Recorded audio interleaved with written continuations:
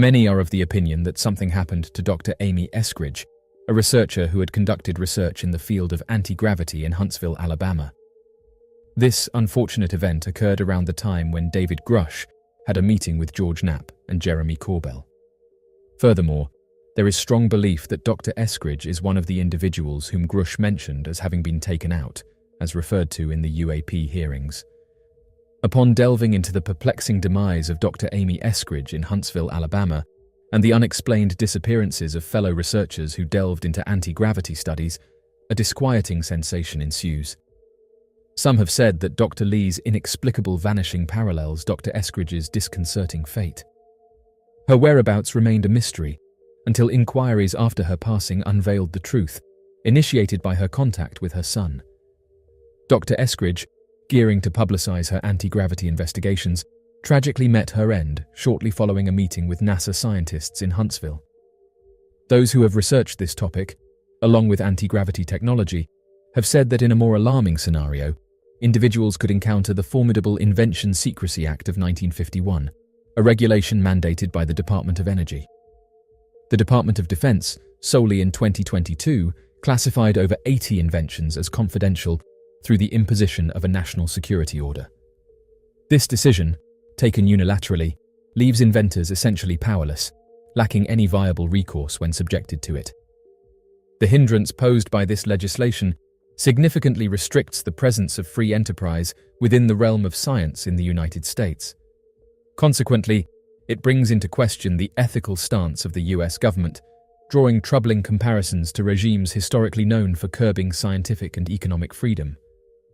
Amy also demonstrated her keen business acumen while serving as the chairwoman and president of the Institute for Exotic Science in Huntsville, Alabama, an organization she played a pivotal role in co-founding. Her fondness for space exploration can be traced back to her formative years spent in the Rocket City.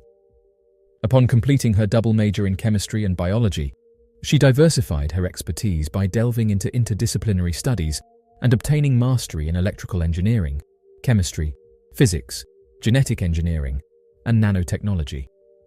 This diverse skill set enabled her to not only lead the Institute for Exotic Science, but also contributed to her remarkable journey as an entrepreneur.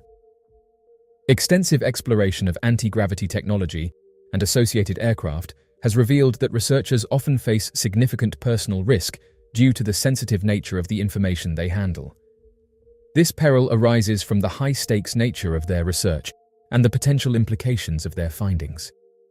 The individuals delving into this field confront unique challenges, with their safety and well-being frequently in jeopardy as a result of their involvement in such groundbreaking and potentially disruptive technologies. Surprisingly, it is not the initial occurrence of a remark of this nature resounding. Numerous trustworthy individuals who have also witnessed the events have revealed that they faced serious threats for speaking out about the matter. They disclosed being cautioned to refrain from discussing their research findings publicly. Numerous explanations have been proposed regarding the vulnerability of these individuals, and the majority attribute it to the nature of the technology. Individuals involved in its development emphasize the universal desire to prevent it from falling into the wrong hands, making it imperative for those in authority to take any essential measures to maintain its confidentiality. The risk posed to these individuals is intricately linked to the characteristics of the technology itself. The inherent need to safeguard it from misuse underscores the unwavering dedication of those responsible to ensure its protection. The exploration of anti-gravity technology and mysterious aircrafts encapsulates a multifaceted and mysterious domain, which, while offering the prospect of revolutionary revelations, concurrently poses substantial hazards. The investigation of anti-gravity and mysterious aircrafts poses a significant risk to national security, primarily due to the potential for advanced capabilities that surpass human technology. If both of these areas of study are real, it prompts concerns about potential security breaches. The prospect that these aerial phenomena may represent advanced technology from rival nations or even advanced entities emphasizes the critical need for governments to thoroughly explore and comprehend these occurrences. However, the dissemination of confidential information concerning encounters could jeopardize national security, potentially resulting in conflicts and geopolitical instability. Therefore, the urgency to investigate and understand these phenomena is paramount, while also carefully managing the associated risks to national security. Engaging in the investigation of unidentified objects and anti-gravity technology can have significant impacts on both personal and professional aspects of an individual's life, and those who openly pursue this research may encounter mockery, doubt, and social exclusion, which can in turn lead to harm to their reputation, career prospects, and personal connections. The apprehension of being marginalized in society may discourage highly skilled scientists and scholars from entering this particular field, consequently restricting the pool of capable individuals who can contribute meaningfully to the exploration of this phenomena. Despite the potential impact of investigating these topics, this field frequently encounters challenges in obtaining financial backing and essential resources, in contrast to other branches of scientific study. The allocation of limited resources to this research can result in the diversion of funds from other crucial scientific inquiries. The lack of adequate financial backing may impede the advancement of cutting-edge research tools, technology, and data analysis methods, thereby limiting our capacity to unravel the mysteries surrounding the phenomena. This disparity in funding within the realm of scientific investigation can potentially stifle progress and hinder our ability to comprehensively explore and understand UFO-related phenomena. UFO research raises ethical questions regarding the handling of evidence and the rights of individuals involved in sightings. Privacy concerns arise when witnesses are scrutinized or subjected to invasive investigations. The potential exposure of sensitive information about witnesses or their involvement in UFO incidents can lead to ethical dilemmas, particularly when their consent has not been obtained. Balancing the pursuit of knowledge with ethical considerations is a constant challenge in this field. UFO research can take a toll on the well-being of investigators, with many who have researched these topics saying that they have experienced fear-related psychological distress. Researchers, too, may face stress and anxiety when confronted with the overwhelming nature of the unknown. The psychological toll of dealing with unexplained phenomena can be substantial and should not be underestimated. Research related to unidentified flying objects has occasionally been associated with pseudoscientific and fringe ideologies, which can have a detrimental impact on the credibility of genuine scientific inquiries. Therefore, it is imperative for researchers to uphold stringent scientific principles, adhere to the scientific process, and make a clear distinction between empirical, evidence-based conclusions and speculative theories. This proactive approach is essential in safeguarding the reputation and integrity of the field and preventing it from being delegitimized. The exploration of the possible validation of alien existence via the investigation of unidentified flying objects has the potential to deeply impact cultural and religious spheres. It may confront and even challenge existing belief systems and societal narratives, potentially giving rise to social and psychological frictions. Effectively addressing these delicate and complex matters necessitates thoughtful contemplation and tactful maneuvering, given their capacity to disrupt communities and induce unintended repercussions. The perils associated with delving into the realm of UFO research are varied and intricate. Although the exploration of this domain holds the potential for unraveling a genuine and enigmatic phenomenon, it also entails a range of hazards, including those related to national security, dissemination of misinformation, societal and professional stigmatization, constraints on resources, ethical quandaries, psychological and emotional ramifications, as well as associations with pseudoscience and conflicts rooted in culture and religion. These complexities emphasize the vital necessity for conducting responsible, thorough, and ethically sound research within the field of unidentified objects. It is imperative for researchers and enthusiasts alike to approach this subject matter with prudence, skepticism, and a steadfast dedication to uncovering truths while proactively addressing potential challenges. Striking a careful balance between the pursuit of knowledge and the recognition of potential perils is crucial for furthering our comprehension of these mysterious occurrences, without compromising aspects such as security, ethics, or credibility.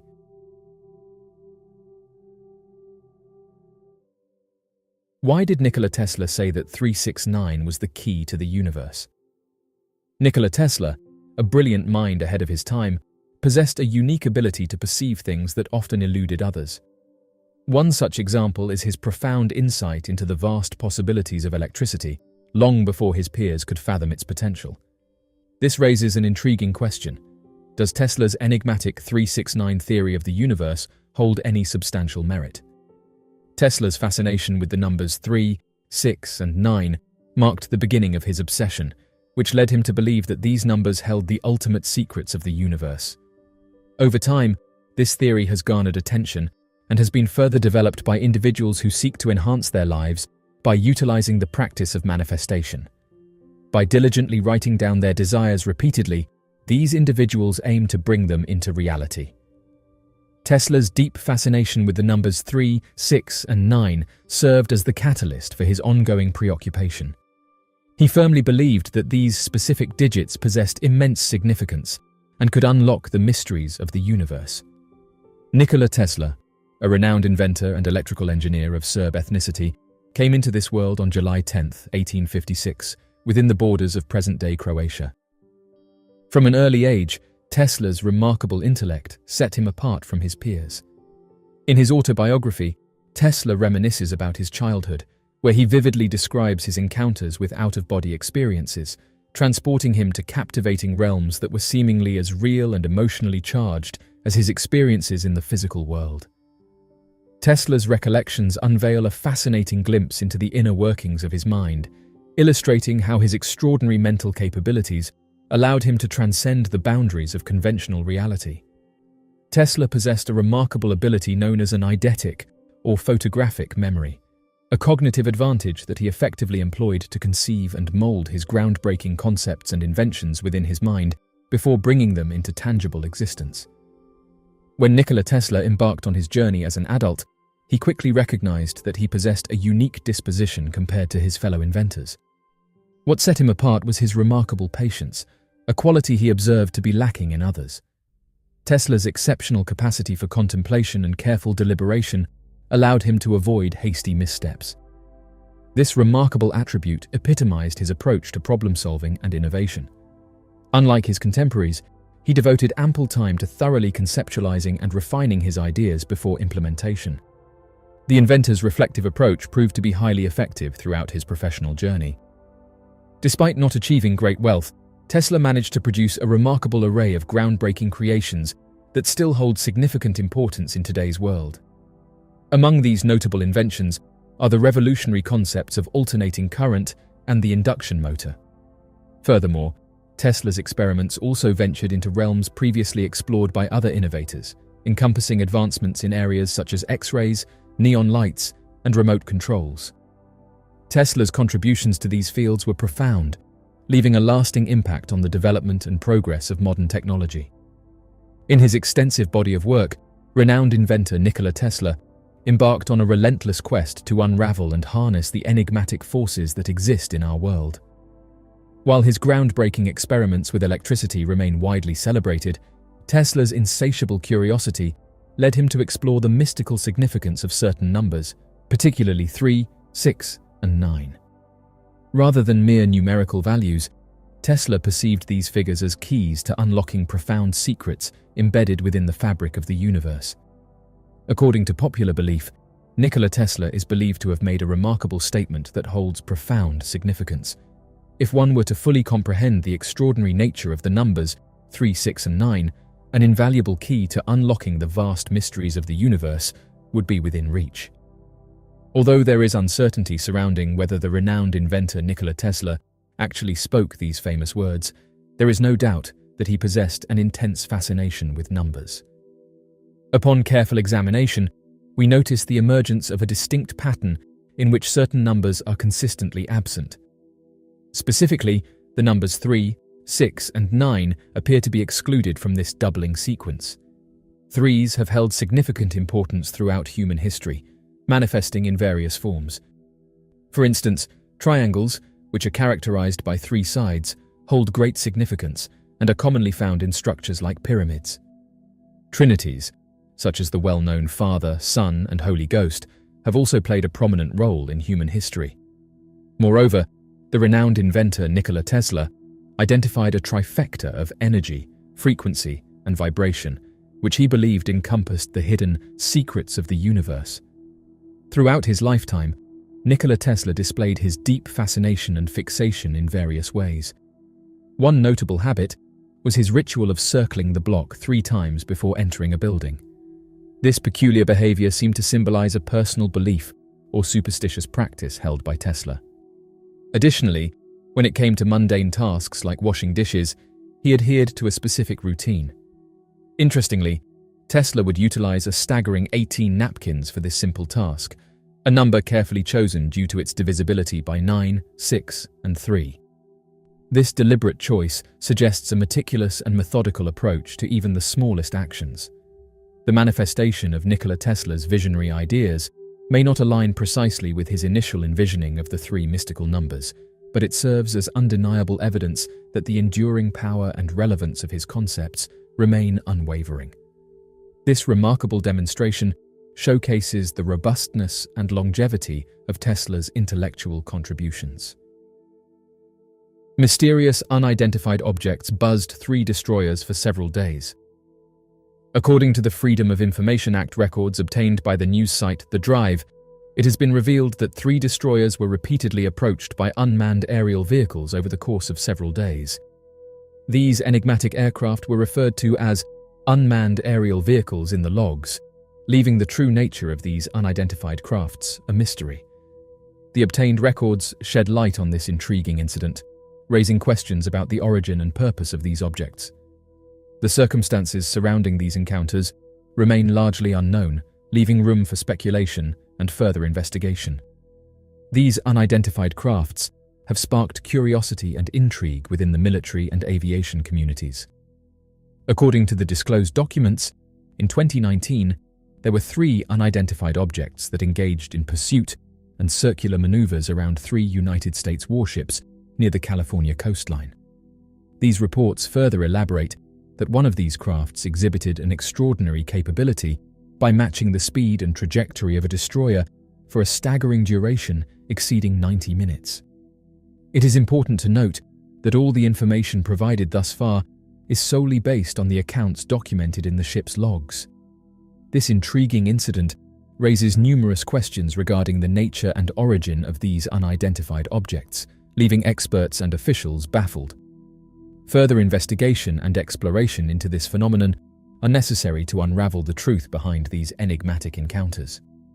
The USS Kidd encountered a series of enigmatic objects, sparking intrigue and speculation among numerous sources.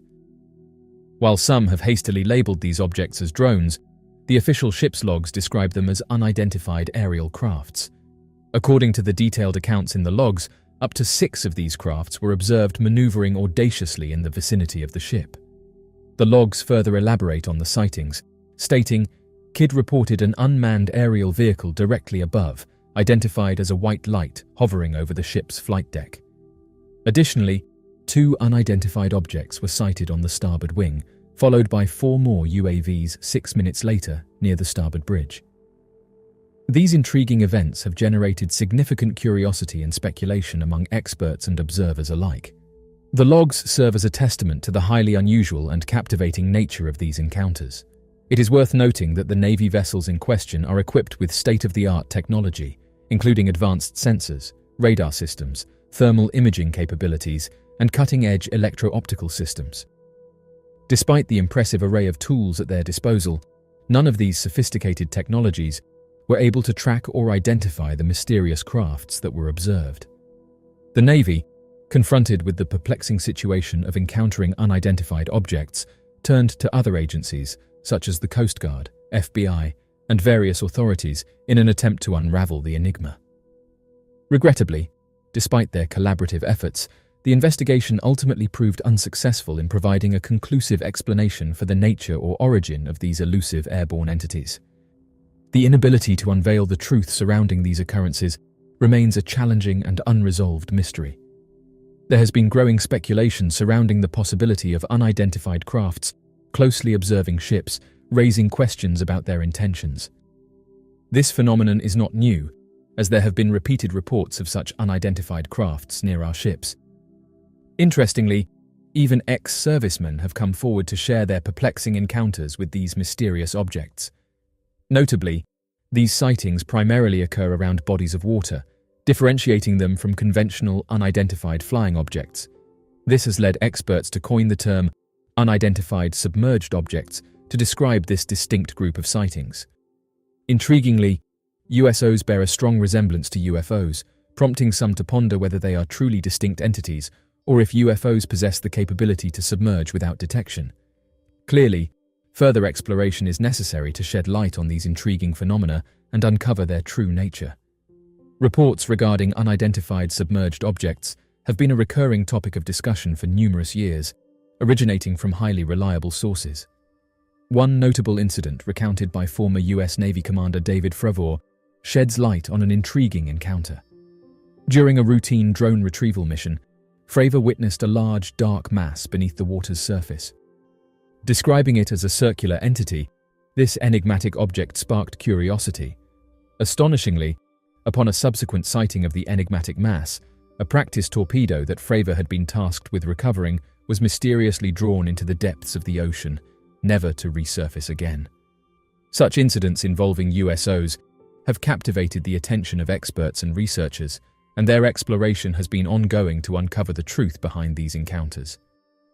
While the existence of USOs remains a subject of debate, the credibility of the sources reporting these occurrences cannot be ignored. The intricacies and complexities of these submerged phenomena continue to puzzle scientific communities worldwide. Unidentified submerged objects often masquerade as ordinary objects that appear distorted beneath the ocean's surface. However, due to their extensive knowledge and experience with the sea, trained Navy personnel possess a heightened awareness of their surroundings. Consequently, when military officials assert having encountered a USO or UFO sighting, their claims attain a greater sense of credibility. Deepening our understanding of USOs requires recognizing that these submerged phenomena go beyond conventional explanations. Reports regarding unidentified submerged objects have been recorded for several years, with some instances even attracting the attention of nuclear submarines equipped with highly sensitive listening technology. Numerous individuals who prefer to maintain their anonymity have willingly shared their encounters with these mysterious submerged objects. One notable incident occurred in 2007, off the coast of Half Moon Bay, California, when a witness aboard the cruise ship Dawn Princess, now known as Pacific Explorer since its renaming in 2017, claimed to have witnessed 3 UFOs. These objects were observed in a uniform formation, evenly spaced and parallel to the ship's hull, hovering just above the water's surface. The objects, nearly spherical and emitting a glowing light, appeared to remain stationary while the ship passed by. Interestingly, despite their presence, the objects did not disturb or disrupt the water below them. As the witness's line of sight shifted and the objects disappeared from view, the object on the far left made a sudden splash, vanishing beneath the water's surface. This extraordinary encounter prompts further exploration into the enigmatic nature of these unidentified submerged objects. Another individual who was aboard a cruise ship recounted a similar occurrence, describing how, as they approached the coast of Florida, both she and her spouse bore witness to a perplexing event: the sudden ingress of an unidentified circular object into the tranquil waters.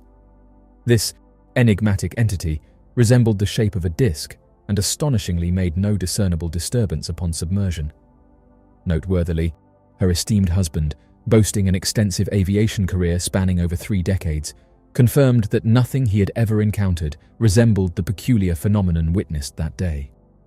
Filled with curiosity, they diligently scanned the surroundings, hoping for the reappearance of the submerged craft, but unfortunately, it remained concealed beneath the depths, leaving them both perplexed and intrigued. It is certainly intriguing to observe the increasing openness of the Navy and other military branches toward acknowledging the existence of unidentified flying objects. Individuals who have personally witnessed UFO phenomena express their satisfaction with the growing acceptance and seriousness afforded to such encounters. Additionally, it is worth noting that in the near future, the United States will be compelled to disclose all information pertaining to UFOs, potentially indicating a preparatory measure to acclimate the public to forthcoming revelations. Irrespective of these developments, proponents of the UFO phenomenon eagerly anticipate the long-awaited disclosure and emphasize the necessity of divulging the truth to the general populace. It is evident that a comprehensive understanding and exploration of this subject matter is of utmost importance to shed light on the reality that has been shrouded in mystery for so long. It is crucial to bear in mind that more than 80% of our planet's vast oceans remain unexplored, leaving a significant portion of the underwater realm shrouded in mystery.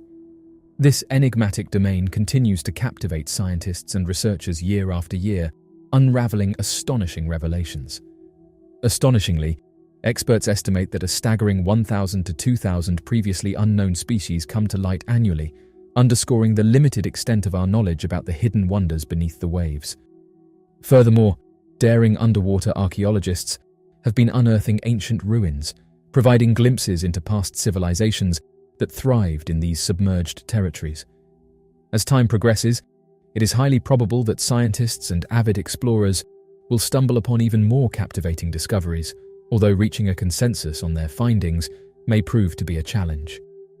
The untapped depths of the ocean hold endless possibilities for expanding our understanding of the marine world.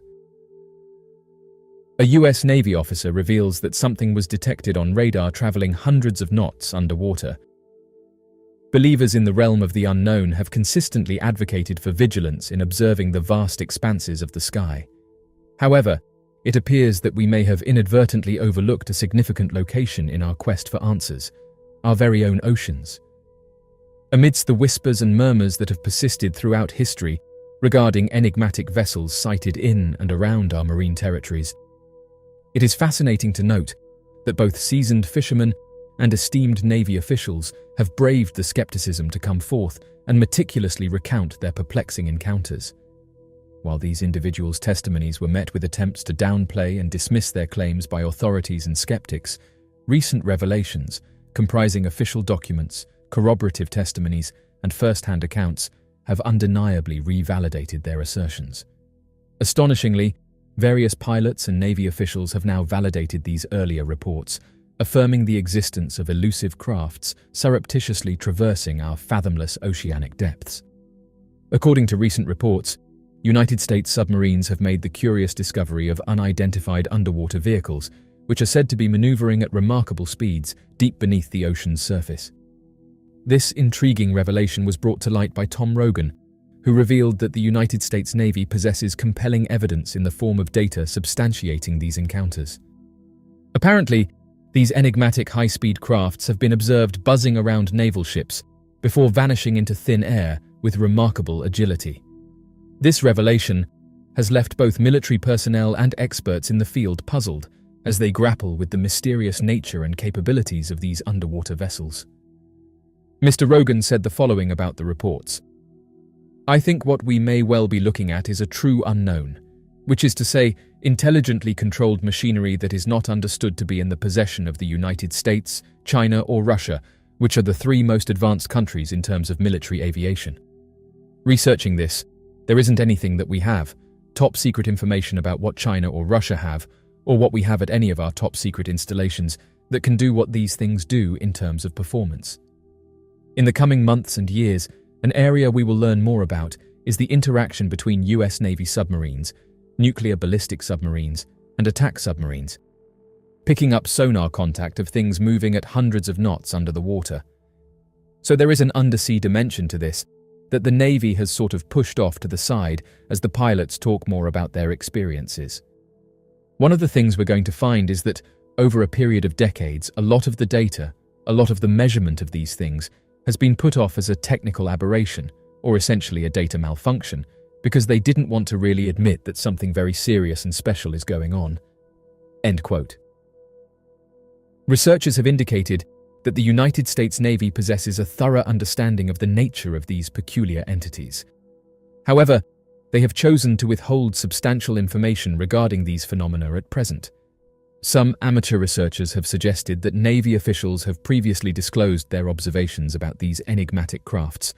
According to their accounts, these unidentified submerged objects, as they have come to be known, exhibit remarkable characteristics, such as entering and exiting the ocean seamlessly, employing an unprecedented form of propulsion, and maneuvering below the water surface without creating any discernible disturbance.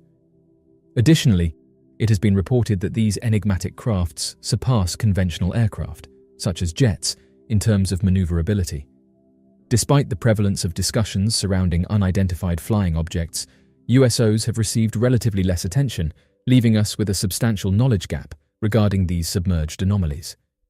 Over the years, numerous witnesses have described witnessing luminous phenomena emerging from the depths of the water, swiftly soaring into the skies at astonishing velocities. The fact that even nuclear submarines, equipped with state-of-the-art acoustic surveillance systems, have failed to elucidate their origin further underscores the necessity of affording this subject matter the seriousness it deserves. Astronomer Mark D'Antonio was taken for a ride on an attack submarine, and while on there, the sub encountered an unknown, fast-moving object on sonar. He said the following: "As a thank you for doing some work for them, the Navy asked me if I wanted to go for a ride in a submarine, so I said yes. Once we got under, I was sitting in the sonar station, and the sonar operator was sitting right next to me. Submarines are loud. People think they are very quiet, and it's true that they are on the outside because the sound doesn't get out, but inside you hear everything. I was sitting there zoning out a little because I was seasick, and all of a sudden the sonar kid says, 'Fast mover,' and I'm jolted awake thinking, what's happening? Is it a torpedo? The executive officer comes out, and the operator shows him the path of the object, and the officer says, 'How fast is that going?' And the kid said, 'Several hundred knots.' I started to lean forward to listen in, and the officer said, 'Can you confirm it?' So he went to another sonar machine and confirmed it wasn't a machine anomaly. It was real. I thought that was incredible. When the sonar guy said, 'What do I do with this?' the officer said, 'Log it and dog it.' In other words, log it and bury it. 4 years later, Mark asked a senior naval figure about what he saw, saying the following: 'Can you tell me about the Fast Mover program?' He looked at me and said, 'Sorry, Mark, I can't talk about that program.' So he basically confirmed to me that the program exists. There's definitely no shortage of these mysterious crafts, and recent comments by US officials have only caused people to demand answers for what these objects are. The mysterious case involving a luxury hotel in Oslo.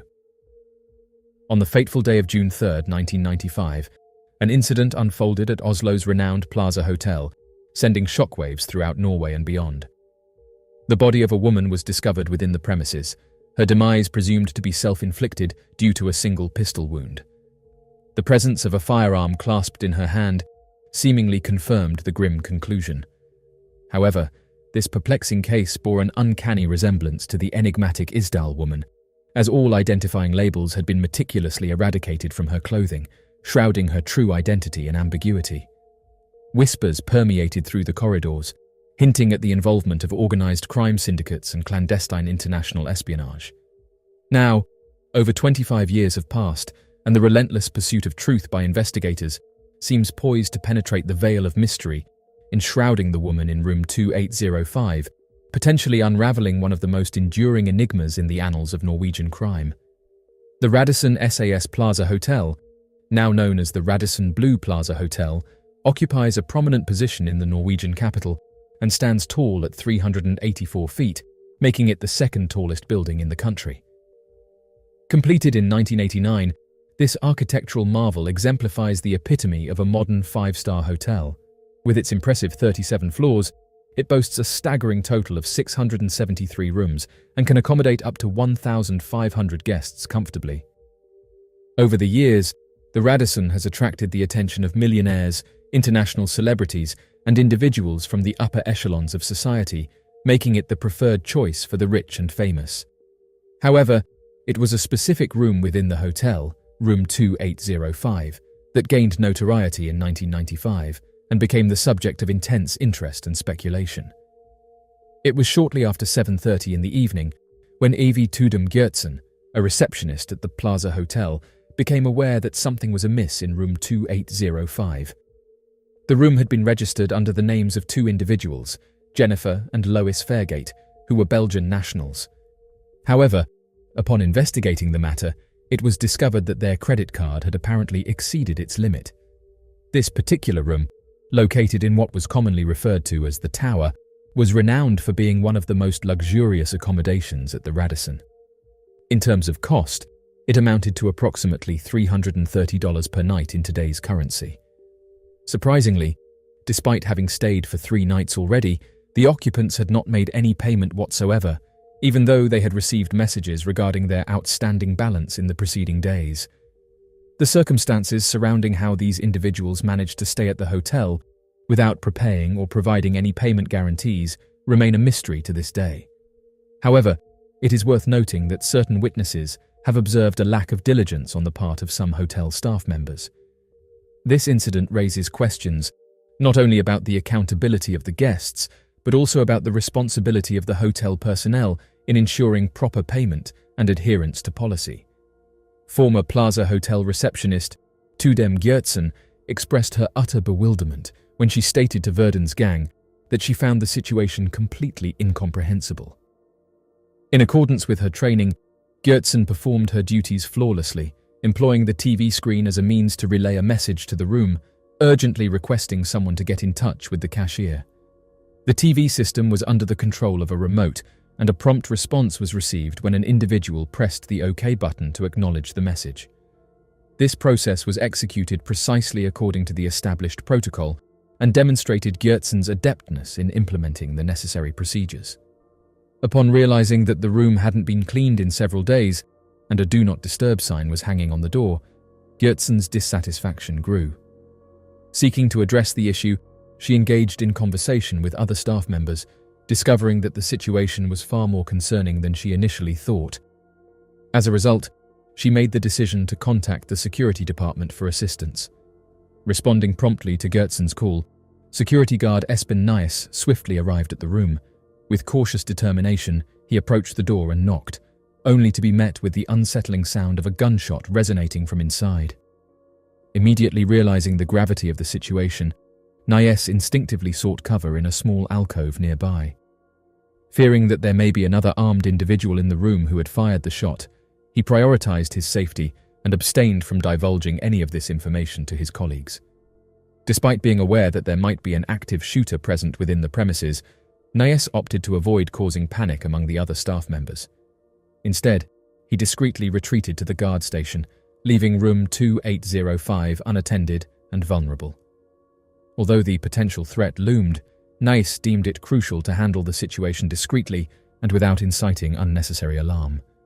The head of the security team was immediately notified of the situation and wasted no time in contacting the local authorities. Taking matters into his own hands, the supervisor proceeded to the room in question, hoping for a response from inside. However, his attempts proved futile as there was no reply. It was then that he made the decision to unlock the door, only to be hit by an overwhelming and unpleasant odor that permeated the air. Although the exact nature of the smell could not be determined, it was suspected to be a combination of propellant and the unmistakable stench of death, accompanied by the scent of blood and bodily fluids. Despite the room being shrouded in darkness, the distinct outline of a woman lying on the bed caught the supervisor's attention. The position in which she lay appeared to be quite unnatural, raising immediate concern. The security personnel called out, but received no response from the lifeless figure before him. Recognizing the tragic truth that she had met her demise, he promptly exited the room and patiently awaited the arrival of the police. It was approximately 5 minutes past 8 when the initial alert was raised, and unfortunately, the law enforcement officers arrived nearly 50 minutes later to assess the somber situation. After conducting a thorough investigation, law enforcement officials discovered that the woman had sustained a fatal wound to the forehead, resulting in their immediate passing. Notably, there were no indications of any other individuals present at the scene. Remarkably, the firearm found at the scene was identified as a Browning, still grasped firmly in the victim's hands. However, its positioning was highly unusual, as the thumb was resting on the trigger.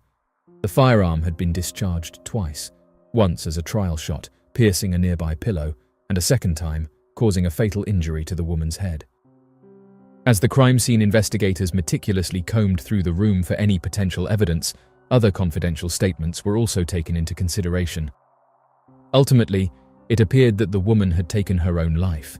Supporting this conclusion was the discovery that both keycards granting access to the room were found inside, while the door had been securely double-locked, ensuring limited entry only through the hotel's security personnel. Furthermore, although the window was found to be open, its location on the 28th floor strongly diminished the likelihood of it being used as an entry or exit point. Subsequent reports consistently concurred with the initial findings, firmly attesting that the woman had indeed taken her own life. The hotel's internal report, providing a detailed analysis of the incident, expressed a 99% certainty that this devastating act was the result of self-inflicted actions carried out by the deceased individual. Their comprehensive conclusion was reached based on a careful examination of all available information and supporting evidence. In spite of efforts to downplay it, that minuscule fragment of uncertainty, constituting a mere 0.1%, appears to possess a significance far weightier than initially acknowledged. While every piece of evidence undeniably highlights the Oslo Plaza woman's solitary presence within the confines of that room, certain peculiarities emerge that demand attention. Notably, the absence of any trace of residue or blood on her hands raises eyebrows.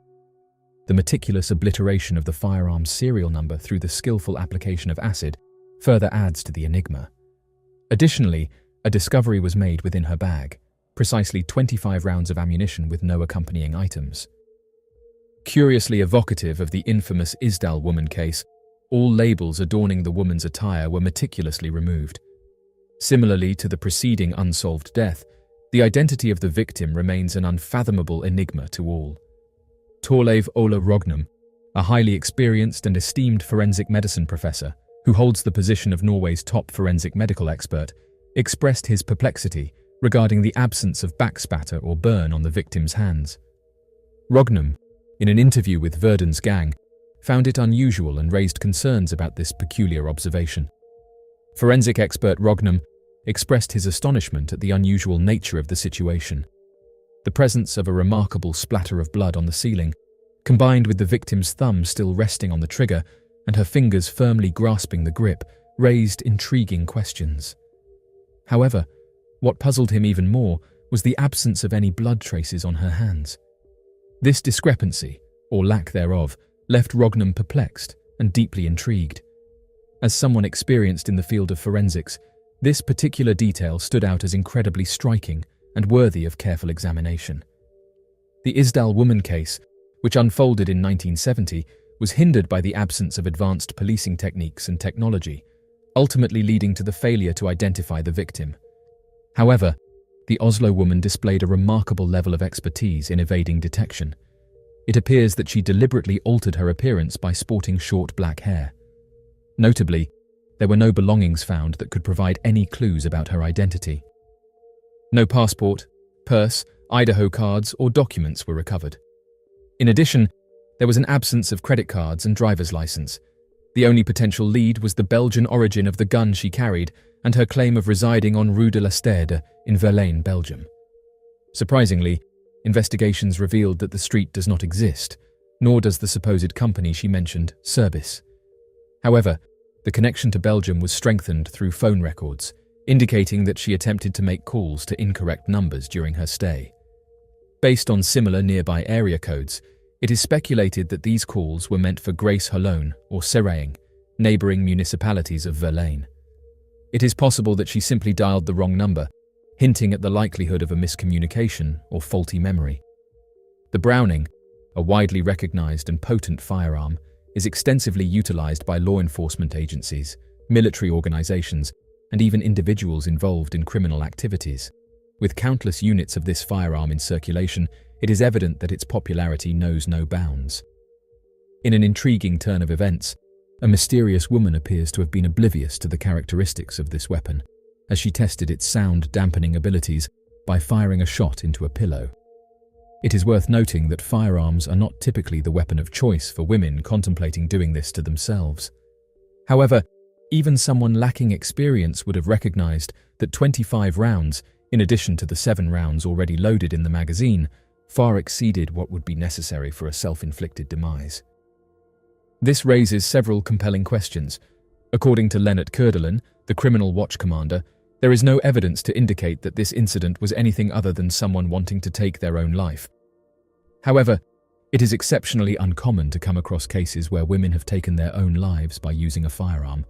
In fact, in all his years of experience, Leonard states that he has never encountered such a situation before, nor has he encountered one since.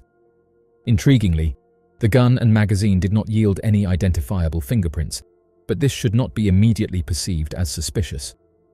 Contrary to what is often depicted in police dramas, successfully lifting prints from the surface of a firearm is an arduous task in reality. Thus, the absence of fingerprints should not automatically suggest that the weapon was meticulously wiped clean. Nonetheless, the possibility of the gun being cleaned cannot be entirely overlooked. It is worth noting that if the gun was indeed cleaned, it would not be the sole missing piece of evidence from the crime scene, adding an additional layer of complexity to the investigation. The reason behind the removal of the manufacturing and laundry labels from her clothing was not solely to prevent any kind of irritation. In fact, the labels were systematically cut away, going to the extent of removing even the manufacturer's name from her shoes. Interestingly, only one label managed to survive this label removal spree, which happened to be on a René Lézard jacket that was originally sold in Germany. There was also a bag that still bore the brand label of the German manufacturer Travelite. These particular labels were intentionally left intact, as removing them would have caused damage to the linings of the products. This deliberate act showcased a meticulous and thorough approach towards eliminating any trace of identification or branding. While René Lézard may not be considered one of the top-tier fashion houses, and its price range is not exorbitant, the company still garners recognition for its impeccable style, appealing especially to women who are conscious of their appearance. However, it is intriguing to note that there were no toiletries or cosmetics in the women's room, aside from an empty bottle of cologne. What adds to the mystery is the fact that this fragrance is typically designed for men. While it is plausible that the bottle belonged to the man who was reportedly seen with her, it is equally possible that the bottle never contained cologne at all.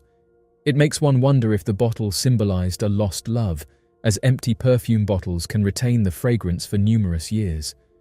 Additionally, it is worth mentioning that the only fingerprints found on the bottle belonged to the victim, further deepening the enigma surrounding the situation. The examination following the unfortunate demise yielded limited findings. The medical examiner determined that the deceased individual, contrary to what was stated in the hotel records, was actually older, falling within the age range of 25 to 35 rather than 21. Furthermore, she possessed distinctive physical attributes, such as short black hair and captivating blue eyes. Standing at a height of 5 feet 3 inches and weighing 147 pounds, she had a noticeable presence. A notable aspect of her physical appearance was her meticulously crafted dental work, which boasted the usage of premium materials like porcelain and gold, a practice commonly observed in countries such as the United States, Germany, Denmark, and Switzerland. Although her dental work was of exceptional quality, no matches were discovered, leaving the mystery unsolved. Additionally, attempts to link her fingerprints to any existing records were futile. Oddly enough, while the deceased tested negative for alcohol consumption, no inquiries were made into anything else.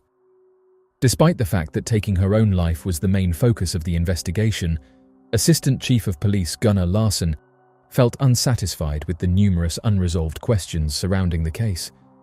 To thoroughly unravel the mysterious death of the unidentified woman and determine her true identity, a team of 5 skilled detectives was assigned to delve into the circumstances. Remarkably, even 3 weeks after the incident, the authorities were still hesitant to conclusively declare it as this, indicating the level of complexity and uncertainty surrounding the case. The commitment of these experienced investigators to uncover the truth and provide closure to this puzzling tragedy highlights the importance of meticulous investigation and the pursuit of justice. According to Assistant Chief of Police Gunnar Larsson, the circumstances surrounding the passing of the woman remain uncertain. It is unclear whether she tragically took her own life or if she was the victim of foul play by unidentified individuals. The police have numerous unanswered questions in relation to this case, as the ongoing investigation has not provided conclusive answers thus far. During their investigation, the police conducted interviews with the hotel staff at the Plaza Hotel. Based on these interviews, it was determined that the woman in question had checked into the hotel on May 31st at 10:44 in the evening. Under the name Jennifer Fairgate, she mistakenly signed her assumed name as Fergate. Surprisingly, the receptionist did not request any form of identification from her. Additionally, she mentioned that a certain Lois Fairgate would be accompanying her during her stay, although the receptionist had the impression that she was alone. However, other individuals who were questioned recalled seeing the woman in the company of a man. Their descriptions suggested that the man was in his mid-30s to early 40s. It is worth noting that the woman initially made her booking in English, but when she called to confirm, she spoke in German. Further investigation revealed that for the most part, the woman remained within the confines of her hotel room throughout her stay. However, there was an exception during the early morning hours of June 1st to June 2nd. During this time frame, she was observed being outside her room between 12:34 and 8:50 in the morning. The activities she engaged in during those hours and the subsequent day have never been uncovered or established. This detailed account of the events and circumstances surrounding the woman's stay at the Plaza Hotel provides a comprehensive and enriched understanding of the situation. A maid at the hotel recalled that she had seen a nice pair of shoes in the closet of room 2805 during this period of absence, and they were no longer amongst the items thought to belong to the deceased. Indeed, a considerable amount may have been missing from the room, with Jennifer found to have a very odd assortment of clothing. These included 4 jackets but only 1 blouse.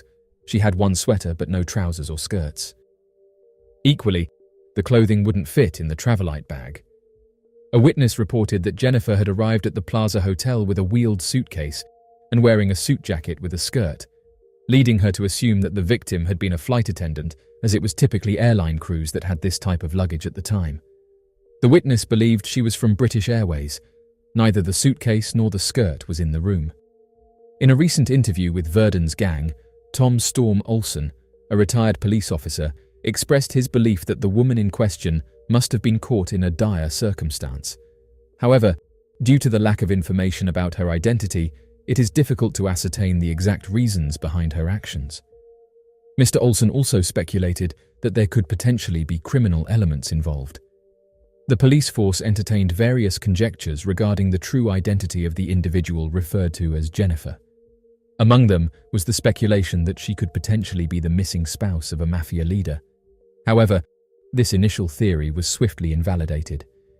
There were also suspicions of a potential connection to illicit drugs, with some suggesting the possible involvement of intelligence agencies, or even proposing that the woman herself was an assassin. Nevertheless, these hypotheses eventually proved to be fruitless and were ultimately discarded. Subsequently, on June 26, 1996, the unidentified Oslo woman was laid to rest in an unmarked grave at Oslo's Vestre Gravlund Cemetery. Interestingly, a mere 2 months later, the police authorities made the decision to either destroy or sell off all the evidence associated with the case, including her clothing, jewelry, luggage, and even the firearm.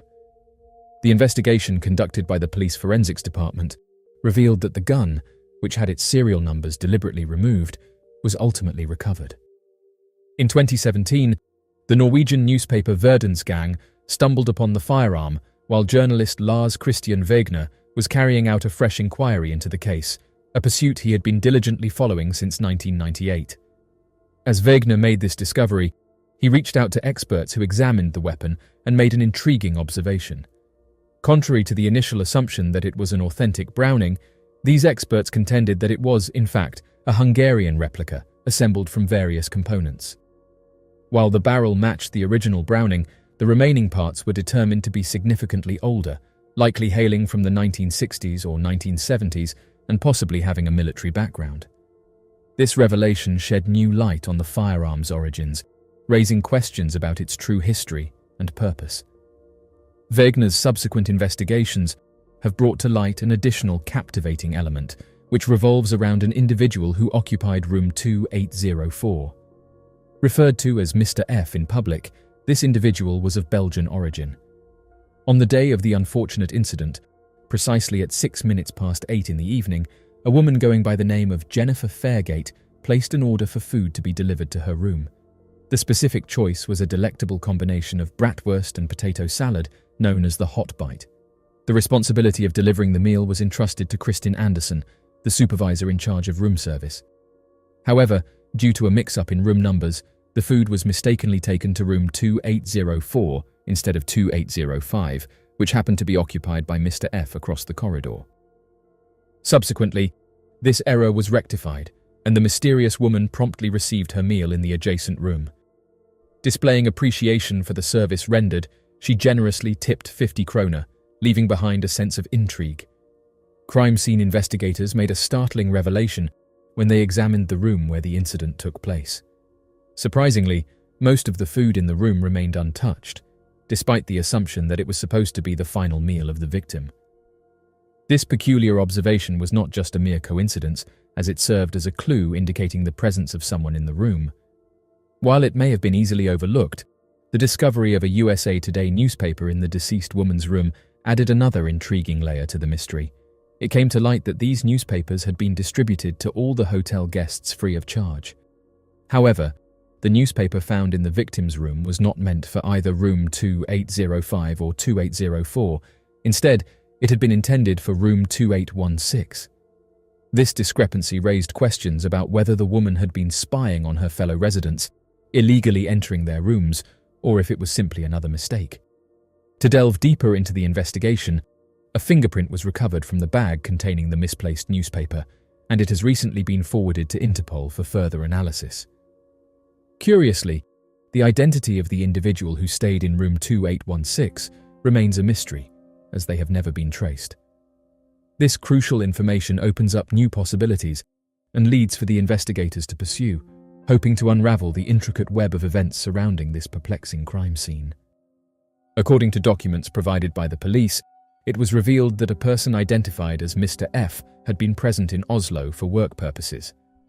Originating from the French-speaking region of Belgium, he managed to leave before any questioning took place on the morning of the reported incident. As part of the investigation, Lars Christian Wegner attempted to engage with this individual in order to gather information. However, the man was initially reluctant to speak and abruptly ended communication when he learned that journalists wanted to discuss the Oslo incident. Undeterred, the persistent Wegner made the journey to Belgium to personally interview the individual, determined to uncover further details. Mr. F's comment reveals a vivid memory of the incident, triggered by the subsequent inquiry made by the front desk personnel. Although situated within close proximity to the aforementioned incident, his slumber was undisturbed and devoid of any knowledge concerning the event. Based on the available records and the timing of the unfortunate incident, it is highly unlikely that the front desk could have informed Mr. F about the incident that occurred later in the evening, especially considering he had already checked out in the morning. This fact has been verified through official documentation.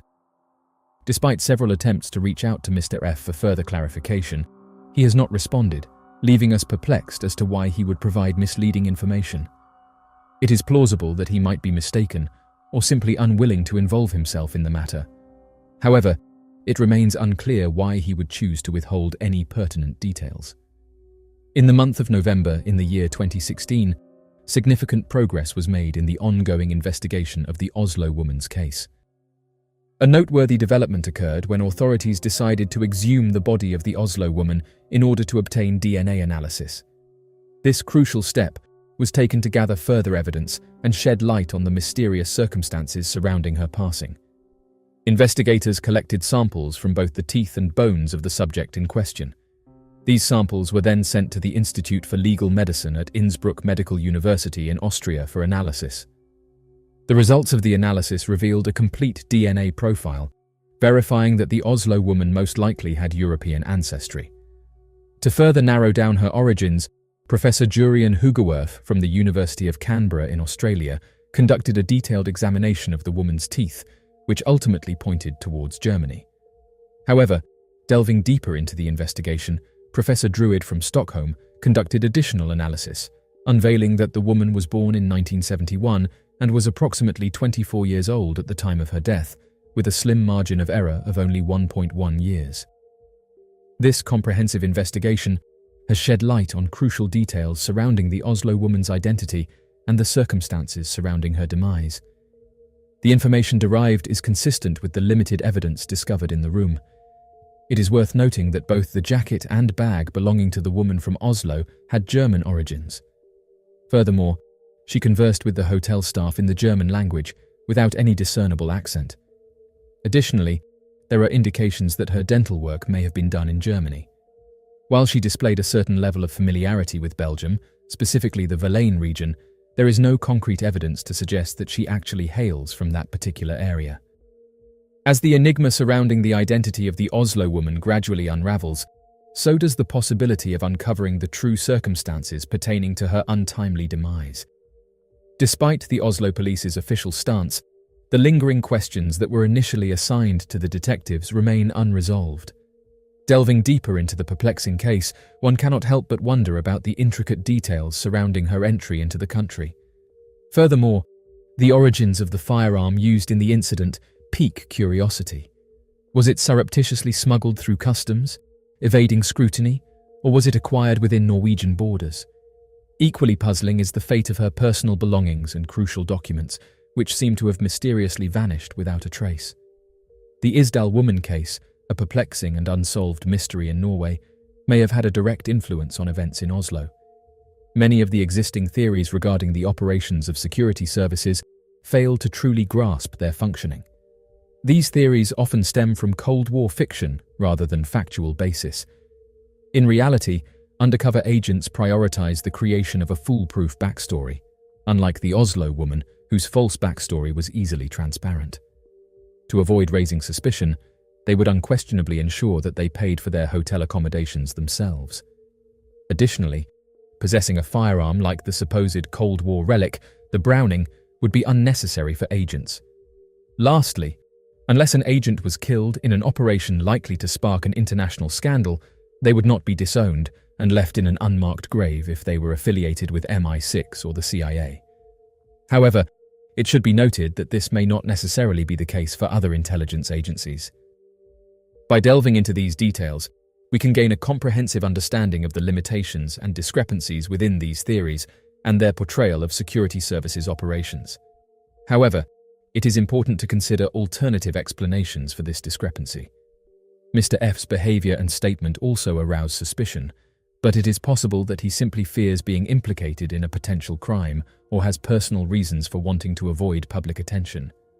It is worth noting that one speculation suggests that Jennifer Fairgate may have been involved in the high-end escort industry. This hypothesis adds another layer of complexity to the case and requires further investigation. To fully comprehend the intricate dynamics at play, a thorough exploration of all possible scenarios, including the possibility of a staged suicide and involvement of individuals with hidden motives, is imperative. Only by delving into the depths of the case can a comprehensive understanding be achieved. According to Ola Kaldager, who previously led the highly classified Norwegian intelligence group E14, Norway, Sweden and Austria served as typical safe havens for intelligence services to gather and operate without disruption. These countries were characterized by their openness, lack of suspicion, and limited police oversight.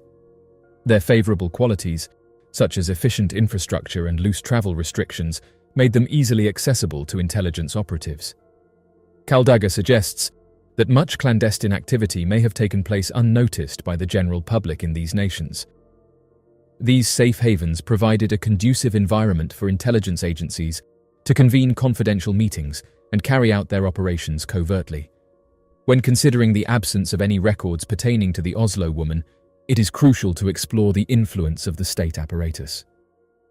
An intriguing explanation arises when examining the possibility that she hailed from the former East Germany, as numerous individuals speculate.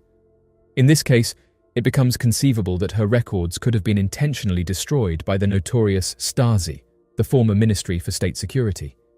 During a defining era that witnessed the collapse of the Berlin Wall and the reunification of Germany, the Stasi engaged in the destruction of countless files, including a multitude of birth records and police documents. It is important to acknowledge the significant impact that such actions by the Stasi had in eradicating any trace of the Oslo woman's existence. If the unidentified woman had been residing in the country for an extended period of time, acquiring a gun may not have posed a challenge. The lingering scent of the cologne she wore may hold sentimental value, possibly serving as a reminder of a lost love or a significant connection to the Plaza Hotel from her past. By ensuring her identity would remain forever concealed, she might have believed that her loved ones would cope better with her disappearance rather than the devastating reality of what was going to happen. Drawing inspiration from the notorious Isdal woman case, she meticulously removed the clothing tags and scattered her belongings throughout Oslo during the limited periods when she left her room. Unfortunately, as security knocked on her door, she tragically took her own life, leaving no time to dispose of the remaining evidence. Perhaps she feared that it was the police approaching, anticipating the discovery of either her true identity or the weapon itself. Regrettably, the unanswered calls she failed to place to Belgium could be seen as her desperate plea for help before reaching her breaking point. No matter what the underlying cause of the woman's demise in room 2805 may be, the woman known as Jennifer is deeply missed by her friends, brothers and sisters, all of whom ponder incessantly about her mysterious whereabouts. Despite their unwavering hope that she may one day reappear, sparing them the heart-wrenching truth, they are left without any closure or the opportunity to bid a final farewell. The Vela Incident. The Vela satellite is located near the Prince Edward Islands in the Indian Ocean. It was constructed as a reaction to the Partial Nuclear Test Ban Treaty, which ensured that nuclear reactors or explosions could not be tested anywhere due to the deadly and detrimental effects of nuclear energy. The Vela satellite is able to detect nuclear explosions and send signals to intelligence agencies to warn them of the presence of dangerous and illegal nuclear energy. The Vela satellite is equipped with technology that can detect X-rays, neutrons and gamma rays by using bang meter sensors. It is an extremely advanced piece of technology and essential for both human and environmental safety. On September 22, 1979, the Vela satellite detected the infamous double flash indicating that a nuclear explosion had occurred. This detection on the satellite is now commonly known as the South Atlantic Flash. The flash lit up the sky not only once, but twice, and was remarked as an incredible natural event. However, the true cause of the double flash remains a mystery. The United States and other countries alike predicted that the Vela satellite flash might have occurred due to natural phenomenon such as a meteor crash or lightning strike. To investigate this further, meteorological technology was introduced into study but was unable to detect whether nature was responsible for this.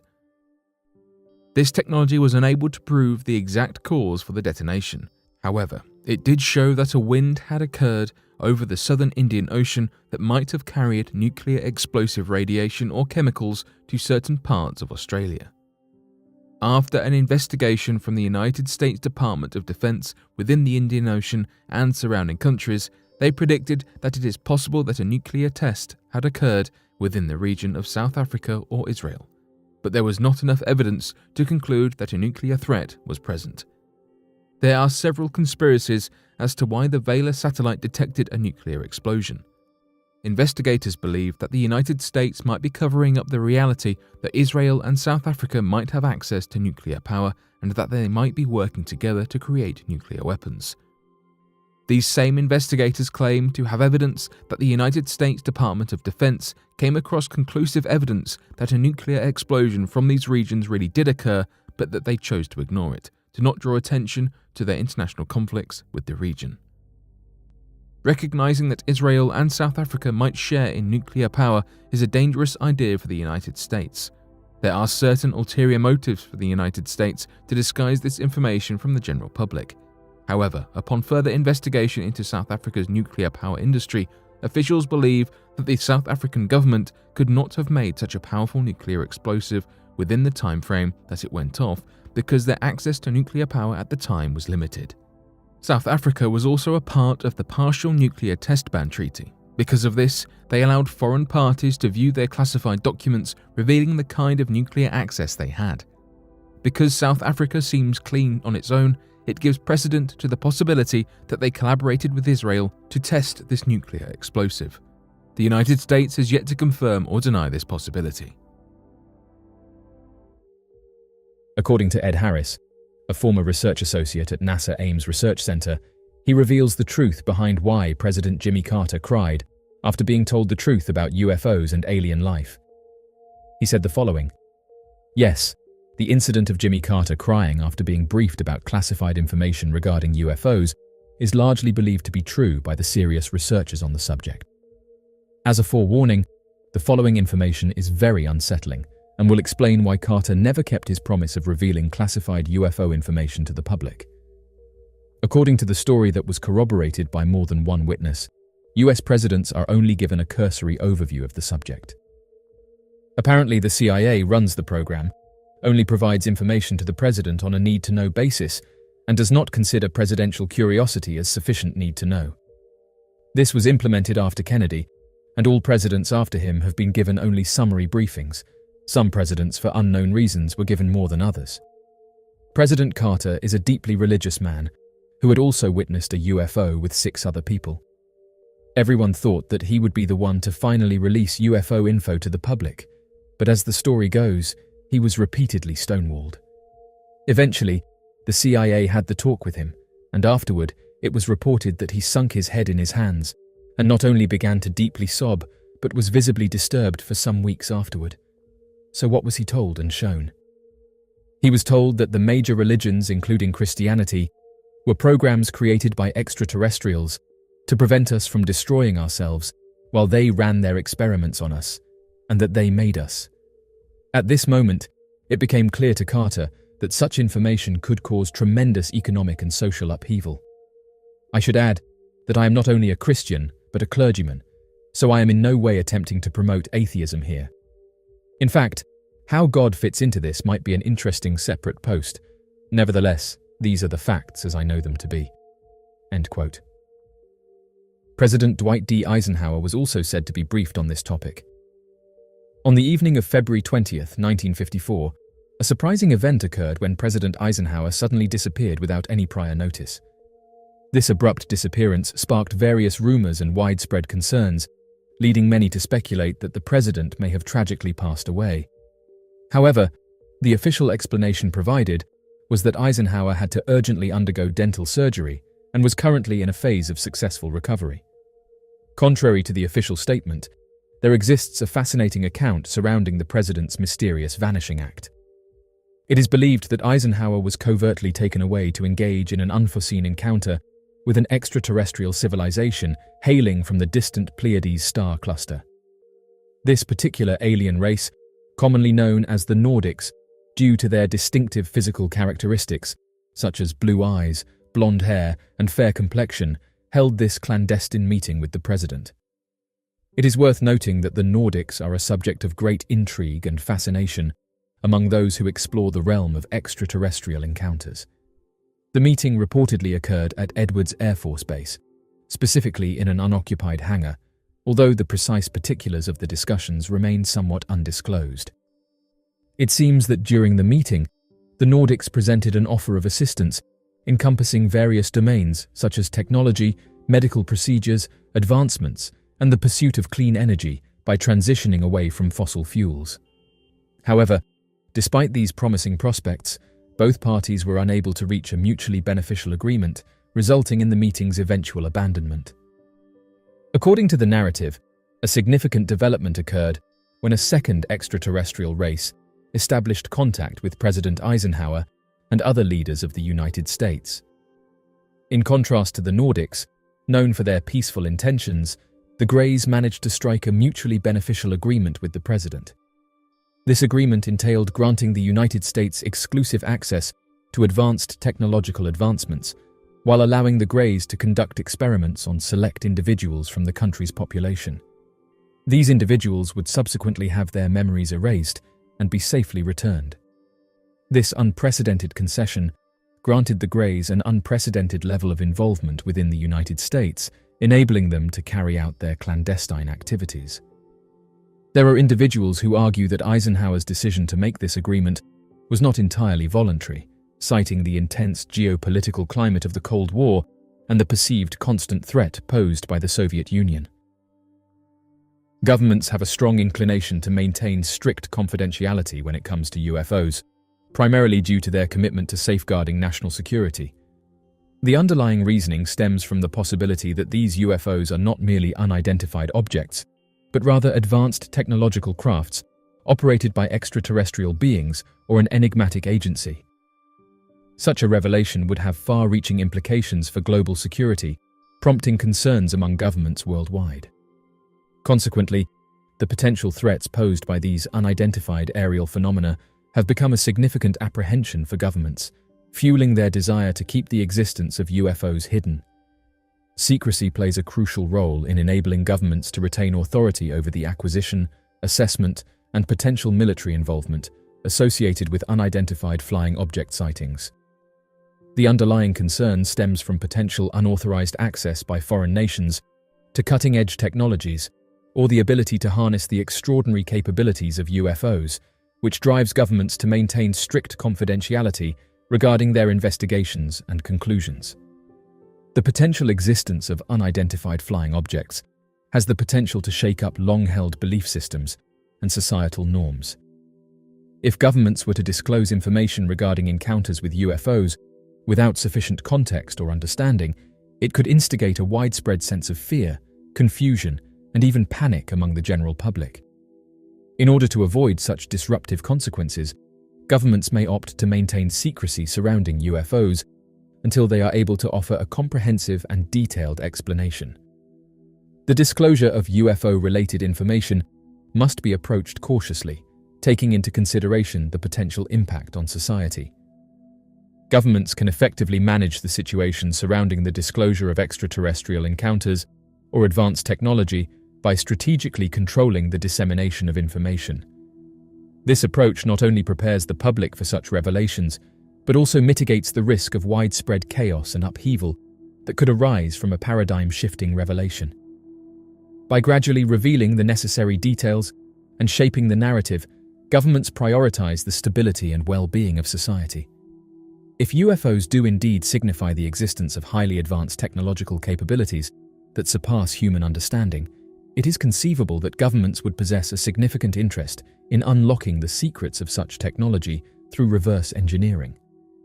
By keeping these activities concealed from public knowledge, governments are afforded the opportunity to conduct thorough research and development in a veil of obscurity, shielding their endeavors from the scrutiny and competition that may arise from openly disclosing these advancements. The veil of secrecy shrouding unidentified flying objects has the potential to provide governments with a significant technological advantage over their potential adversaries. This advantage encompasses not only advancements in propulsion systems and energy sources, but also various other cutting-edge technologies. By keeping these breakthroughs under wraps, governments can safeguard their strategic superiority, a treasure too valuable to jeopardize by premature exposure. The disclosure of unidentified flying objects could potentially bring about significant economic consequences. The revelation of advanced technology from extraterrestrial sources, if widely known, has the potential to disrupt various industries, economies, and global markets. This disruption stems from the possibility of newfound free energy sources or propulsion systems, which could render existing industries obsolete and consequently result in economic turmoil on a widespread scale. The impact of such a revelation would extend beyond mere curiosity or scientific interest. It would have far-reaching implications for the world's economic landscape. Governments often opt to maintain the secrecy surrounding unidentified flying objects, with the intention of effectively controlling the incorporation of advanced technology into society. By taking this approach, they can carefully navigate the process of introducing these technological advancements, thereby ensuring a smoother transition and reducing any potential economic disruptions. Moreover, this strategy enables industries and workforces to gradually adapt to the changing technological landscape without significant shocks.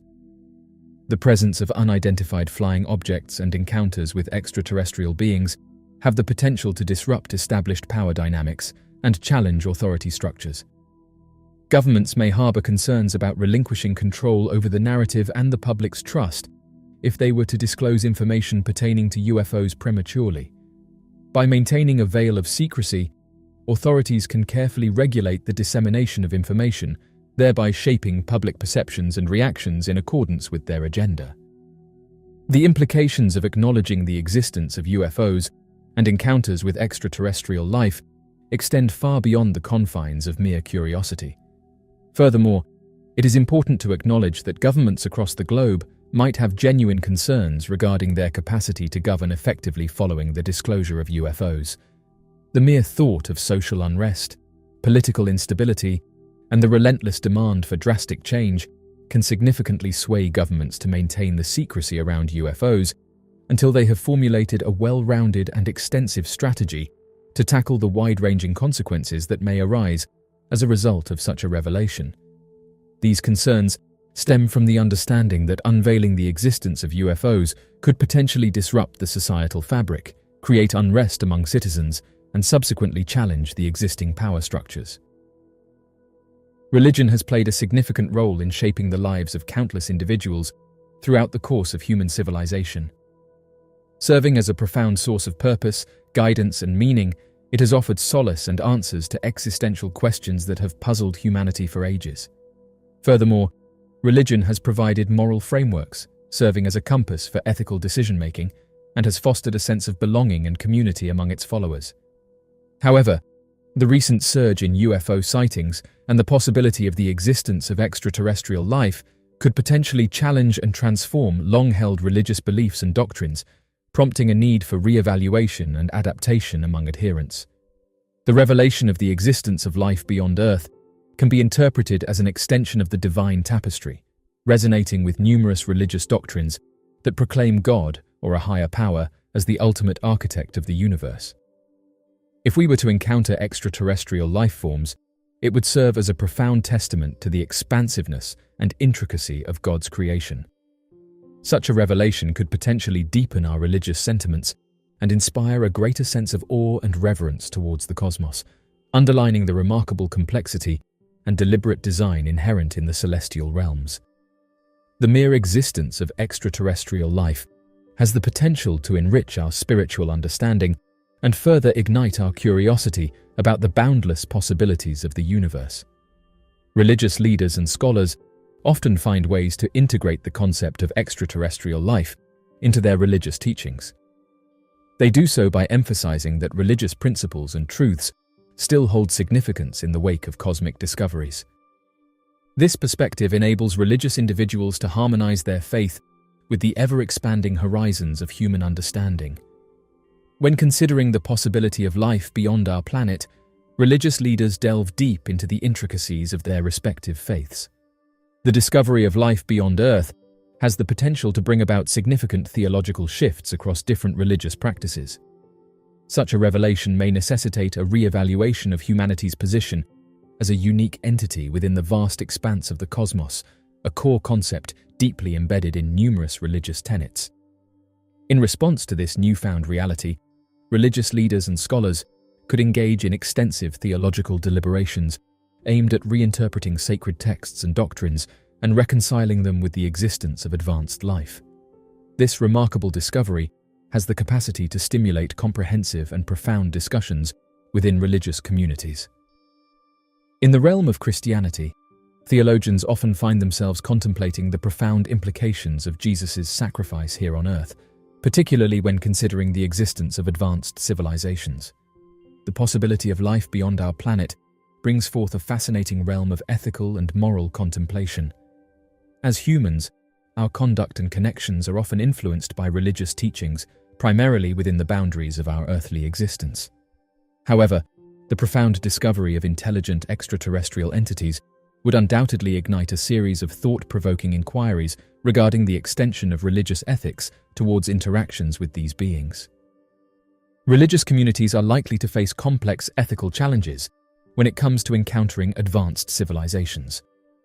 The emergence of questions pertaining to proselytism, cultural exchange, and harmonious coexistence may arise. These moral dilemmas have the potential to spark in-depth discussions among religious believers, leading to the formulation of new religious doctrines that take into account interactions beyond our planet. The disclosure of the existence of intelligent beings from other planets has the potential to initiate meaningful and collaborative discussions among different religious faiths. As various religious traditions grapple with the far-reaching implications of this momentous discovery, they might discover shared perspectives when it comes to contemplating the vastness of the universe, the act of creation, and the concept of a higher power. Interfaith initiatives play a crucial role in promoting dialogue and collaboration among religious leaders and scholars, representing diverse traditions. These initiatives serve as a platform for fostering mutual understanding and cooperation. Moreover, they create an opportunity to delve into the profound theological, ethical, and spiritual aspects of advanced life, which can lead to the development of shared perspectives and collective wisdom. The discovery of life beyond Earth has the potential to ignite a profound spiritual transformation among both individuals and communities alike. The vastness of the cosmos and the revelation of advanced existence may serve as a catalyst for people to delve into the intricate web that connects all forms of life throughout the universe, prompting introspection about their own existence within this magnificent cosmic fabric. The notion that life exists elsewhere in the vast expanse of space is an incredibly momentous revelation. Philip J. Corso may not be a familiar name to many individuals, but for those intrigued by enigmatic phenomena, his significance may not go unnoticed. It is worth mentioning that Philip Corso was an individual who aimed to disseminate a particular message. In collaboration with William J. Burns, known to some from the television series UFO Hunters, Corso published a book in 1997. This literary work sought to shed light on undisclosed truths and delve into the secrets that have captivated the minds of many. In 1947, a significant event occurred in Roswell, and its details are extensively explored in the book. If there was anyone who could shed light on this incident, it would undoubtedly be Philip Corso.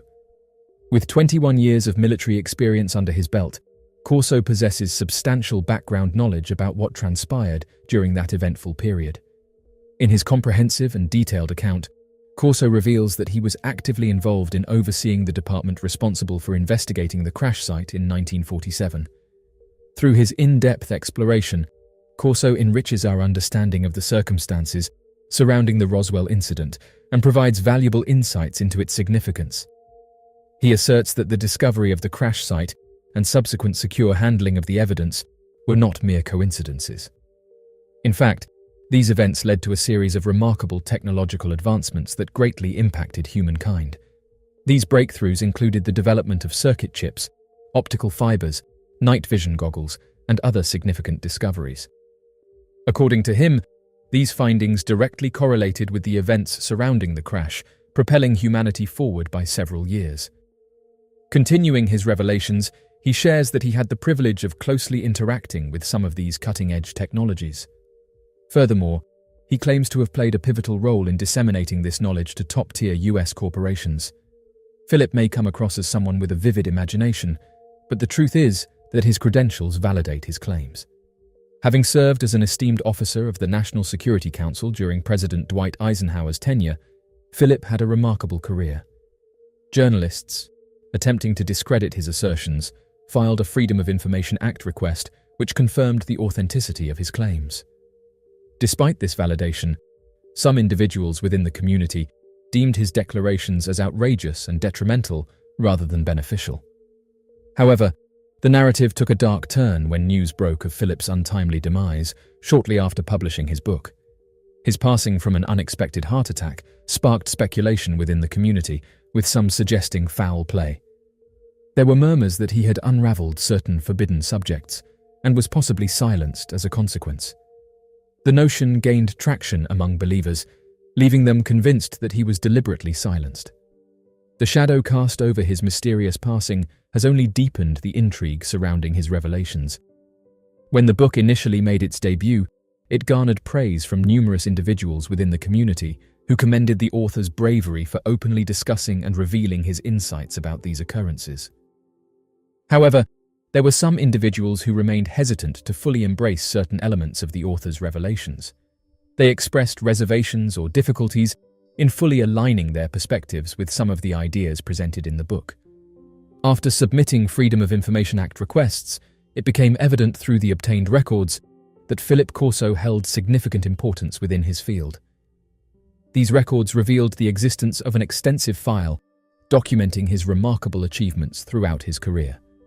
Notably, Corso's involvement and contributions to the proceedings concerning prisoners of war and those missing in action showcased his valuable input in the realm of military intelligence. The perplexing question arises: why would an individual with such an impressive military record fabricate accounts of his observations and experiences? One would assume that Corso's illustrious military career would be marred by such outlandish claims.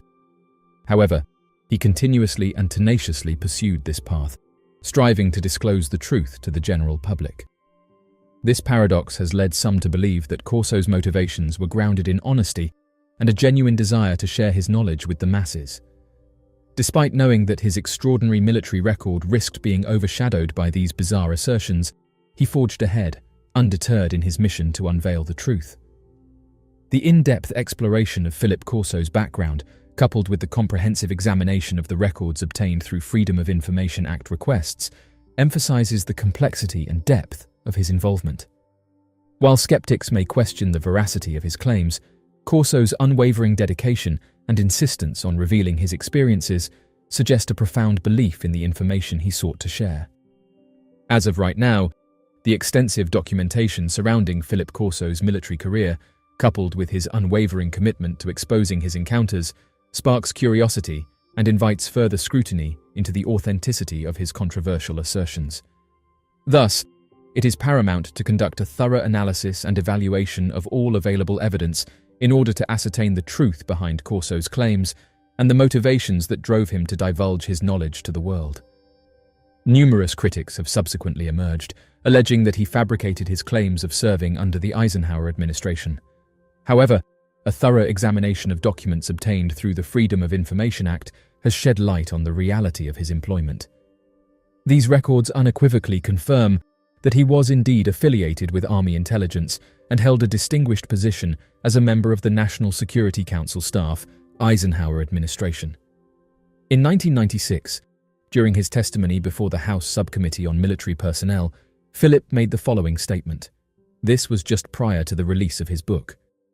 Upon his return to the United States, Philip was assigned to the Operations Coordinating Board of the White House, specifically the National Security Council.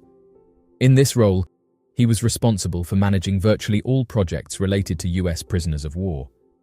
It was a crucial position that allowed him to contribute significantly to the efforts aimed at supporting and assisting returning prisoners.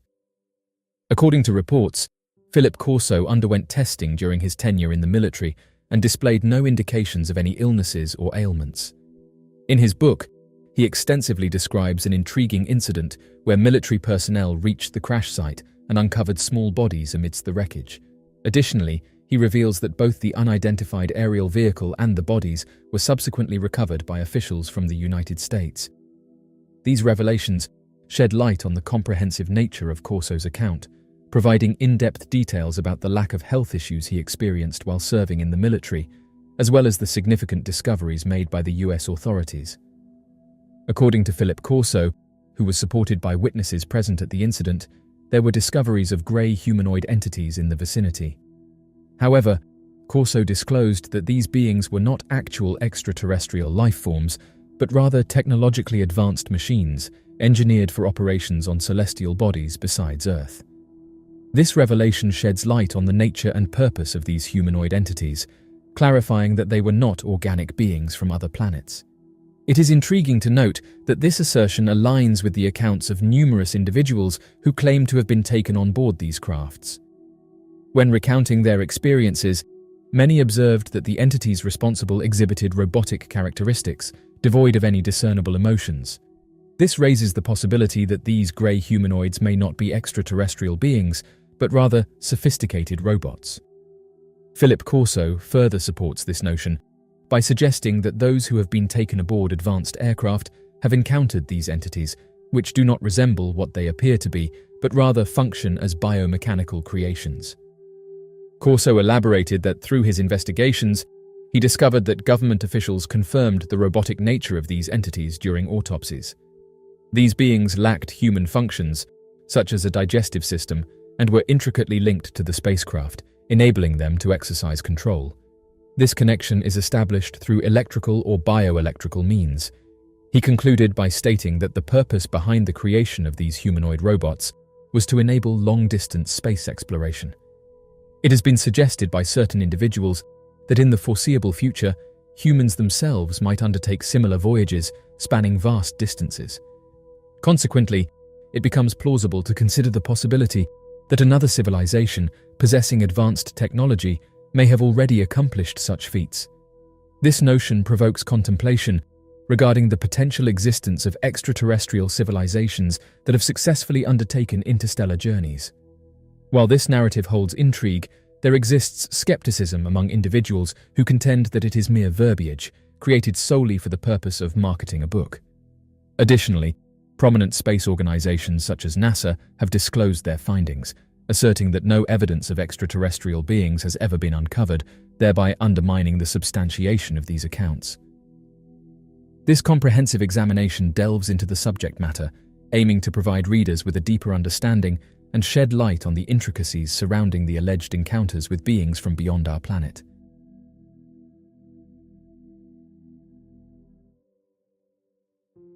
This video has just been shared on social media, and it's currently going viral. However, people can't seem to agree on what it shows. In Germany, an individual has come forward with an intriguing account of capturing a perplexing object while recording a video of the moon. This incident has generated curiosity and interest among the public. On a serene and luminous night, as he carefully observed the vast expanse of the cosmos through his powerful telescope, his attention was captivated by the resplendent and captivating presence of Earth's eternal celestial companion, the moon. On that fateful night, an extraordinary event took place right in front of him, completely transforming the trajectory of his evening. This incident, unfolding before his very eyes, was so remarkable that it left an indelible mark, causing him to question what it was. With unwavering determination, he meticulously fine-tuned his camera's configuration, aiming to capture an impeccable image of the breathtaking lunar terrain. To his great surprise and amazement, he witnessed an extraordinary sight amidst the vast expanse of darkness in outer space. There, in all its glory, floated a mesmerizing red triangle, shining with a radiant brilliance.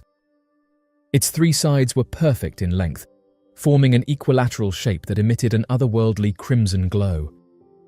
This unique phenomenon created an enigmatic luminosity, casting an ethereal light upon the moon's surface. The man was utterly astounded, unable to comprehend what he was witnessing before his eyes. This captivating spectacle surpassed anything he had ever encountered during his extensive years of observing the celestial sphere.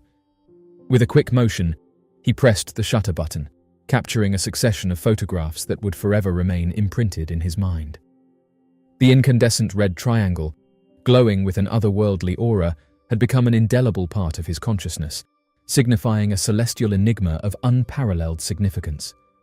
The very next day, he didn't hesitate to quickly spread his photos among the international astronomical community.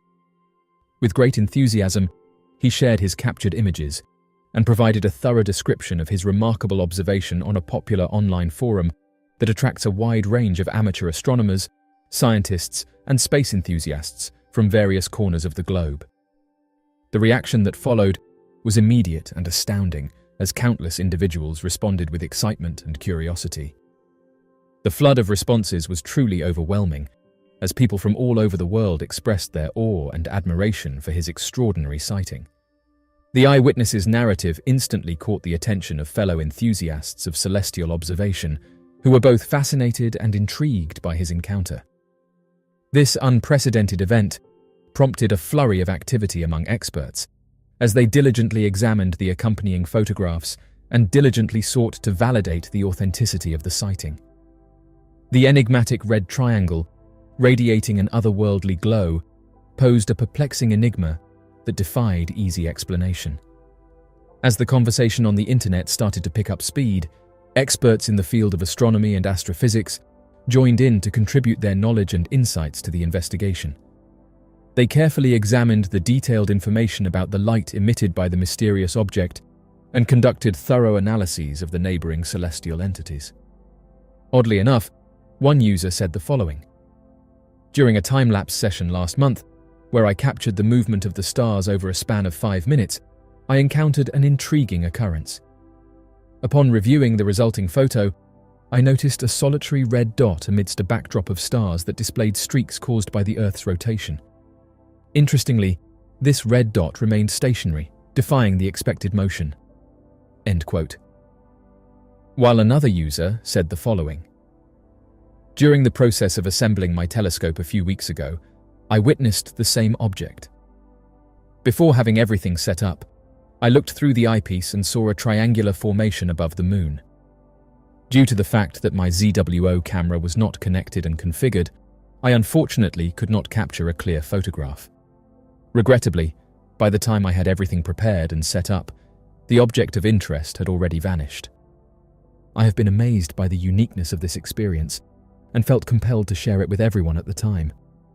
I'm really glad I found this footage and that others saw the same object." End quote. Interestingly, this isn't the first time that amateur astronomers have captured mysterious triangular aircrafts. The night sky, an endless expanse of mystery and fascination, has captivated humanity since ancient times. Filled with twinkling stars, distant planets, and awe-inspiring celestial events, it serves as a mesmerizing canvas. However, within this vast cosmic theater, sightings of unidentified flying objects have continuously intrigued and puzzled people for countless decades. Amongst these reports, one particular type of UFO stands out prominently: the enigmatic triangle-shaped aircrafts. These distinct aerial objects, with their 3 distinctive points, have captured the attention of both scientists and researchers. The phenomenon of triangle-shaped UFO sightings has been observed for several decades, with a notable case taking place in Belgium during 1989. This incident remains one of the most extensively documented encounters in history. Numerous individuals, including law enforcement officers and military personnel, witnessed a vast triangular craft adorned with luminous lights, silently suspended in the night sky. In response to the sightings, the Belgian Air Force promptly dispatched F-16 fighter jets in an attempt to intercept the enigmatic entity. However, despite their efforts, the military aircraft proved unable to apprehend the object, thus confirming its extraordinary capabilities and distinguishing it from conventional aircraft. This incident serves as a fascinating testament to the enduring enigma surrounding triangle-shaped UFOs and their potential origins, inviting further exploration and scrutiny from the scientific community and enthusiasts alike. Similar sightings of unidentified triangular craft have been frequently documented in various regions across the globe, such as the United States, the United Kingdom, and France. These numerous accounts consistently depict these triangular objects swiftly gliding through the skies, completely devoid of any discernible sound, and defying the fundamental laws of physics as we currently comprehend them. These sightings have occurred over an extended period of time, lending further weight to their credibility and demanding thorough examination and analysis. Eyewitness accounts, although subject to potential inaccuracies, should not be dismissed outright. The sheer consistency and reliability of these reports from disparate locations and timeframes necessitates serious consideration and investigation.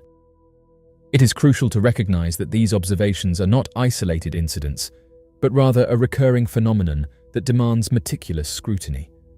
One fascinating element of sightings, involving triangular-shaped, unidentified flying objects, is their remarkable tendency to appear in close proximity to military installations and engage with military activities. There have been instances where these enigmatic craft have been observed hovering near military bases or undertaking intricate maneuvers in the vicinity of highly sensitive areas. Such occurrences have sparked speculation among researchers and enthusiasts, giving rise to theories suggesting that these aerial objects could potentially be advanced military aircraft or experimental prototypes, pushing the boundaries of technological innovation and military prowess. Military authorities have consistently rejected any association with these sightings and frequently convey their own bewilderment regarding these enigmatic phenomena. Given the triangular configuration of these unidentified flying objects, it appears highly improbable that they are clandestine military endeavors, as it would be counterintuitive to knowingly expose them to public scrutiny in conspicuous settings. These ongoing sightings have prompted extensive speculation and analysis from experts and enthusiasts alike, fueling a deep curiosity about the true nature and origin of these perplexing aerial anomalies. One of the most persuasive justifications for the existence of triangular unidentified flying objects lies in their apparent technological advancement. Eyewitness testimonies consistently portray these craft as operating silently, effortlessly floating in mid-air, and executing precise and rapid movements that are beyond the capabilities of conventional aircraft engineered by human beings. These distinct attributes defy conventional knowledge and understanding of aviation technology. Witnesses have reported observing these peculiar triangular UFOs silently soaring through the airspace, displaying remarkable maneuverability and executing sharp turns at astonishing speeds. In addition, the perplexing aspect of triangle-shaped unidentified flying objects is the absence of visible propulsion systems or exhaust trails, which poses a challenge to our current knowledge of aerodynamics. Unlike traditional aircraft that rely on engines or jet propulsion, these UFOs seemingly operate quietly and leave no noticeable emissions. This intriguing observation leads to the speculation about the existence of advanced propulsion systems, potentially built upon exotic technologies that are not yet comprehended by the scientific community at large. Consequently, further investigation into these enigmatic triangular UFOs can provide valuable insights into the realm of potentially groundbreaking technological advancements that surpass our current understanding of physics and engineering. Scientists and researchers have shown a keen interest in investigating the sightings of UFOs in the shape of triangles, as they strive to gain a deeper understanding of this fascinating phenomenon. Although the scientific community has been cautious in fully accepting these reports, there is an increasingly acknowledged realization that something extraordinary is occurring in our skies, which demands thorough examination and study. The triangular nature of these unidentified flying objects has caught the attention of experts, prompting them to delve into the intricacies and complexities of these sightings. According to certain researchers, there is a contention that UFOs could potentially signify a revolutionary advancement in propulsion technology. They propose that these unidentified flying objects might harness cutting-edge principles of anti-gravity or electromagnetism. Although this line of thought remains speculative in nature, it does provide plausible interpretations for the distinct features observed in triangle-shaped UFO sightings. Moreover, delving into the examination and analysis of these unidentified flying objects possesses the potential to furnish us with invaluable knowledge, empowering us to broaden our comprehension of the intricate workings of physics and propulsion systems. Throughout history, it has been observed that significant scientific advancements have materialized as a result of investigating enigmatic phenomena that defy immediate explanation. This underscores the significance of delving into the realm of triangular-shaped UFOs, as it holds the promise of unveiling unprecedented scientific insights that can revolutionize our understanding of the universe. One of the most intriguing and thought-provoking explanations regarding the presence of triangle-shaped unidentified flying objects centers around the compelling notion that they might actually originate from advanced beings. Although this concept is highly speculative and lacks concrete evidence, it would be unwise to completely dismiss it. The possibility that these peculiar aerial objects are not of human creation and possess technological advancements far surpassing our own raises significant questions about their origin and the entities responsible for their existence. Proponents of the advanced hypothesis assert that unidentified flying objects could potentially be operated by beings originating from distant planets or alternate dimensions. These beings are believed to have attained a highly evolved level of technology, enabling them to navigate immense cosmic distances. While this concept may evoke thoughts of science fiction, its foundation lies in the idea that if intelligent life exists elsewhere in the vast expanse of the universe, it is plausible that they have surpassed our own progress by a substantial margin, both technologically and intellectually. By contemplating the existence of these advanced extraterrestrial civilizations, we open up a world of possibilities and broaden our understanding of the universe and our place within it. Over the years, a number of mysterious objects have been photographed close to our moon. The quest to unravel the mysteries of the vast expanse of outer space has captivated the human imagination throughout history. Despite our significant advancements in comprehending the cosmic realm which surrounds us, there are still countless enigmas that persistently allure our curiosity.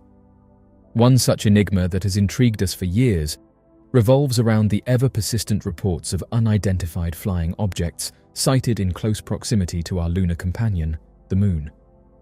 The enduring fascination with unidentified flying objects in the vicinity of the Moon can be traced back to the early stages of space exploration. Throughout the Apollo missions, astronauts consistently reported a multitude of peculiar sightings and extraordinary experiences. Among these accounts, one particularly well-documented occurrence occurred during the historic Apollo 11 mission in 1969, when the esteemed Neil Armstrong and Buzz Aldrin caught sight of an enigmatic object in close proximity to the lunar surface. Perhaps most famously, Armstrong uttered the memorable words, "There are other spacecraft out there, lined up on the far side of the crater edge," a remark that continues to provoke widespread speculation and intrigue.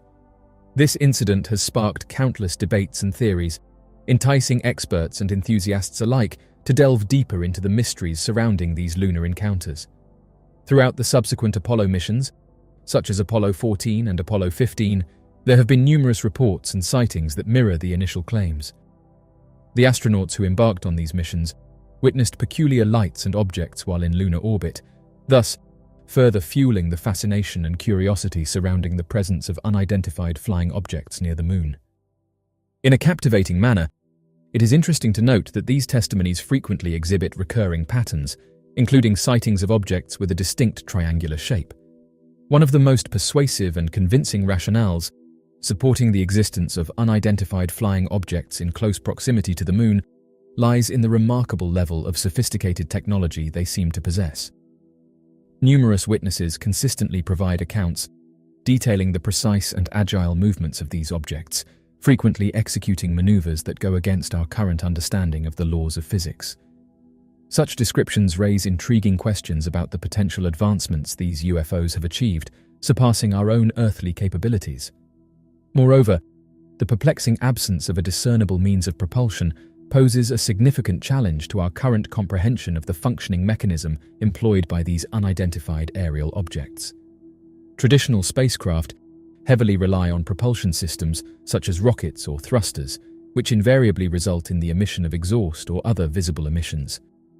On the contrary, the observed UFOs in close proximity to the Moon operate remarkably in a silent manner, devoid of any discernible emissions, thereby indicating the plausibility of employing advanced propulsion systems that are rooted in scientific principles that have not yet gained recognition within the mainstream scientific community.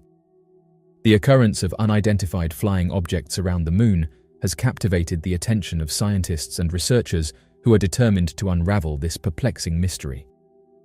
Although the scientific community has maintained a reserved stance towards these reports, there is an increasing acknowledgement that peculiar phenomena are taking place in lunar space, thereby necessitating a deeper exploration. Researchers from various fields are displaying a heightened curiosity towards the presence of unidentified aerial objects around the Moon.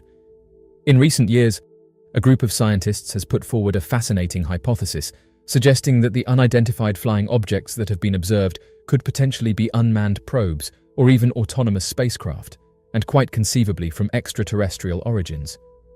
While it's important to note that this idea is still largely speculative and far from proven, it would be imprudent to completely dismiss it when we consider the consistency of the reports and the level of advanced technology described by witnesses.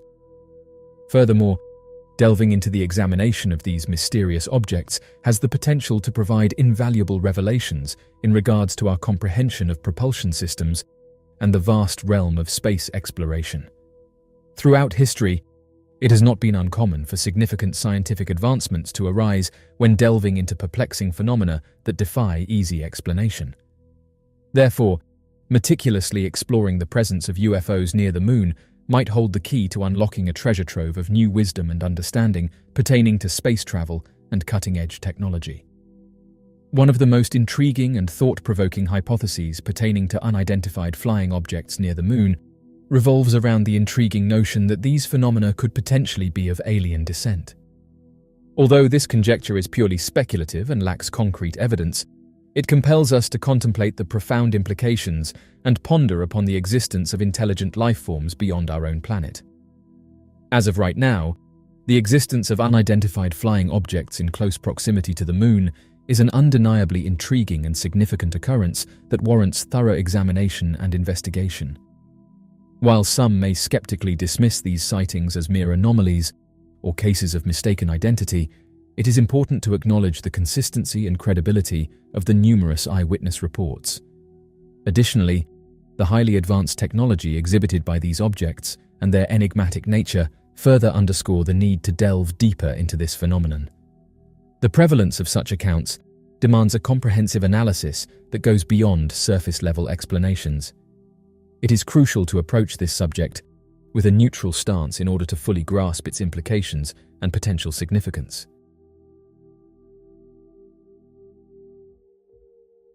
The disappearance of Orlando Longmire. As of today, very little is known about Orlando Longmire's mysterious disappearance. Orlando Longmire, a 62-year-old individual, was reported missing in Philadelphia, Pennsylvania, on March 30, 2022. Detailed investigation reveals that he was last seen on March 22 after departing from his residence while carrying his required medications. Orlando Longmire, a resident of Philadelphia, Pennsylvania, came into this world on June 15, 1959. On the day of March 22, 2022, Orlando departed from his residence while carrying his necessary prescription medication containers. However, from that moment onwards, his family has not had any sight or knowledge of his whereabouts. On the evening of March 30, 2022, Orlando was sighted for the final time at approximately 5 in the vicinity of North 27th Street in Philadelphia. Orlando's whereabouts remain unknown, as there have been no sightings or any communication from him recently. There is a notable familiarity attached to his presence in the vicinity of Fox Street and Hunting Park Avenue. The precise whereabouts of Orlando Longmire and the details surrounding his vanishing continue to be a mystery, leaving the investigation into his case unresolved. The disappearance of Melissa Lemoyne. Melissa Lemoyne, a 39-year-old woman, went missing in Tampa, Florida on July 14, 2023. The circumstances surrounding her disappearance are quite concerning, as she vanished soon after being dropped off at the Frontier Travel Park to meet an individual she had connected with online. During the period when Melissa went missing, she resided in Lutz, Florida, a town situated approximately 15 miles away from Tampa.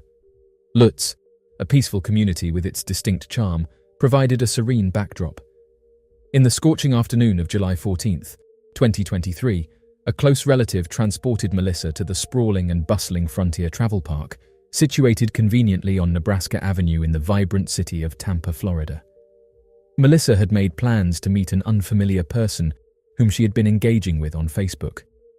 The purpose of this meeting was to finally meet face-to-face and get to know each other better. After leaving her last known location, Melissa unfortunately never reached her destination, and there has been no communication or information about her whereabouts since.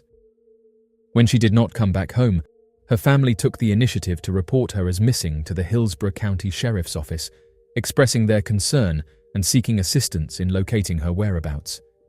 The current whereabouts of Melissa Lemoyne, along with the details surrounding her disappearance, continue to be shrouded in mystery. Despite extensive efforts to find her, the case remains unresolved. The mystery of David Holtz. Over 250,000 individuals are reported missing every year, with estimates of actual missing persons cases that are left unreported, pushing that total to more than an expected 300,000 cases annually. With that many reports, it is no wonder that a vast majority of these cases are left unsolved. However, every now and then there are a series of missing cases that emerge that are so peculiar, they become the subject of internet theories and impossible to explain theories. Known as the Missing 411, there appears to be a substantial number of missing persons cases relating to the disappearances of individuals from national parks. In fact, many of these cases are believed to not be investigated too deeply, as some form of supernatural or paranormal cover-up takes place in these undisturbed locations. The Sequoia National Park, nestled just south of the renowned Yosemite National Park, boasts breathtaking views of pristine wilderness that, despite its splendor, is often overshadowed by its more popular neighbor. With its magnificent peaks made of predominantly granite, including the towering Mount Whitney, the tallest mountain in the contiguous United States, At a staggering elevation of 14,500 feet, Sequoia National Park holds a mesmerizing allure for adventurers seeking unspoiled natural beauty. Unfortunately for one family, this beauty would be tainted by one of the most tragic events to have occurred in the park during this time. According to the Missing Persons Report, on the 13th of July, back in 1971, a young 9-year-old by the name of David Holtz would suddenly vanish while walking with his family through the Sequoia National Park, leaving behind a haunting mystery for investigators to uncover. Colonel Edward Holtz, a distinguished commanding officer from the Los Angeles Armed Forces Examining and Instruction Center, embarked on a memorable camping and fishing trip with his 3 sons in this picturesque setting. Choosing the idyllic Dorst Creek Campground, a location in close proximity to the popular Kings Canyon Visitors Center, and a mere 3 miles from the awe-inspiring giant General Sherman tree, considered to be the tallest tree in the world, the Holtz family eagerly set out to establish their camp and indulge in their shared passion for fishing. Unfortunately, as the Holtz family returned from their fishing excursion in Dorst Creek, David became separated from his brother Mike after expressing his desire to take a different path. According to Mike, his brother David had been standing behind him a few feet as they talked and walked down the path following their father. Several times as they walked back to their campground together, David pleaded with Mike if they could go together to investigate other pathways and areas away from the main hiking trail. Worried for his brother's safety, Mike would tell David not to step away from the trail and to stay within sight of him as they continued back to the campground. Mike would later tell investigators that as the 2 brothers were close to the campground, Mike said something to David, but David didn't reply, causing Mike to turn around and realize that David was nowhere nearby. While David's father and brother safely reached the campsite, their hearts sank as they realized David was nowhere to be found. Frantic shouts echoed through the wilderness as they immediately turned back and followed the hiking trail to where they had come from while calling out to 9-year-old David. The anxious group tirelessly scoured the area where David was last seen, but their calls were met with an eerie silence. The newspapers of the time reported Colonel Edward Holtz's heart-wrenching statement that his son was mentally challenged, which further compounded the already challenging search efforts. Determined to leave no stone unturned, the National Park Service, local sheriffs, and dedicated armed forces personnel from Hamilton Air Force Base rallied together to comb through the vast expanses of Sequoia National Park in a valiant attempt to locate David. Days turned into a week as the search persisted, yielding no sign of David. However, a glimmer of hope emerged on the 8th day when a searcher, en route to the Dorst Creek campground, stumbled upon a small tackle box resting on the side of the road. The discovery sent a mix of encouragement and concern through the search party. Colonel Holtz identified the tackle box as belonging to David, intensifying the belief that it was a tangible clue in close proximity to the area he disappeared. The peculiar nature of its placement, along a road traversed daily during the search, seemed almost like a cryptic message, adding an air of mystery to an already perplexing ordeal. Refusing to surrender hope, search parties persisted in scouring the mountainous terrain, their determination unwavering. Curiously, the airborne searches conducted over the area failed to spot David's bright red and orange shirt, the very garment he had been wearing when he vanished. Despite their exhaustive efforts, the formal search for David Holtz was reluctantly concluded after 2 weeks of relentless pursuit. Nevertheless, Colonel Edward Holtz, driven by unwavering paternal love, could not bear to abandon the quest to find his beloved son. On July 31st, 18 days after David's disappearance, accompanied by a loyal friend, Edward Holtz ventured into an elevated region known as Colony Meadows, situated an estimated 8,000 feet above the point where David had last been seen. Amidst the pristine beauty of this lush, verdant meadow, adorned with majestic giant sequoias, a heartbreaking discovery unfolded. Edward and his companion stumbled upon David Holtz, but they were too late. Regrettably, the available records failed to provide any details regarding the condition of David and what caused him to pass away. And while the Park Service initially attributed his demise to exposure and exhaustion, it is essential to note that no autopsy had been conducted at that time. To unravel the enigma of how David ended up in Colony Meadows from Dorst Creek is a riveting aspect of this tragic tale. if we are to embrace the belief that David's tackle box was indeed discovered along the road leading to Dorst Creek Campground, in a direction completely opposite to where he was eventually found, it implies that David, who was only 9 at the time, ventured further east, tracing the path upstream of the creek, ultimately leading him towards the captivating meadow directly through the path of active search and rescue volunteers. It appears that David, rather than retracing his steps along the road back to the campground, or even venturing towards the nearby major highway, embarked on a path that led him below Colony Meadows.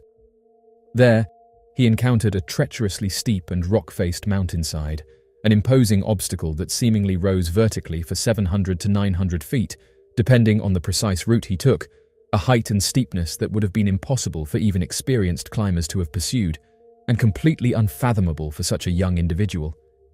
Adding another layer of intrigue to this haunting tale, it is disheartening to note that the case file, which could potentially shed further light on the search for David, has been inexplicably destroyed.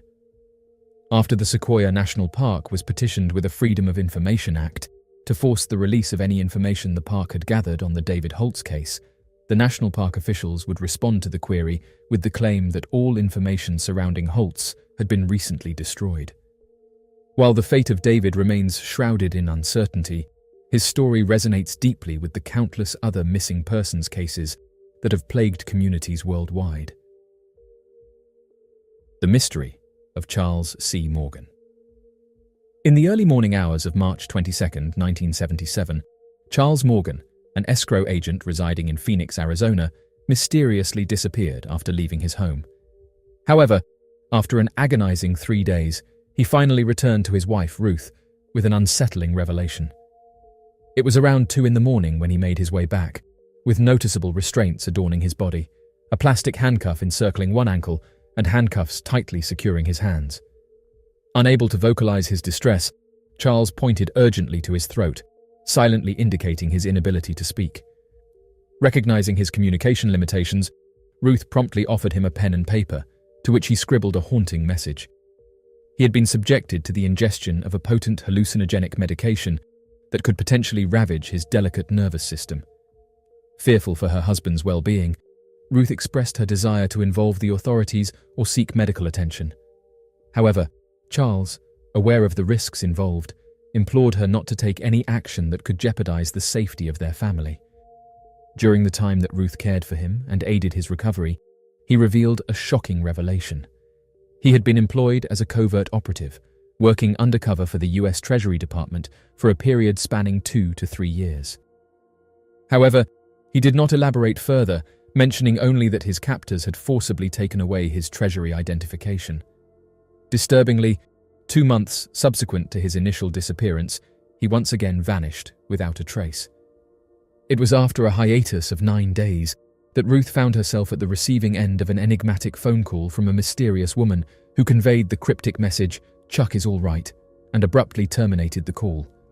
The inexplicable reference to Ecclesiastes 12, 1-8, added another layer of intrigue to an already perplexing situation.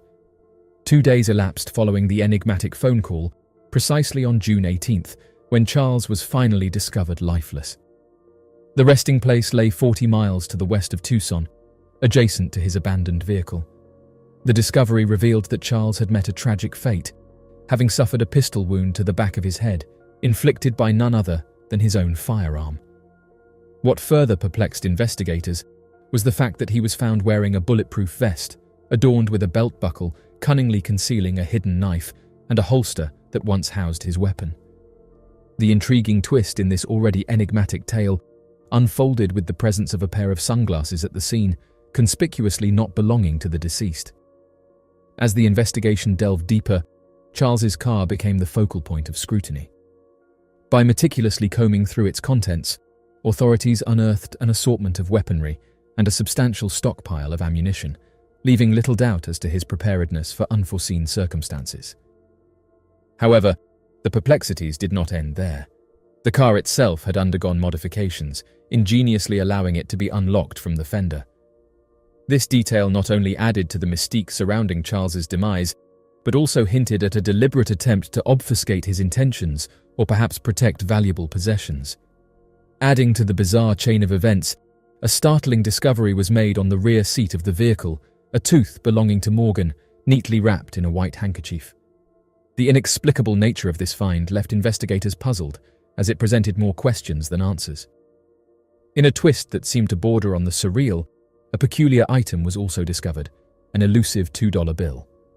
On its surface, several Spanish surnames were scrawled, capturing the attention of those engaged in the investigation. Attached to the bill was a meticulously pinned map of the border area, encompassing the regions between Tucson and Mexico, specifically leading to Robles Junction and Felicity. Notoriously known for their illicit activities during that era, these towns held a reputation for smuggling. Adding to the enigma were the words Ecclesiastes 12 etched above the surnames, accompanied by an arrow that pointed towards specific digits in the bill's serial number, cunningly highlighting the numbers 1 and 8. According to the medical examiners, Charles Morgan was reportedly deceased for a duration of approximately 12 hours prior to being discovered. It is particularly peculiar that no fingerprints were detected at the crime scene, not even on the firearm. However, gunpowder residue and traces were found on Morgan's hands. Due to these findings, the sheriff's department concluded that the cause of his passing was self-inflicted, thus closing the investigation into the Charles C. Morgan case.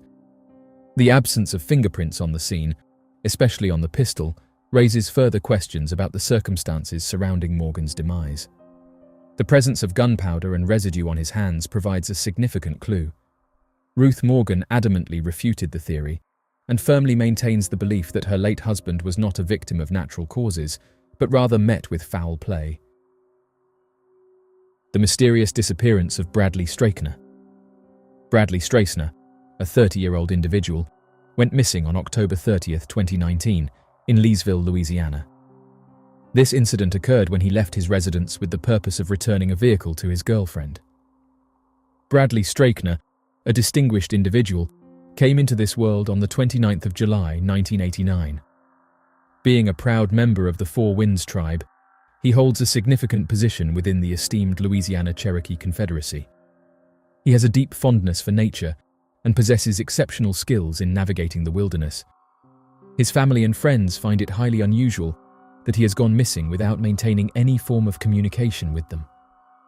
On the 30th of October, in the year 2019, Bradley Strakener found himself in the charming and welcoming town of Sandy Hill. At approximately 1:45 in the afternoon, he departed from the apartment he cohabited with his roommate, embarking on a journey to return his girlfriend's car, which happened to be located around 10 miles away. Bradley, unfortunately, never arrived at his intended location and has remained completely unreachable ever since. On the morning of October 31st, 2019, precisely at 6:30 in the morning, the vehicle in which Bradley was last sighted was discovered deserted in close proximity to a hunting property that had been leased. This property is situated on Bundix Road, near Highway 10, at a distance of approximately 2 miles from the location where Bradley was last observed. Upon discovery, the vehicle was located in an unlocked state, and to further exacerbate the situation, the keys were left carelessly on the passenger seat. Despite this alarming discovery, authorities were perplexed to find an absence of any indications or traces of a struggle.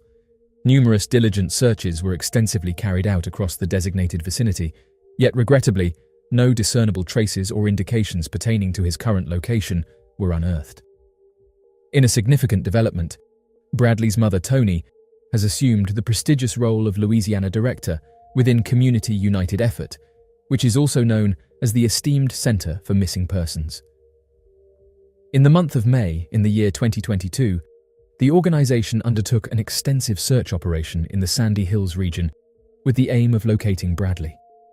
To aid in this search, highly trained cadaver dogs were employed, their expert noses meticulously scouring the area in hopes of finding any clues.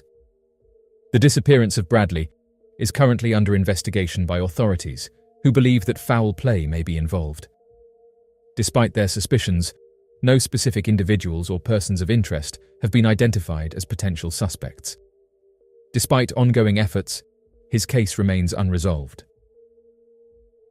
The disappearance of Lester Whitmire. Lester Whitmire, a 65-year-old individual, was last observed on June 18, 2021, in the vicinity of Oak Ridge, Oregon. An intriguing detail about his disappearance is that he mentioned his intention to visit the McCready Hot Springs, which subsequently led to his vanishing. Lester Whitmire's last known sighting occurred on June 18, 2021, as confirmed by a family member. During that period, he resided in the Oak Ridge region of Oregon. According to his statement, Whitmire declared his intention to visit the McCready Hot Springs. On July 2, 2021, his disappearance was formally documented to the Lane County Sheriff's Office. An official report was filed expressing concern over his whereabouts. Lester's automobile, along with his possessions securely stored within, was discovered in the vast expanse of the Willamette National Forest, positioned to the east of the town of Oak Ridge. The search and rescue team of Lane County Sheriff meticulously combed through the vicinity in which his vehicle was discovered, painstakingly searching for any traces or hints that could lead them to his exact location.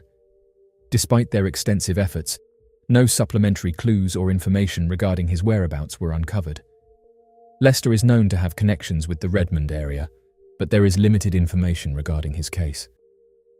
The whereabouts of Lester Whitmire, along with the details surrounding his vanishing, continue to be a mystery that has yet to be unraveled.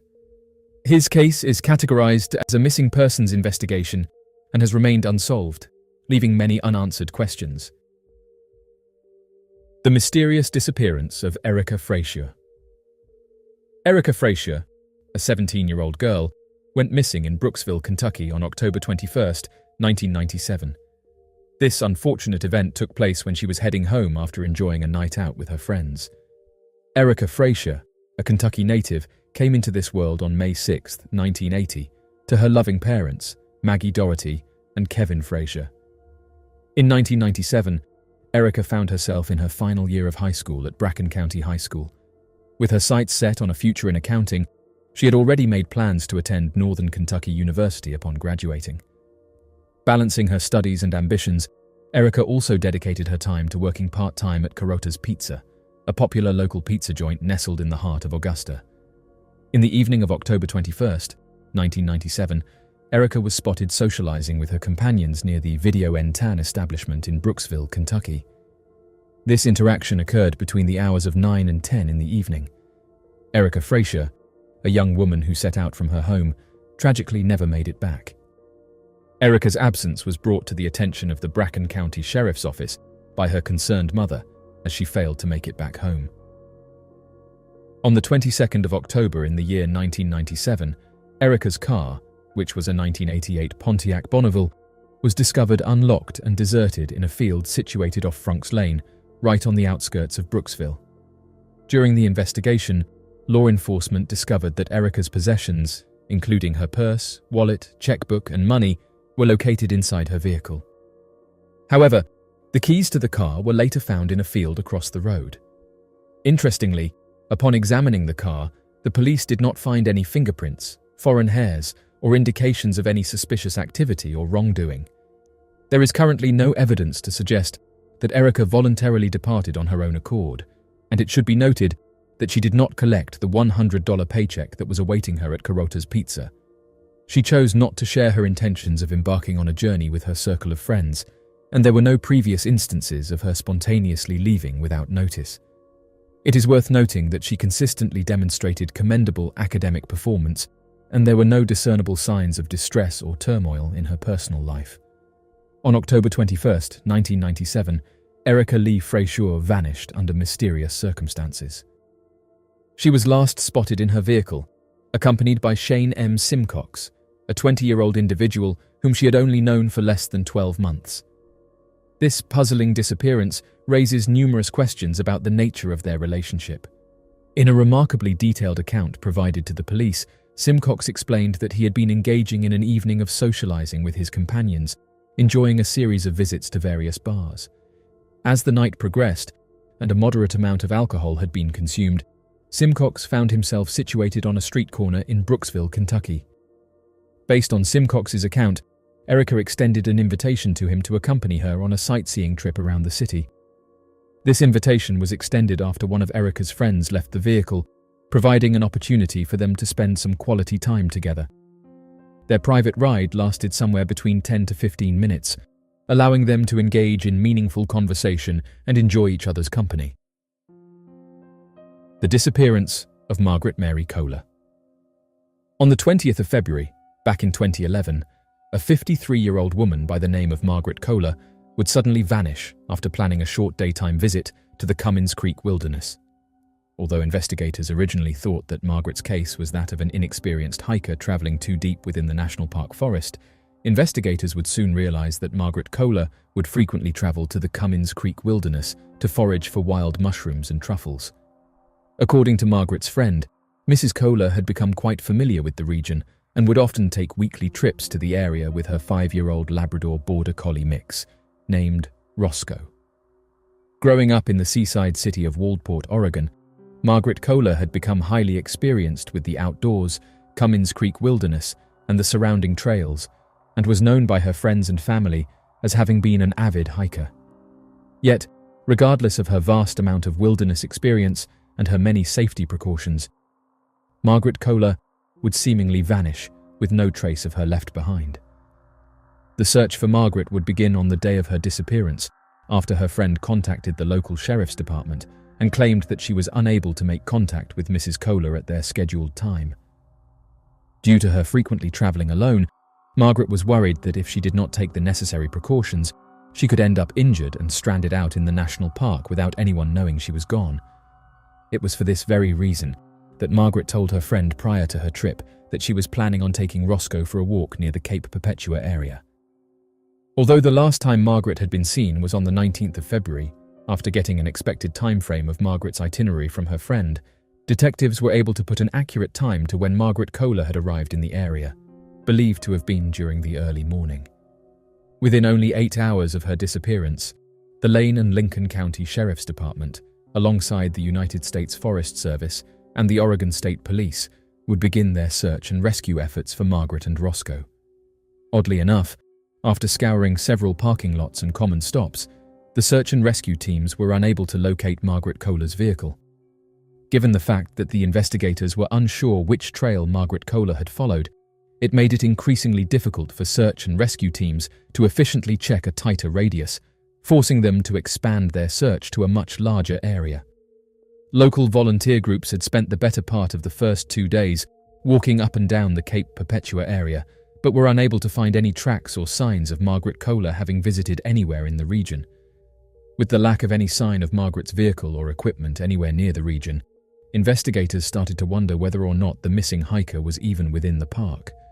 For this reason, in conjunction with the search and rescue efforts, the local sheriff's department would keep out a missing persons file for any information relating to Margaret's disappearance, worried that she could have been the victim of foul play or could have gotten into a car accident in an isolated area. It would be due to these suspicions that the search and rescue efforts were temporarily reduced over the course of about 2 weeks. It would not be until the 3rd of March that proof of Margaret having arrived in the park was found.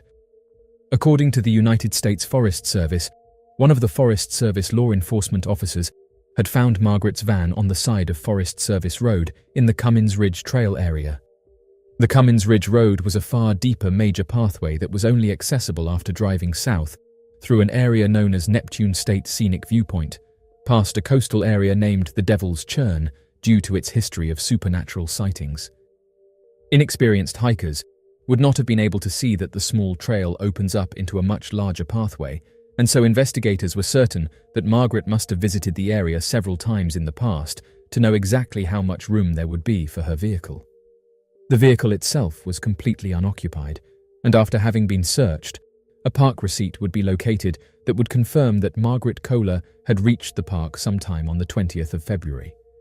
Immediately after the vehicle was discovered by the United States Forest Service law enforcement officer, a massive search would be conducted in the area for a 10-mile radius. Unfortunately, despite more than 50 volunteers involved in the search, no sign of Margaret or her dog Roscoe was uncovered. On the following day, a team of bloodhounds were brought to the abandoned vehicle to help find a trackable scent. However, due to the tremendous gap in time from Margaret's initial disappearance and the discovery of her vehicle, the experienced canine teams were unable to locate a scent they could track. Oddly enough, on the 5th of March, more than 2 weeks since Margaret had disappeared, Roughly 2.2 miles south of where Margaret's abandoned vehicle was located, local search and rescue volunteers would find Roscoe casually walking along the area of 10 Mile Creek. Once investigators took a closer look at Roscoe, they were surprised to find that the dog appeared to have been in perfect health. Deputies with the Lincoln County Sheriff's Office would make several attempts to get Roscoe to lead them to where Margaret may have been, but the dog seemed too playful and easily distracted, making it impossible for search and rescuers to get the dog to lead them back to Margaret. To this day, no sign of Margaret Kohler has even been uncovered. Oddly enough, across many of the bizarre missing 411 disappearances, it is commonly reported that during a sudden vanishing, hikers who traveled with a dog will often have their canines show up several days after their disappearance, but with no sign of the hiker ever being uncovered. Even more peculiar, the returning canines will often seem to be in perfect condition, regardless of the weather conditions or the number of days missing, as if no time had passed for them in the interim. Pope John Paul II personally performed 3 exorcisms during his reign. While the Vatican typically refuses to call an event an actual exorcism, they do, however, acknowledge the events which they are describing. The Pope might seem symbolic, as we usually only see ceremonious duties, but the Catholic head does perform papal exorcisms and other duties. Italian journalist Fabio Marchese Ragona has always maintained that he believes that demons are real and prowl about the earth looking for souls. He is a primary source for the history of Vatican exorcisms, John Paul II being no exception. Ragona stated that he has spoken to several exorcists who said the devil was terrified of John Paul II. He is said to have performed at least 3 exorcisms in his day, in 1982, 1984, and 2000. Before John Paul II, exorcism was considered a medieval practice, going away with the development of medicine and technology, but in 1998, the Pope actually approved an updated form of the rite of exorcism, nearly 400 years after the first rite was established and released. He himself had already performed 2 exorcisms at this point, and believed it was necessary to have this practice reinstated and, when necessary, used. On March 27, 1982, Francesca was with her family when they arrived in St. Peter's Square. Doctors were unable to solve the enigma, as the woman was under the care of a priest who was an exorcist, and of her parish priest at the time. Because her case was so unexplainable and unsolvable, Bishop Alberti of Spoleto brought the young woman before the Pope. This woman was completely emotionless. The Pope brought forth the rite of exorcism and began to read it in Latin. As the scripture was read aloud, she began to tremble and ultimately rolled around on the floor, shouting and shrieking. He was praying, and eventually the possession was pulled from her body and left her alone, finally. The woman, Francesca, is leading a normal life, married with 4 children. Gabriele Amorth was the exorcist for the Diocese of Rome. Francesca visited him afterwards and with his own eyes saw that the woman was completely fine and normal.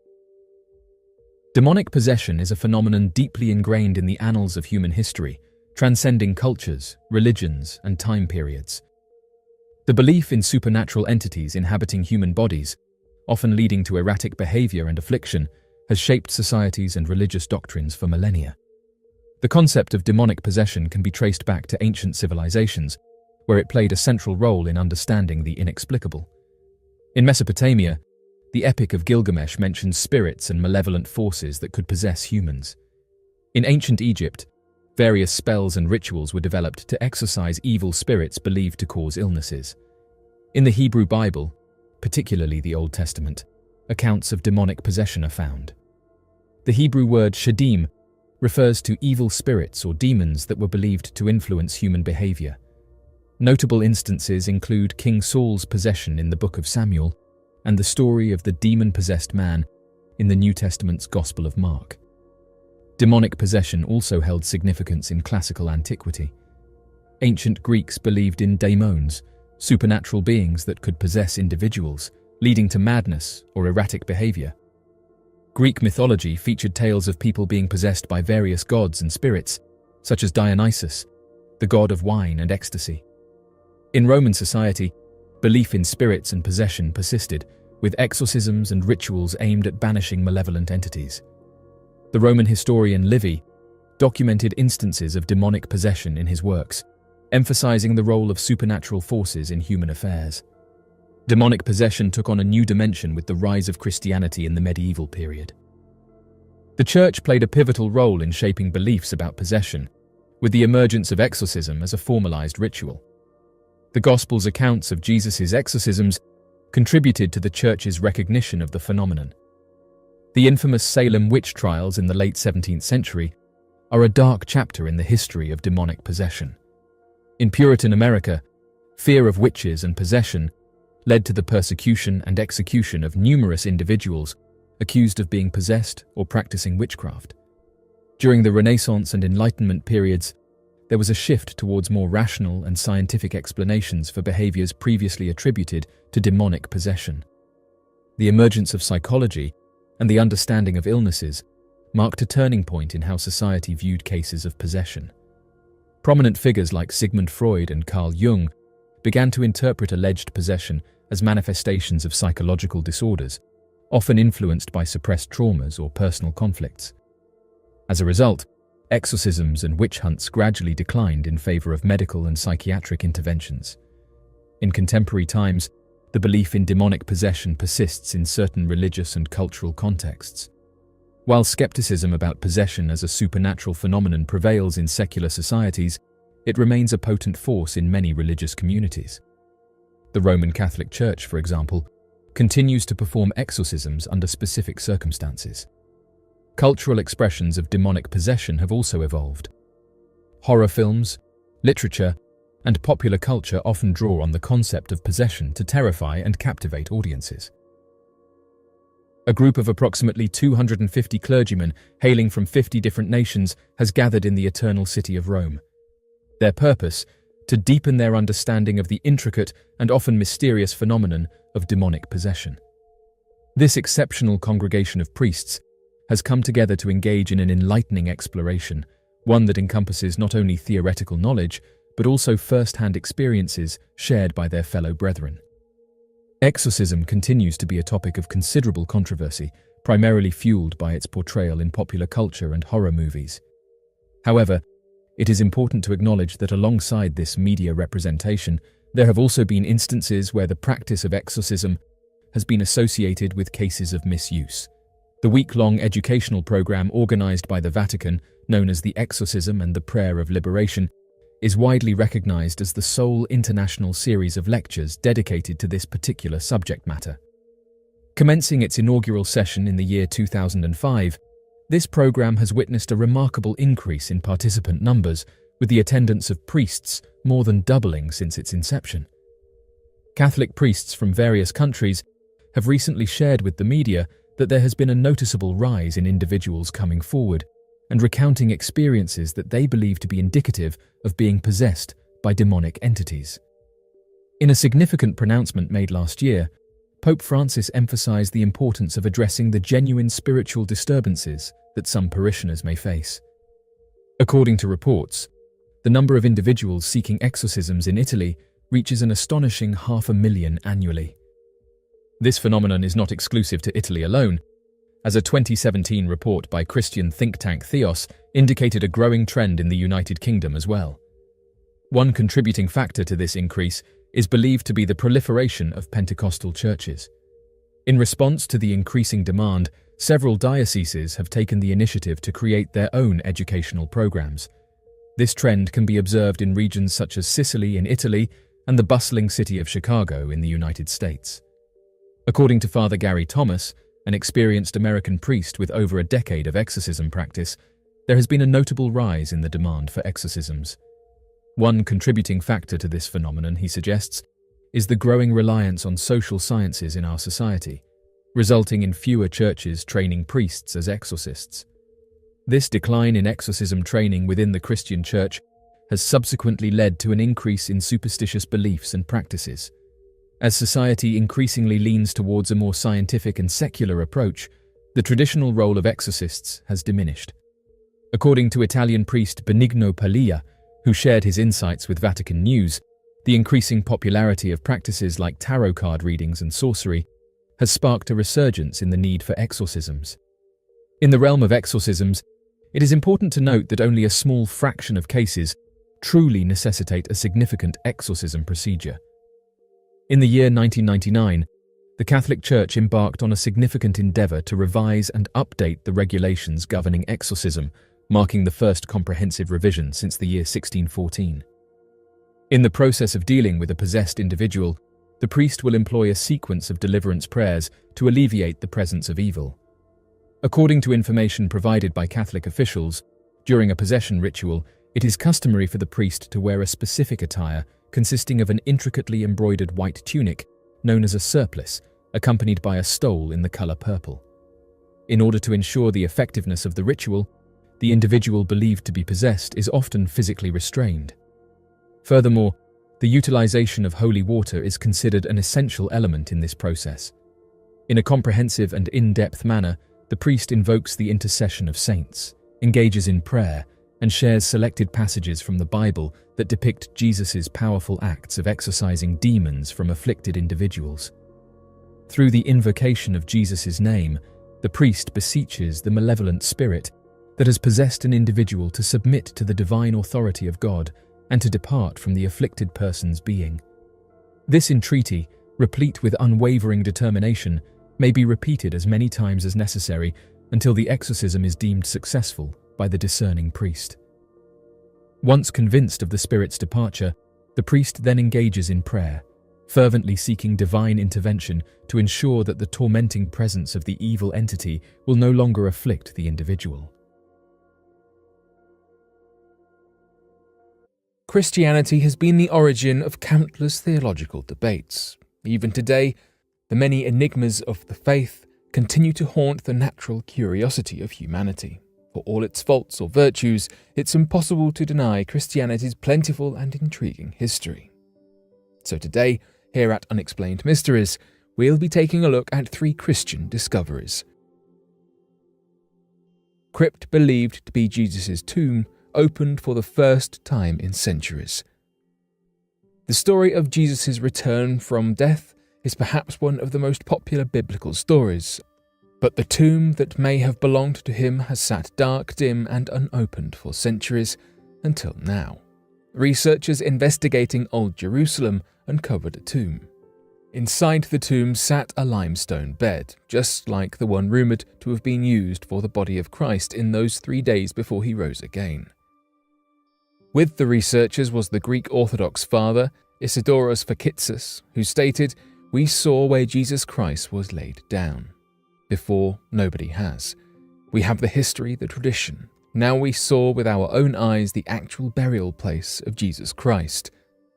Researchers spent 60 hours investigating the tomb. Before they left it, they reinforced its supports to preserve it for the future, yet with little to no intention of returning for the foreseeable years. Before it was resealed, an estimated 50 scientists, researchers, and priests visited the site, and very well might be the only people to see it with their own eyes for decades, if not centuries to come. A shrine has long since been built around the tomb, a holy site known as the Church of the Holy Sepulchre. Throughout its existence, many Christians have come to this church to lay their respects. The tomb was first discovered long before our time, when the first Christian Roman emperor, Constantine, ruled in the 4th century AD. In the 7th century, the region was ravaged by Persian forces following the fall of Jerusalem, and later again in the 11th century was destroyed during the conflict with the Muslim caliphs. It had a long, extensive history of being destroyed and rebuilt, though the tomb remained sealed all this time, or as far as we know. Various organizations were chosen to deal with the research of the tomb and its investigation, including the National Geographic Society, the National Technical University of Athens, and the National Geographic Channel. The project as a whole circles around the Church of the Holy Sepulchre. The researchers had no initial intention of heading into the tomb. The shrine had fallen into disrepair. The mortar, columns, and every aspect of the shrine needed to be disassembled and replaced or restored. The researchers worried that there could be a leak within the tomb that led them to unseal it. When the tomb was opened, it was done in a highly specific, careful manner, as archaeologists predicted lifting the entrance would fracture it. According to the assistant professor of civil engineering, Harris Mouzakis, we had to be very careful. It was not just a tomb we had to open. It was the tomb of Jesus Christ that is a symbol for all of Christianity, and not only for them, but for other religions. Mouzakis claims that the restoration has gone successfully and will preserve the shrine for another 500 years or so. The Nazareth inscription. The Nazareth inscription is one of the most recognized Christian relics. It's a Greek marble tablet upon which sits the Nazareth decree, written supposedly by an unnamed individual of the Caesar line. The decree asserts that tomb robbing or destruction is punishable by the highest means, and was initially dated to the 1st century AD. The Louvre currently possesses the 24 by 15-inch Nazareth inscription. Despite never mentioning Jesus Christ, it has come to be known as a staple Christian relic. Despite its name pertaining to Nazareth, researchers found that it likely originated in Kos, a Greek island.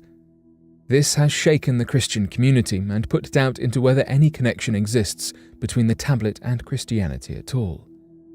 Historians have since suggested that the inscription may have been about the tomb of Nicias, a Greek tyrant, and dated to 20 BCE instead of early AD. Investigations have proven it could have been created any time between 50 BCE and 50 AD.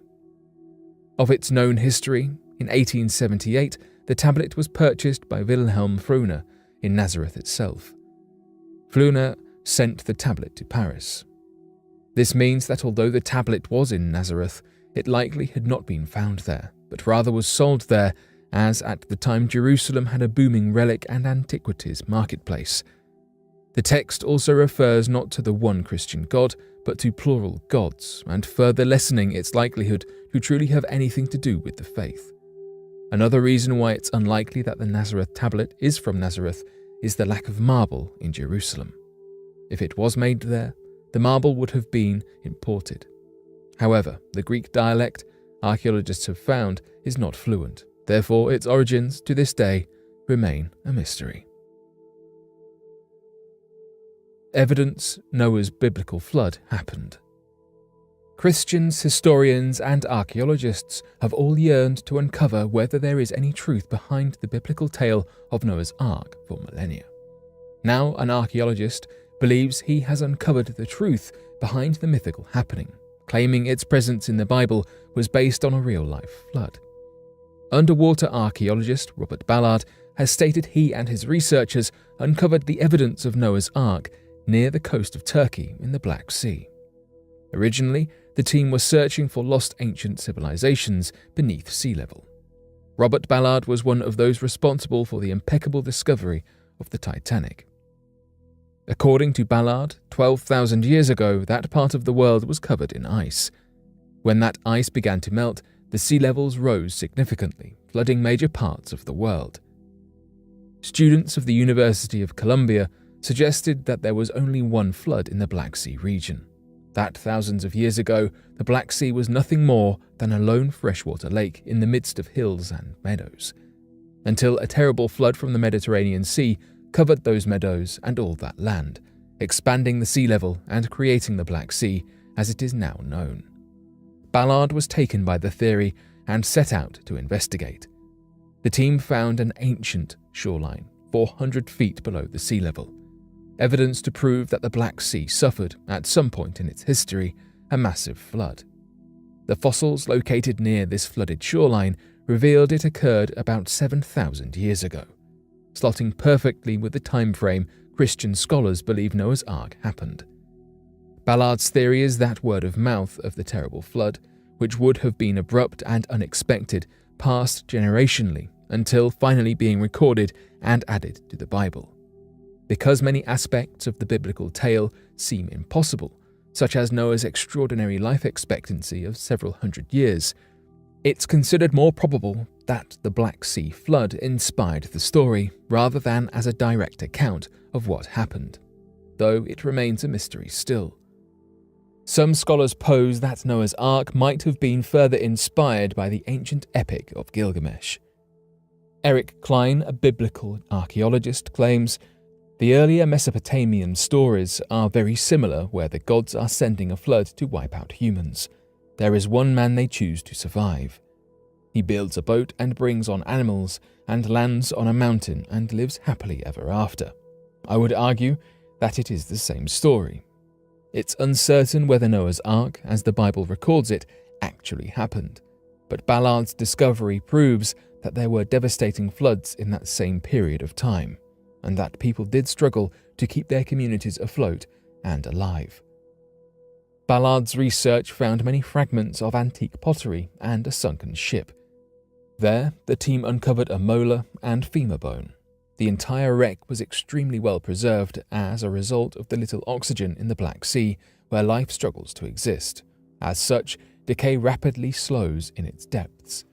Unfortunately, the ship was only dated to about 500 BCE, nowhere near the 7,000-year mark that would signify the right flood. Ballard, however, is determined to keep investigating the region to uncover more evidence and to get to the bottom of the truth. He asserts the deep sea is the largest museum on Earth. Ballard does not believe that Noah's Ark, as we know it, will ever be discovered. If it ever existed, it likely decayed by now. But what can be found is proof that communities lived down in those depths before the sea levels rose. In April 2019, the Indian Army claimed to have discovered footprints of the elusive Yeti, also known as the Abominable Snowman, near the Makalu base camp in the Himalayas. The discovery sparked widespread interest and debate among scientists and enthusiasts alike, as the existence of the Yeti has long been a subject of speculation and legend. The footprints found by the Indian Army were reported to be 32 by 15 inches in size and were said to be human-like in appearance, but with distinctly larger footprints. The prints were found at an altitude of over 19,000 feet, making it unlikely that they could have been made by a human or any other known animal. The Yeti, a legendary creature said to inhabit the Himalayan region, has been the subject of numerous reports and sightings over the years. However, despite extensive efforts to track and study the creature, no definitive evidence of its existence has ever been found. The discovery of the footprints by the Indian Army has raised new questions about the existence of the Yeti and has sparked renewed interest in the search for the creature. However, some scientists remain skeptical, noting that the footprints could have been made by other animals or natural phenomena. There have been numerous claims of sightings and encounters with the Yeti over the years, but few have been substantiated by concrete evidence. In some cases, supposed sightings have been attributed to other known animals, such as bears or large primates. In other cases, sightings have been dismissed as hoaxes or misinterpretations of natural phenomena. Despite the lack of concrete evidence, the search for the Yeti continues to captivate the public's imagination. Many people believe that the creature may hold the key to unlocking new secrets about the Himalayan region, and that its discovery could have significant implications for the fields of biology and anthropology.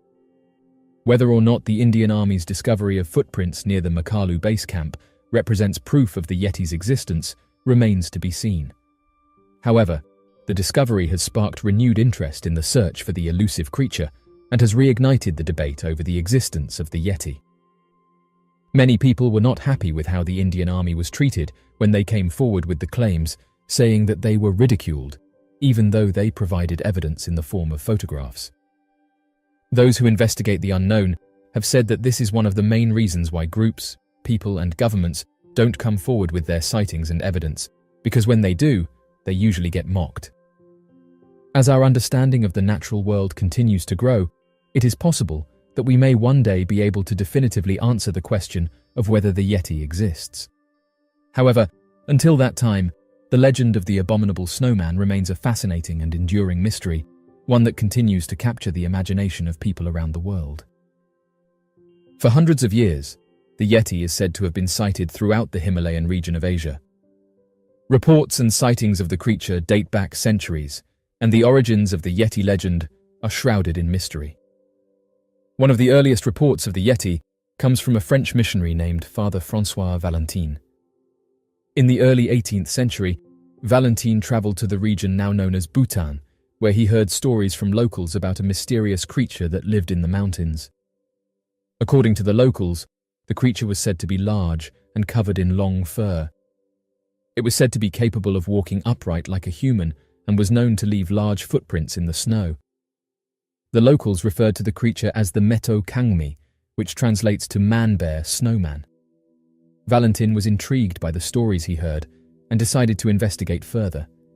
He set out into the mountains with a group of local guides, hoping to catch a glimpse of the creature for himself. However, after several days of searching, he was unable to find any definitive evidence of the Yeti's existence. Despite his lack of success, Valentin's report helped to spread the legend of the Yeti beyond the confines of the Himalayan region. In the years that followed, more and more reports and sightings of the creature began to emerge, further fueling interest in the search for the elusive creature. Over time, the legend of the Yeti has become one of the most enduring mysteries of the natural world. While there have been many reports and sightings of the creature over the years, none have been definitively proven, and many scientists remain skeptical of its existence. Despite the lack of concrete evidence, interest in the search for the Yeti continues to captivate people around the world. Many people believe that the creature may hold the key to unlocking new secrets about the Himalayan region, and that its discovery could have significant implications for the fields of biology and anthropology. There are those who believe that the Yeti could be more than just a legend, and that it could actually be a lost human civilization or descendant. The idea that the Yeti could be a lost human civilization is based on the fact that many of the reported sightings of the creature describe it as being human-like in appearance. Some witnesses have reported seeing the creature walking upright like a human, while others have described it as having features that resemble those of humans. Proponents of the lost civilization theory suggest that the Yeti could be a remnant of a group of humans that migrated to the Himalayan region thousands of years ago. According to this theory, the humans could have developed unique physical traits over time, such as the ability to survive in high-altitude environments, and could have evolved into a distinct population that was separate from the rest of humanity. There are also those who believe that the Yeti could be a descendant of the Denisovans, a group of ancient humans that lived in the region that is now Siberia. The Denisovans are believed to have interbred with modern humans and Neanderthals, and their DNA has been found in populations across Asia. Some scientists believe that the Yeti could be a descendant of the Denisovans, and that its unique physical characteristics could be the result of thousands of years of adaptation to the harsh Himalayan environment. While the lost civilization theory and the Denisovan theory are intriguing, there is little concrete evidence to support either idea. Most scientists remain skeptical of the existence of the Yeti and believe that the reported sightings of the creature can be attributed to natural phenomena, misinterpretations of known animals, or hoaxes.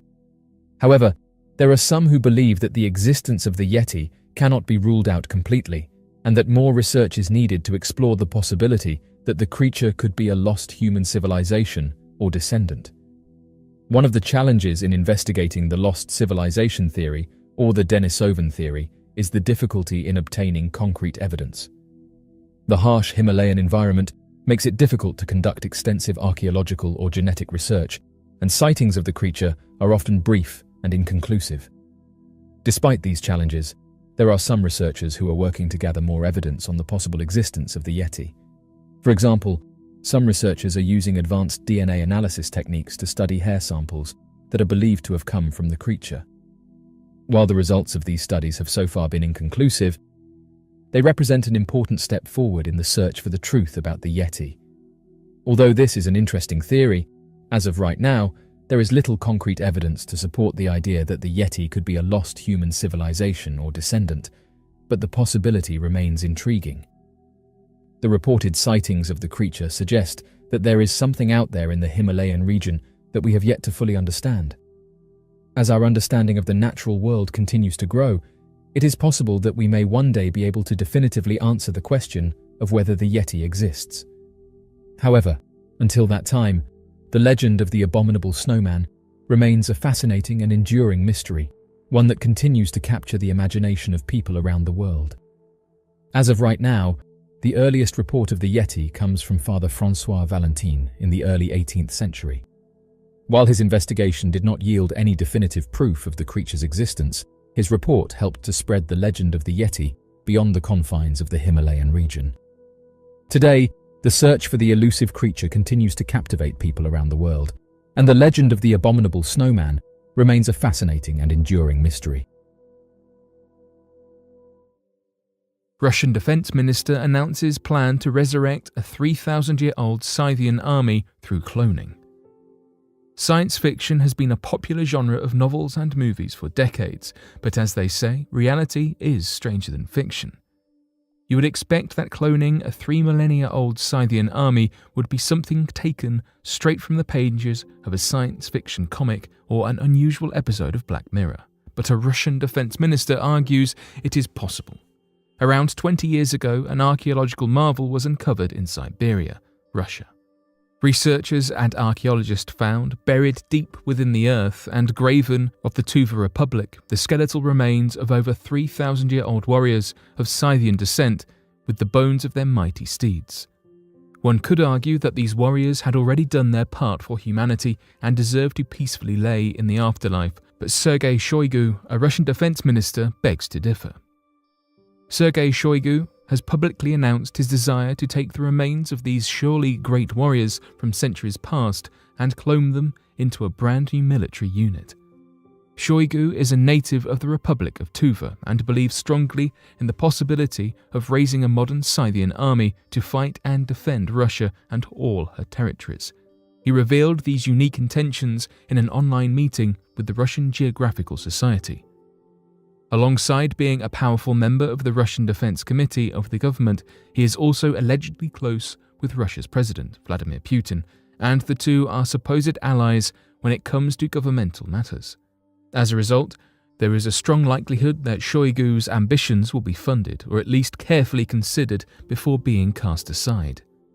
The Siberian permafrost allows for the preservation of DNA, which would make obtaining the Scythian DNA challenging but not impossible should they be able to find a chunk of surviving organic matter. For spiritual reasons, when the excavations of the Scythian warriors are planned, Shoigu has demanded that local shamans attend the excavations to appease the restless spirits of the Scythians and to try and gain their spiritual permission to clone them from the afterlife. It is believed by both Sergei Shoigu and many local people of the Tuva that otherwise the spirits of the warriors will be angered and rain terror on the living. If successful, Shoigu would be able to create an army of the living dead. However, some argue that the wild claims are not meant in true sincerity, but to play their role as a distraction that Russia recently sent out 100,000 of their soldiers to Ukraine's borders. When asked about how the excavations are going, Shoigu responded with, "We have conducted several expeditions there already. It is a big international expedition."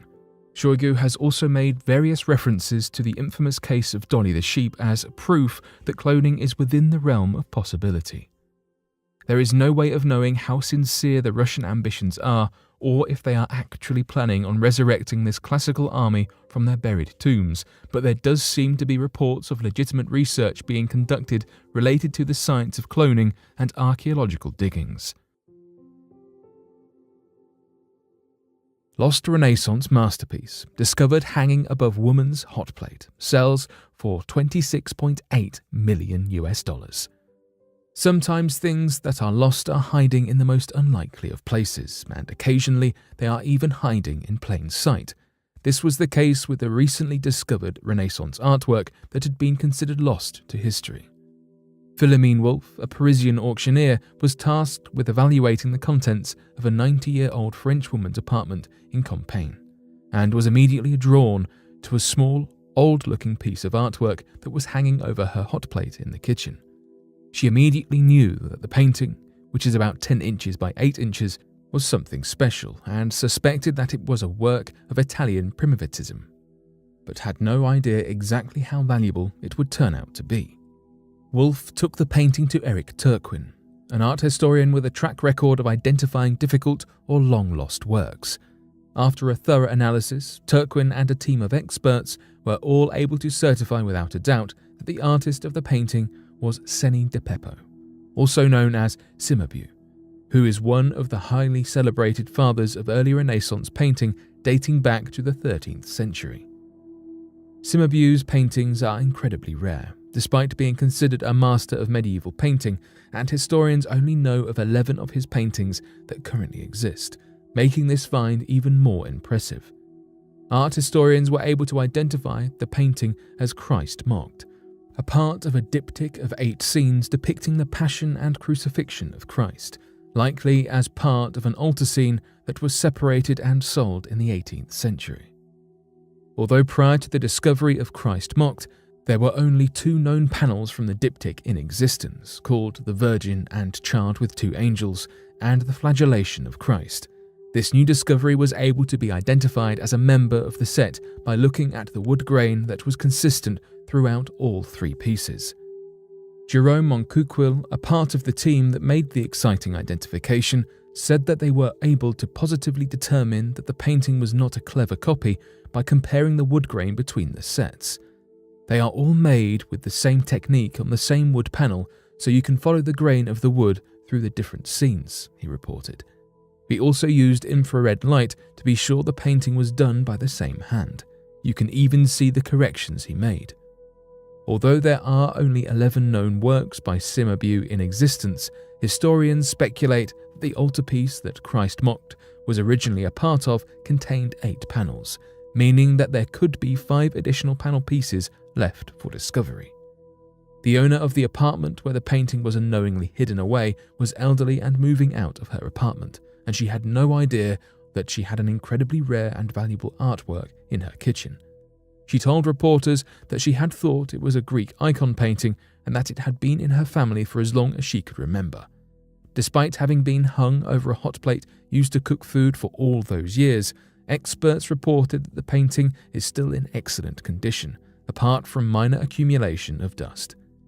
Considering the fact that the painting was made around the year 1280, it is truly impressive that it was able to remain in such good condition for all this time, and reminds us that you never know what might be lying in wait in some nondescript place for the right person to come along and uncover it.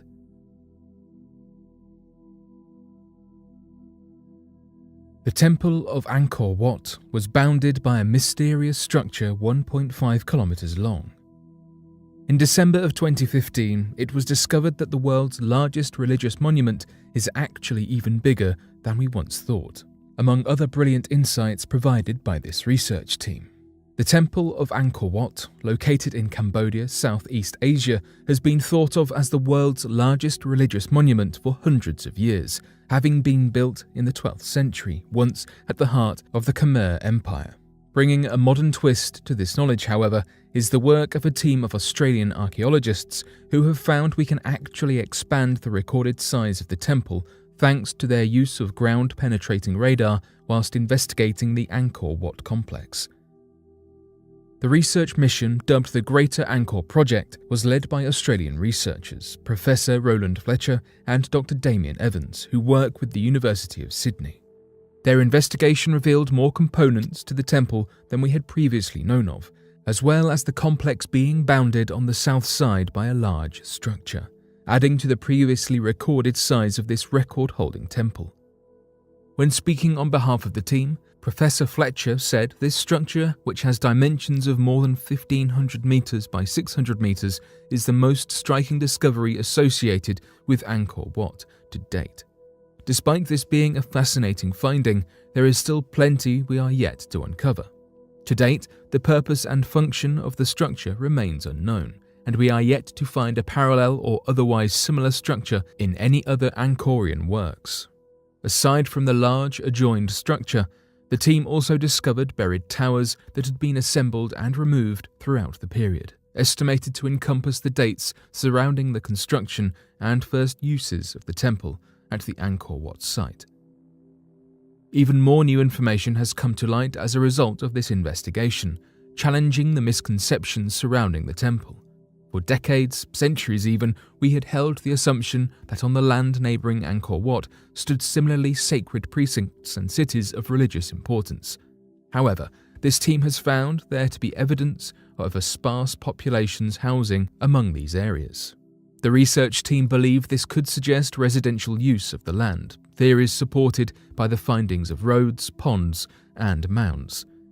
Current speculation says that these were all used by people working within the temple in positions of service, largely such as priests. Another fascinating revelation made courtesy of this project is the discovery of wooden structures having been created to secure and strengthen Angkor Wat. Archaeologists predict that these wooden structures have been implemented towards the more modern end of the temple's history, leading Dr. Fletcher to describe it as a possible last attempt at defense, an opinion expressed through his statement.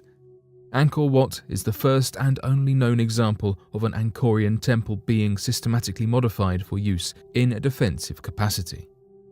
The placement of these defences on a more modern timeline, estimated between 1297 and 1585 AD, suggests that the addition of the defences could have been in an effort to resist the growing influence of the city Ayutthaya, a city nearby. Dr. Fletcher summarised with the concluding thoughts. Either data makes the defences of Angkor Wat one of the last major constructions at Angkor and is perhaps indicative of its end. This relatively recent insight into a temple so long out of use points to both the complexity of human civilization and the momentous discoveries that continue to lie ahead of us, and the abundance of new leads and information to have come from one research team is a true testament to their important work. Denisovan's DNA reveals mystery of human evolution. We have long had an interest in those that came before us, and while the Neanderthals are spoken of somewhat with frequency, the Denisovans were only found to have existed in 2008. This recent discovery of their ancient existence has led to many shifting details in our understanding of human evolution. They have made an appearance in our archaeological field and have left a trail of new research in their wake. Even following their finding in 2008, our timeline stood to be corrected, with us believing they existed just 50,000 years ago. As of 2015, however, we found that this number was far too limiting, and that, despite initial understandings, the Denisovans had been hanging around and walking the Earth for what could easily have been tens of thousands of years longer. This age correction was the result of speculations surrounding the true age of some fossils that were key in understanding this species. DNA from the species was tested, obtained from a tooth fossil found in a southwestern Siberian cave. From this tooth fossil, alongside the other somewhat limited data we have so far on this species, researchers have been able to conclude that the Denisovans were more accurately walking the Earth a staggering 110,000 years ago. The director and co-author of the study, Svante Parbo from the Planck Institute for Evolutionary Anthropology, said in an interview with CS Monitor, "We got the first glimpse of genetic variation in Denisovans, and it turns out they have quite a bit of variation, about as much as Neanderthals. The tooth fossils looked at were determined to be from two separate people, with one of them having been alive a significant length of time before the other. This was determined by the missing mutations within the genes, giving us further insight into where these specific genes may have come from. Despite some people's theories, the Neanderthals and Denisovans, whilst similar, are very distinct species. Their resemblance is incredible, with the differences between their species only being evident after very closely analysing the original fossils. This intense level of examination that is required is what allowed the Denisovans to go undetected for so long." A cryptid refers to an animal whose existence has not yet been substantiated by scientific evidence. However, it is worth noting that numerous accounts of cryptids have been documented over the years, coming from both intrepid explorers and ordinary individuals. In the past few years, there has been a notable increase in the number of reported sightings of enigmatic aerial creatures. However, like many encounters of this nature, these sightings tend to be fleeting, preventing individuals from thoroughly documenting the events and capturing photographic evidence. Nevertheless, there was an exception to this trend when an individual successfully managed to capture a photograph of a perplexing creature they encountered in Pennsylvania.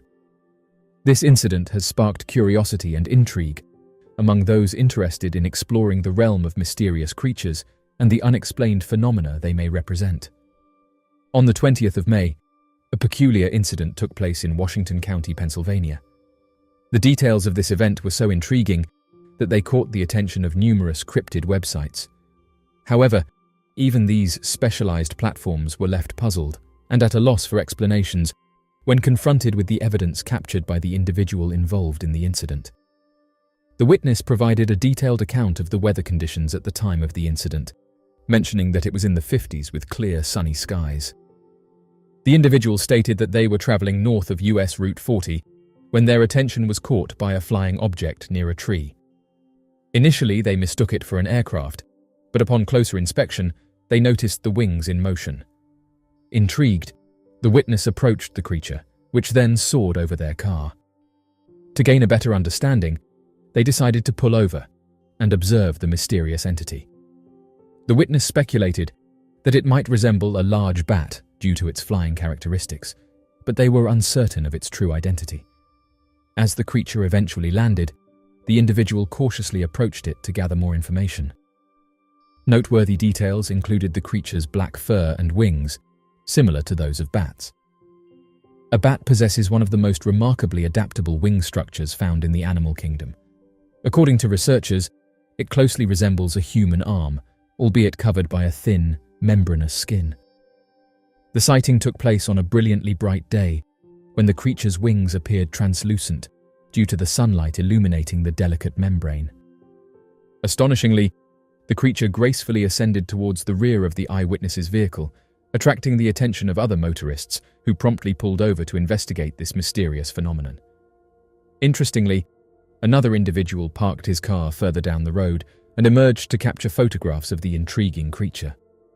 Both witnesses marveled at the creature's strength, noting how effortlessly it propelled itself 15 to 20 feet with just a single powerful flap of its wings. The individual proceeded to describe how the mysterious being extended its wingspan, stretching from one side of the road to the other, a staggering estimated length of 25 feet. An authentic photograph capturing the creature in the midst of the road serves as evidence. After a brief period, the witness reported that the creature gracefully ascended above the tree line. It is worth noting that the photographer fervently pursued the creature into the woods, only to realize the potential danger it posed. Aware of its immense strength, the witness promptly retreated, fearing that this extraordinary being had the capability to snatch a person if it desired. As of the present day, we are presented with one of the most vivid and remarkable visuals, capturing the essence of a flying cryptid. This creature's distinct form and posture defy any resemblance to that of a bat, making it clear that no known species aligns with its unique description and impressive size. Referred to by some as the Beast of Pennsylvania, this creature has captured the attention of locals who claim to have witnessed a variety of enigmatic airborne creatures in the vicinity over the years. However, this particular sighting stands out as it offers an unprecedented proximity to the mysterious entity. Notably, astute researchers specializing in cryptids have further scrutinized the image, revealing intriguing details, such as the creature's skeletal structure subtly visible through the thin wing membrane. This unprecedented glimpse provides invaluable insight into the enigma surrounding these elusive beings. Many experts propose an alternative hypothesis, suggesting that this enigmatic being may be linked to the numerous sightings of the Mothman reported throughout the United States. Recent investigations have sparked a surge of individuals who have come forward with fresh perspectives and theories regarding the nature of the Mothman and its possible origins. The intriguing aspect lies in the correlation between these peculiar encounters and the subsequent occurrence of imminent disasters. Consequently, a considerable number of people have begun to question whether the Mothman is not a supernatural entity, but rather a product of scientific advancements. This fascinating phenomenon has attracted extensive research and captivating discussions among scholars as they aim to shed light on the true essence of the Mothman. Enthusiasts argue that the sightings may be interpreted as a forewarning of impending calamities, rather than solely attributing them to the mystical realm. Currently, there remain individuals who maintain their belief in the existence of the mythical creature, with the additional backing of numerous accounts from eyewitnesses confirming the presence of a sizable aerial entity within the geographic confines of Pennsylvania. Cryptid researchers, experts in studying elusive and mythical creatures, have asserted that encounters with large flying beings are infrequent, yet recent accounts suggest a surge in reported sightings. Some researchers have suggested that the photograph could depict the mysterious bat squatch.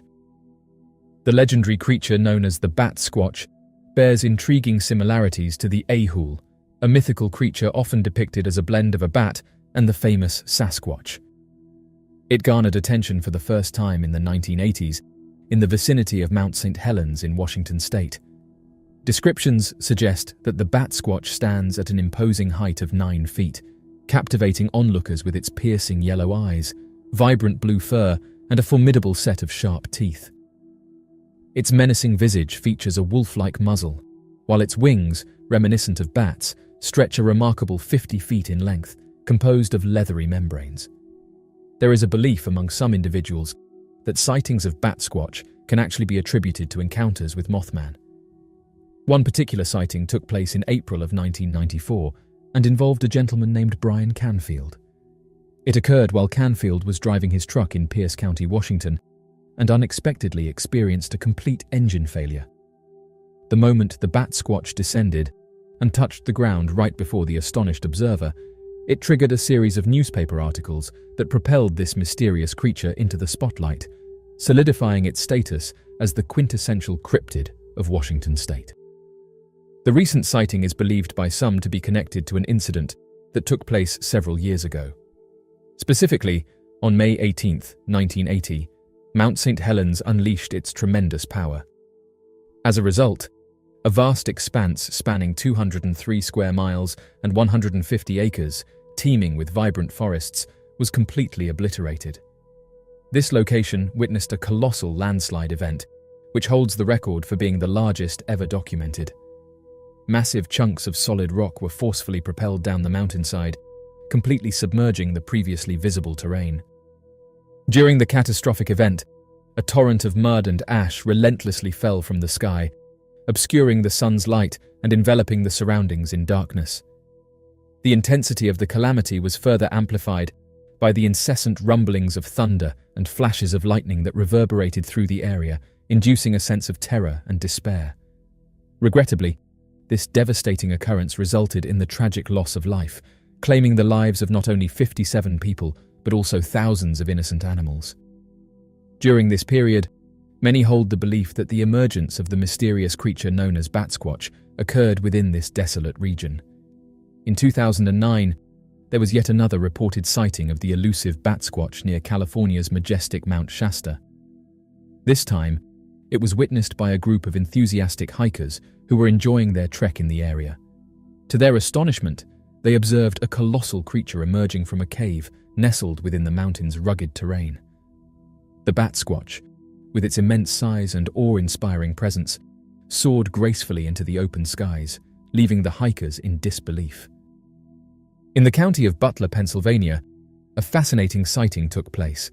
A magnificent Batsquatch creature, standing at an astonishing height of 8 feet, was observed in a rather peculiar posture, appearing to hunch over along the roadside.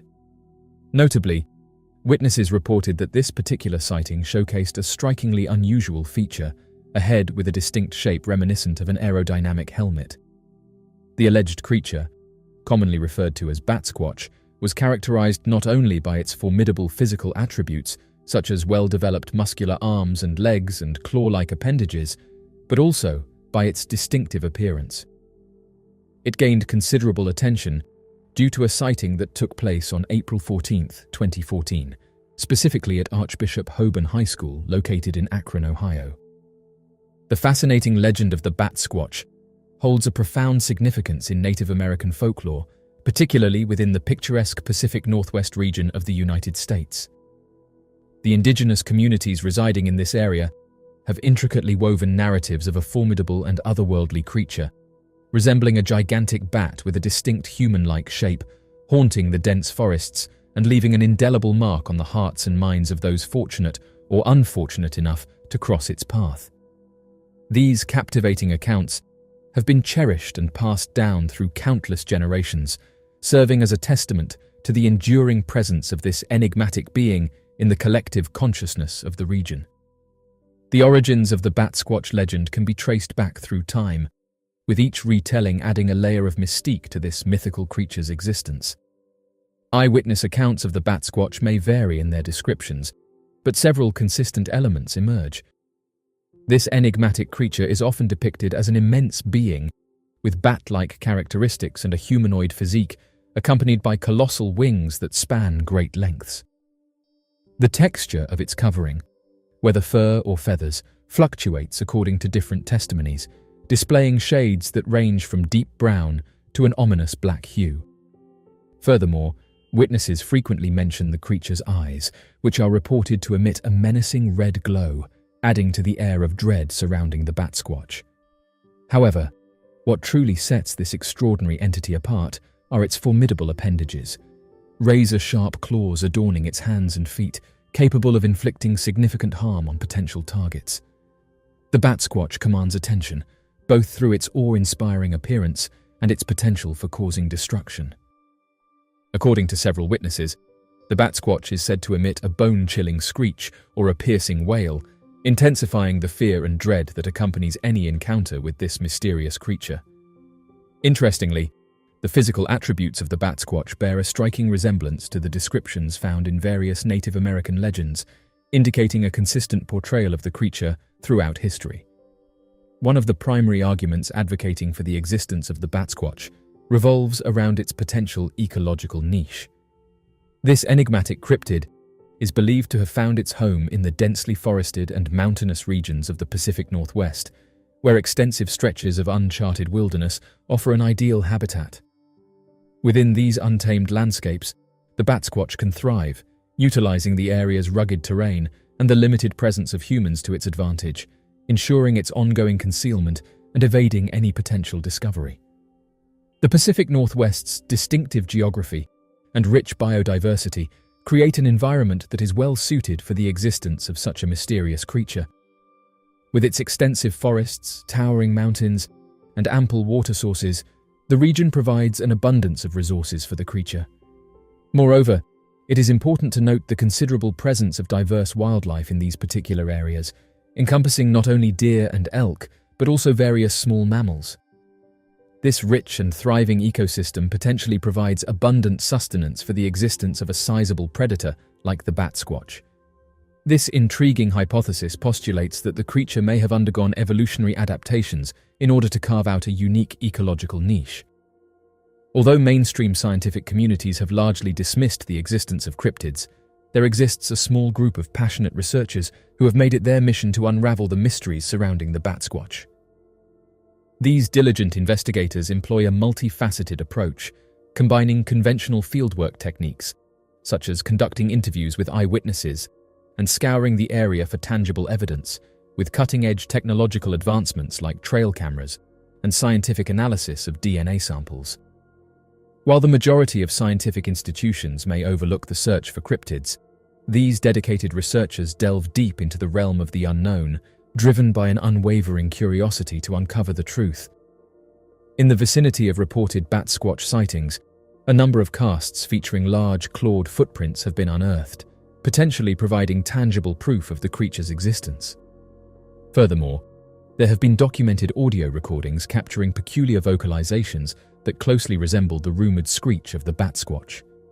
While these discoveries cannot be deemed conclusive, they contribute significantly to the ever-growing body of evidence that strongly suggests the Bat Squatch is more than just a figment of imagination or a mere legend. The presence of these footprints and eerie vocalizations opens up a realm of possibilities, prompting further exploration and investigation into the existence of this mysterious creature. The Bat Squatch, although intriguing, is not an isolated phenomenon in the realm of cryptids. Throughout the annals of history, there have been numerous instances where cryptid creatures were initially discredited as mere figments of imagination or deliberate deceptions, only to have their existence later confirmed by the meticulous scrutiny of scientific investigation. This fascinating pattern is evidenced by remarkable examples such as the coelacanth, an ancient fish presumed to have perished millions of years ago, but astonishingly rediscovered alive and thriving. These instances serve as compelling evidence of the dynamic nature of our knowledge about the natural world. They highlight how creatures that are presently classified as cryptids have the potential to transition into legitimate subjects of scientific study and factual acceptance in the future. The existence of the bat squatch, a creature yet to be substantiated by empirical evidence, should not be hastily dismissed. Instead, it warrants a thorough investigation with an open-minded approach and rigorous scientific scrutiny. Such an approach will ensure that we do justice to the possibility of its existence and contribute to the advancement of scientific understanding. As of right now, the intriguing legend of the bat squatch, an enigmatic and elusive creature characterized by its bat-like attributes, firmly ingrains itself within the rich folklore and eyewitness narratives originating from the captivating Pacific Northwest region. Despite the skepticism expressed by some, dismissing the bat squatch as a mere fabrication or series of hoaxes, a wealth of compelling evidence surfaces to lend support to the possibility of its existence. Delving deeper into the realm of the bat squatch, it becomes evident that its mystique is not grounded in baseless storytelling, but rather in a fascinating amalgamation of historical records, first-hand accounts from credible witnesses, and tangible scientific discoveries. During the Gemini 4 mission in June 1965, Brigadier General James McDivitt, who served in the United States Air Force, led the team as the commander. Aside from this notable assignment, he had been involved in various other missions as well. It was on this specific space journey that McDivitt encountered a remarkable sighting, leading him to express his experience in the following manner. The object in question possessed a clear and distinct form, resembling a cylindrical structure. It was predominantly white in color and featured an elongated appendage protruding from its side. This appendage, comparable to that of a beer can or a soda can, extended outward in a manner similar to a pencil or similar slender object. McDivitt had a strong suspicion that the object he observed was in close proximity to the spacecraft, yet he couldn't help but feel a sense of confusion. He said that he was faced with a perplexing situation where he couldn't ascertain whether the object before him was a tiny entity seen from up close or a colossal entity visible from a considerable distance. Unfortunately, there were no reference points or indicators to guide his judgment. Consequently, he found himself in a state of uncertainty regarding the actual size of the object. During that moment on the spacecraft, he said that there were 2 cameras that were floating in weightlessness. Sensing the urgency, he swiftly seized one camera and skillfully captured an image of the mysterious object that had caught their attention. Expanding on his proactive approach, he hastily secured the second camera and documented the scene, ensuring that they had a comprehensive record of the encounter.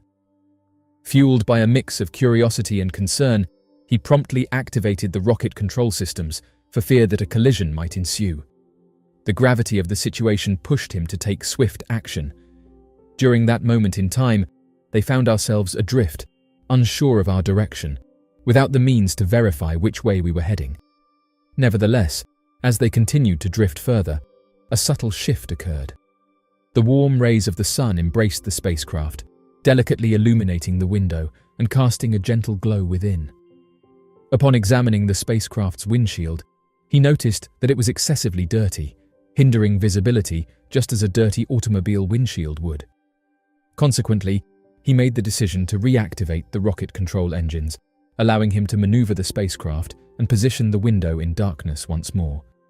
As a result of this action, the object that was previously observed had vanished entirely. Some individuals may opt for a conventional explanation, while others may assert that this constitutes compelling evidence of extraterrestrial existence. James McDivitt isn't the only astronaut to have a strange encounter.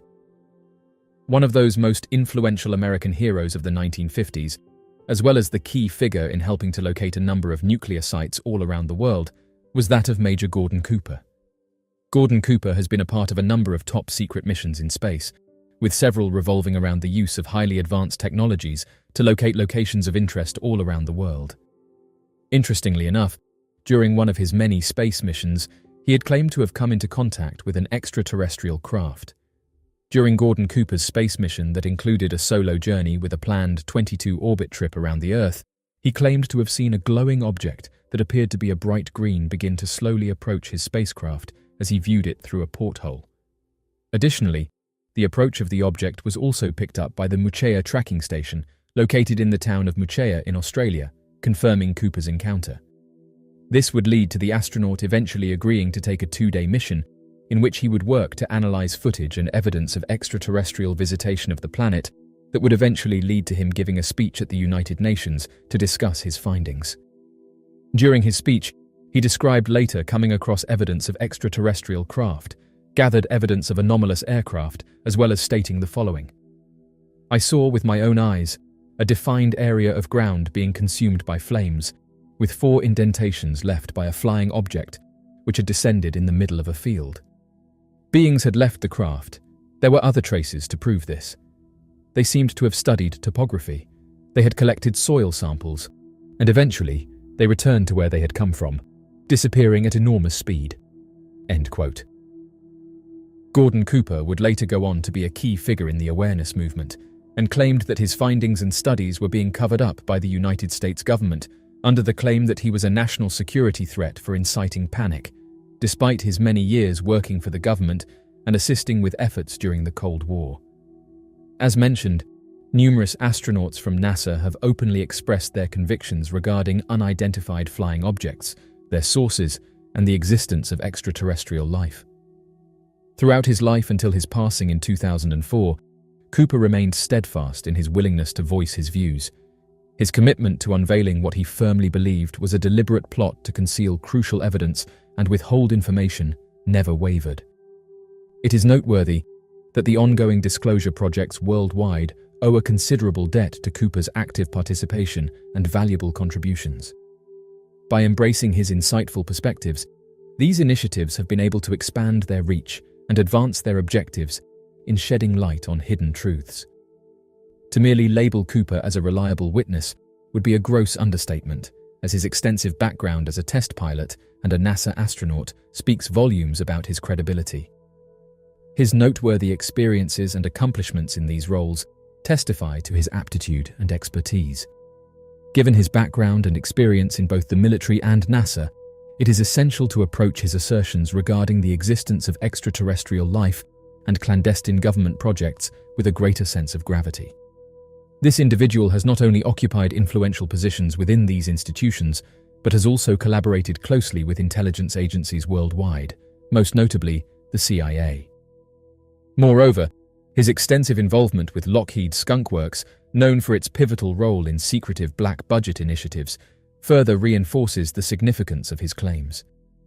The depth of his involvement in these organizations and his intimate knowledge of their inner workings warrant serious consideration of his statements.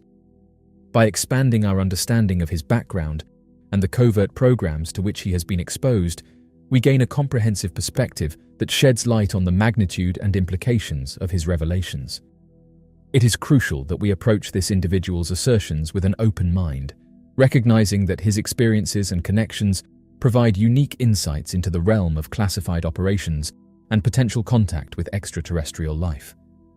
When considering the statements made by an accomplished figure like Gordon Cooper, it is important to question the motives of others who may be seeking attention or financial gain. It is only natural to wonder why someone who is widely regarded as being at the top of their profession would fabricate such extraordinary incidents. The depth of Cooper's expertise and experience suggests that he possesses unique insights into the inner workings of highly secretive environments. By delving deeper into this matter, we can gain a more comprehensive understanding of the potential reasons behind Cooper's claims and the implications they hold. Gordon Cooper, a highly acclaimed astronaut affiliated with NASA, has garnered numerous accolades for his extraordinary achievements. A testament to his prowess, he has accumulated an impressive record of spending an astounding 222 hours in the expanses of outer space. His list of accomplishments is both extensive and awe-inspiring. Notably, Cooper holds the distinction of being the first American astronaut to experience sleep in the unique environment of space. Additionally, his name is etched in history as the aviator who completed the longest recorded flight among the Mercury programs. Furthermore, Cooper's remarkable legacy includes the distinction of being the final American astronaut to embark on a solo mission that encompassed an entire orbit of the Earth. Through his exceptional feats and unwavering dedication, Cooper has solidified his place among the pioneers of space exploration. Despite having extensive experience working with NASA, Cooper's encounters with unidentified flying objects occurred exclusively during his tenure as a test pilot. One notable incident took place in 1951 when Cooper was stationed at a United States airbase in Germany as part of a project. While residing there, he witnessed peculiar aerial crafts traversing the skies, leaving him with a sense of astonishment and intrigue. This unique first-hand experience added depth to Cooper's already remarkable background and fueled his curiosity about the existence of extraterrestrial phenomena. During a series of consecutive nights, peculiar and futuristic-looking aircraft with a distinctive metallic, saucer-shaped design would manifest in the skies. Cooper, a seasoned observer of such phenomena, firmly believed that these crafts were not only controlled by intelligent beings, but also harbored doubts regarding their origin, suspecting that they did not originate from Earth. His extensive experience in encountering similar occurrences played a significant role in shaping his conviction. These unexplained aerial sightings left Cooper convinced that these unconventional vehicles were under the control of entities with advanced capabilities. One of his most widely recognized and extensively documented encounters occurred in 1957 within the state of California. During the extensive preparations for the upcoming rocket launch tests, scheduled for the 3rd of May in the year 1957, Cooper and his dedicated team were startled when an unidentified flying object descended and touched down at Edwards Air Force Base, located in the state of California. At a distance of around 50 yards from Cooper's team, there was a peculiar craft in the shape of a saucer that remained suspended in the air. Gradually, it started descending towards the ground. What was interesting about this craft were the 3 extensions resembling legs that protruded from its underside, aiding its gentle landing on the surface. After a brief period of time, the individuals comprising Cooper's team gradually approached this peculiar entity. As they advanced, it effortlessly floated upwards, soaring to great heights above them until it vanished from view. Throughout this astonishing spectacle, absolute silence emanated from the vessel, leaving the team perplexed and captivated by the enigmatic nature of the encounter. In accordance with the established procedures for handling such unusual sightings, Cooper carefully prepared the film, ensuring its preservation and integrity before dispatching it to the Pentagon, the designated authority for analysis and investigation. However, to his dismay, the film never found its way back into Cooper's possession. The below video showcases Cooper discussing the events that unfolded both in Germany and California. In the year 1978, Cooper took the initiative to address the United Nations in the form of an open letter, earnestly imploring them to disclose essential information to the general public. Additionally, he fervently advocated for the initiation of a dedicated undertaking aimed at establishing communication with extraterrestrial beings. Cooper emphasized his conviction that individuals from other planets were paying us visits beyond Earth's boundaries, indicating their highly developed technological capabilities surpassing ours. This notion supports the necessity for a well-orchestrated and highly coordinated initiative at the highest level to be set into motion. In his statement, he emphasized the importance of conducting scientific analysis on UFO encounters that have been reported worldwide. The objective behind this analysis is to enable humans to determine the most appropriate and amicable approach to interacting with these visitors. According to the given information, they emphasize the importance of humanity, demonstrating its capability to resolve conflicts through peaceful means instead of resorting to warfare. This requirement, highlighted by the speaker, is intriguingly reminiscent of the stance adopted by former Canadian Defence Minister Paul Hellyer. Notably, Hellyer, who holds one of the highest positions in the Canadian government, has publicly acknowledged the presence of extraterrestrial beings visiting our planet. This connection between the speaker's statement and Hellyer's perspective adds further depth and significance to the notion that humanity must showcase its ability to peacefully tackle challenges in order to be recognized as fully qualified members of the universal community. In his discourse, he proceeds to share his personal encounters with unidentified flying objects. Subsequently, he asserts that a majority of astronauts are exceedingly hesitant to broach the subject of UFOs, primarily due to the apprehension of individuals exploiting their names to promote fabricated UFO narratives.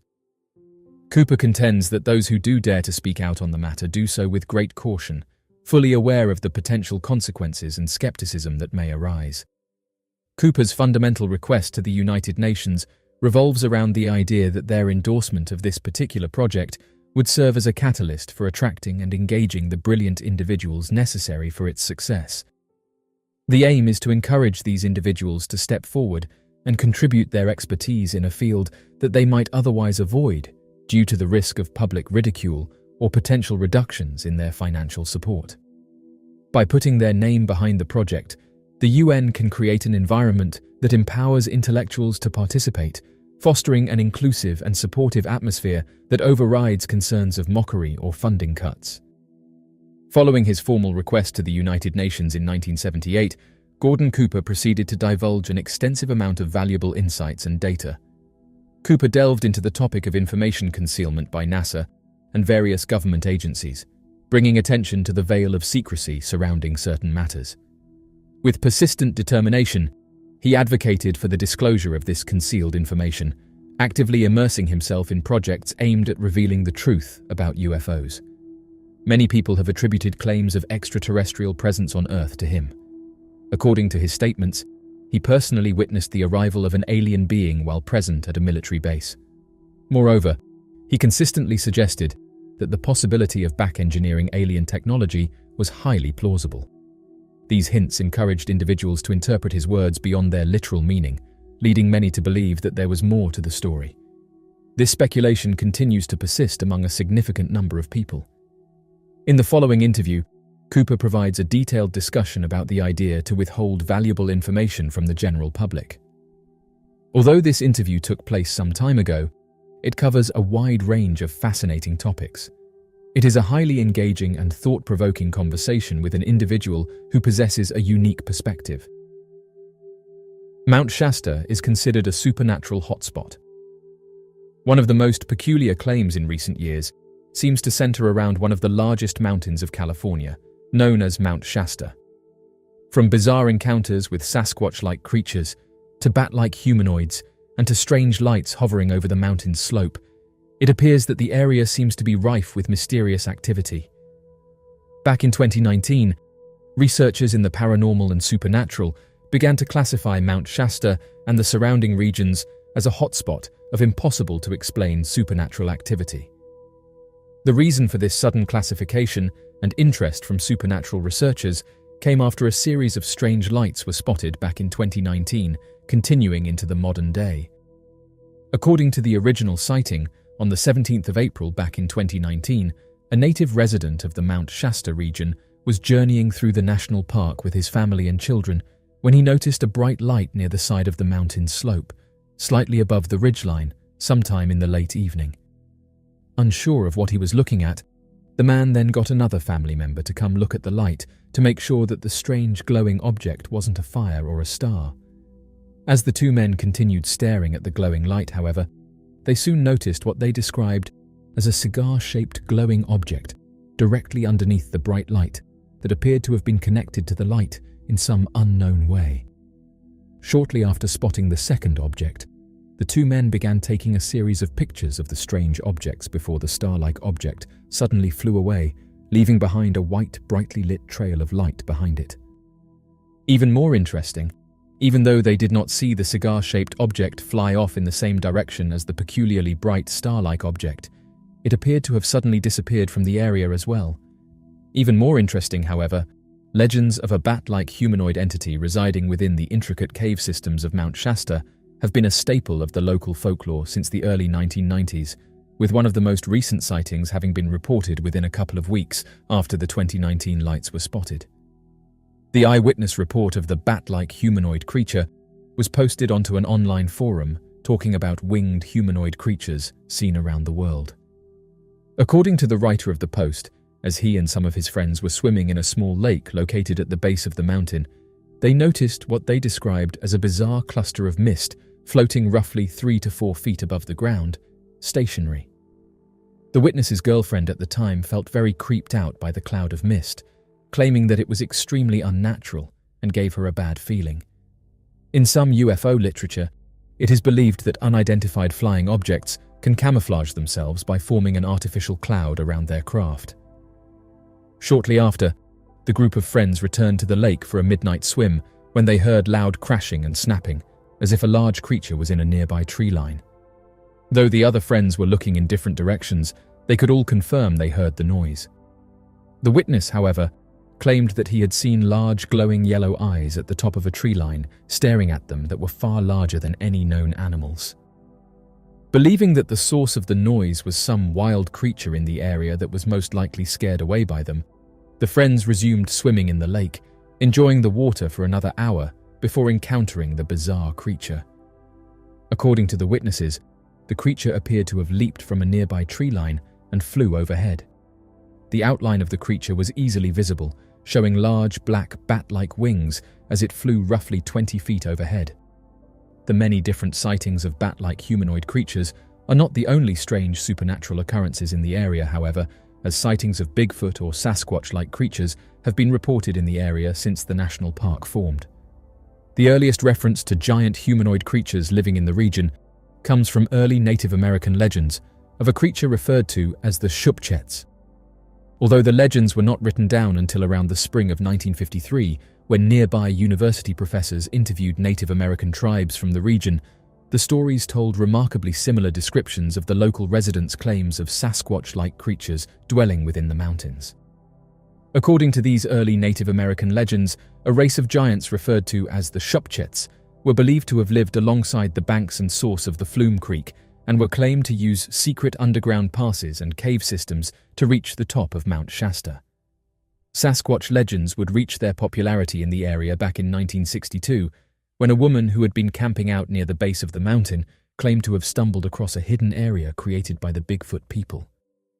In her bizarre claims, she described hiking around the mountain and finding what looked like primitive tents and makeshift huts from leaves, branches, and stripped bark. Within an area of tall, bundled grasses, the woman watched as a large Sasquatch creature appeared to give birth to a small, monkey-like creature.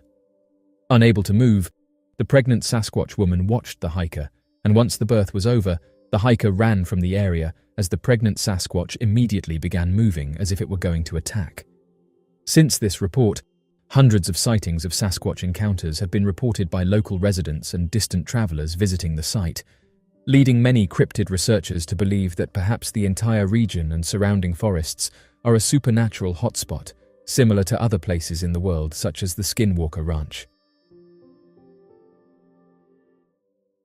The enigmas of the vast ocean have captivated humanity for ages, concealing numerous enigmatic wonders beneath their obscure and unexplored abysses. In this modern era driven by technological advancements, the ocean continues to amaze us with unexpected revelations.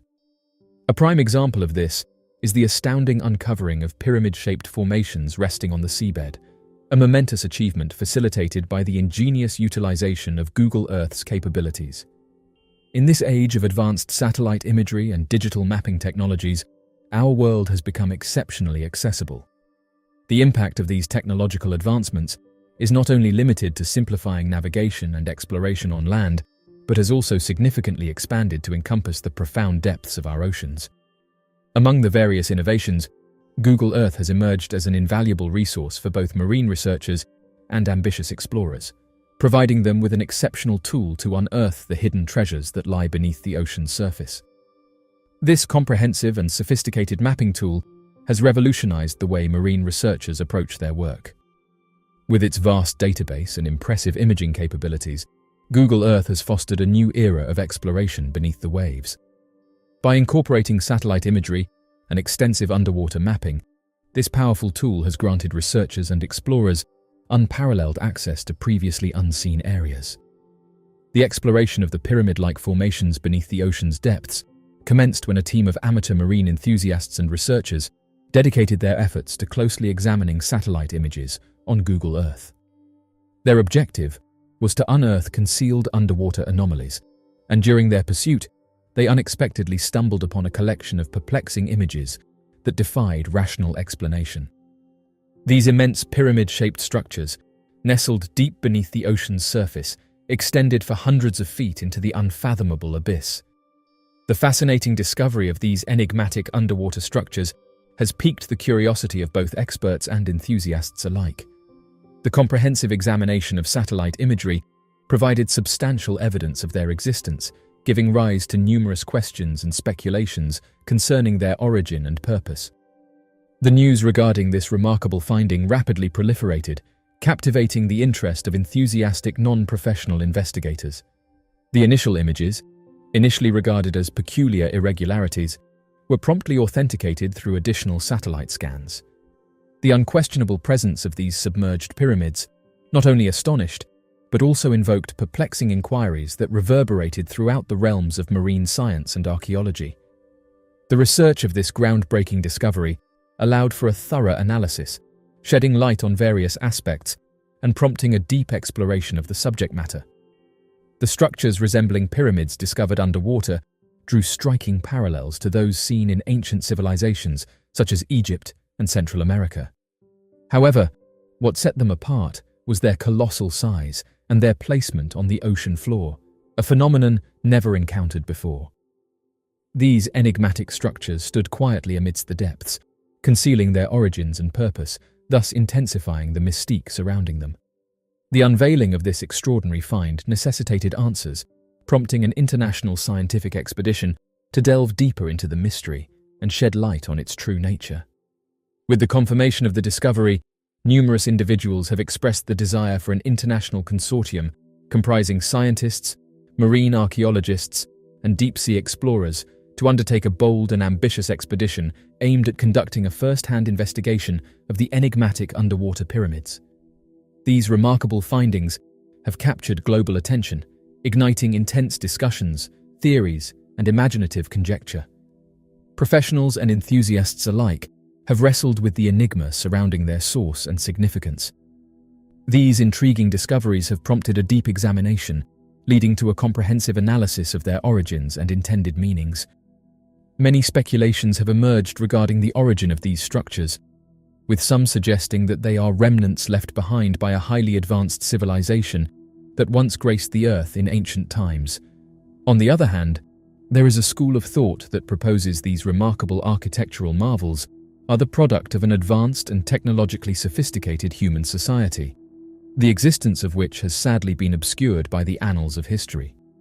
The recent revelation of pyramid-shaped formations found beneath the ocean surface, thanks to the utilization of Google Earth, marks a significant milestone in the realms of marine science and archaeology. These submerged pyramids present a captivating enigma that stretches the boundaries of our knowledge in the fields of history, civilization, and the profound mysteries hidden within the depths of our planet. As scientists continue to decipher the hieroglyphs, study the artifacts, and unlock the secrets held within, one thing remains clear: the enigma of the oceanic pyramids will captivate humanity for generations to come. The discovery serves as a testament to the boundless wonders of our planet and the limitless potential for uncovering the secrets that lie hidden beneath the waves. The exploration of ocean mysteries has always captivated our curiosity due to the immense expanse of uncharted territories they symbolize.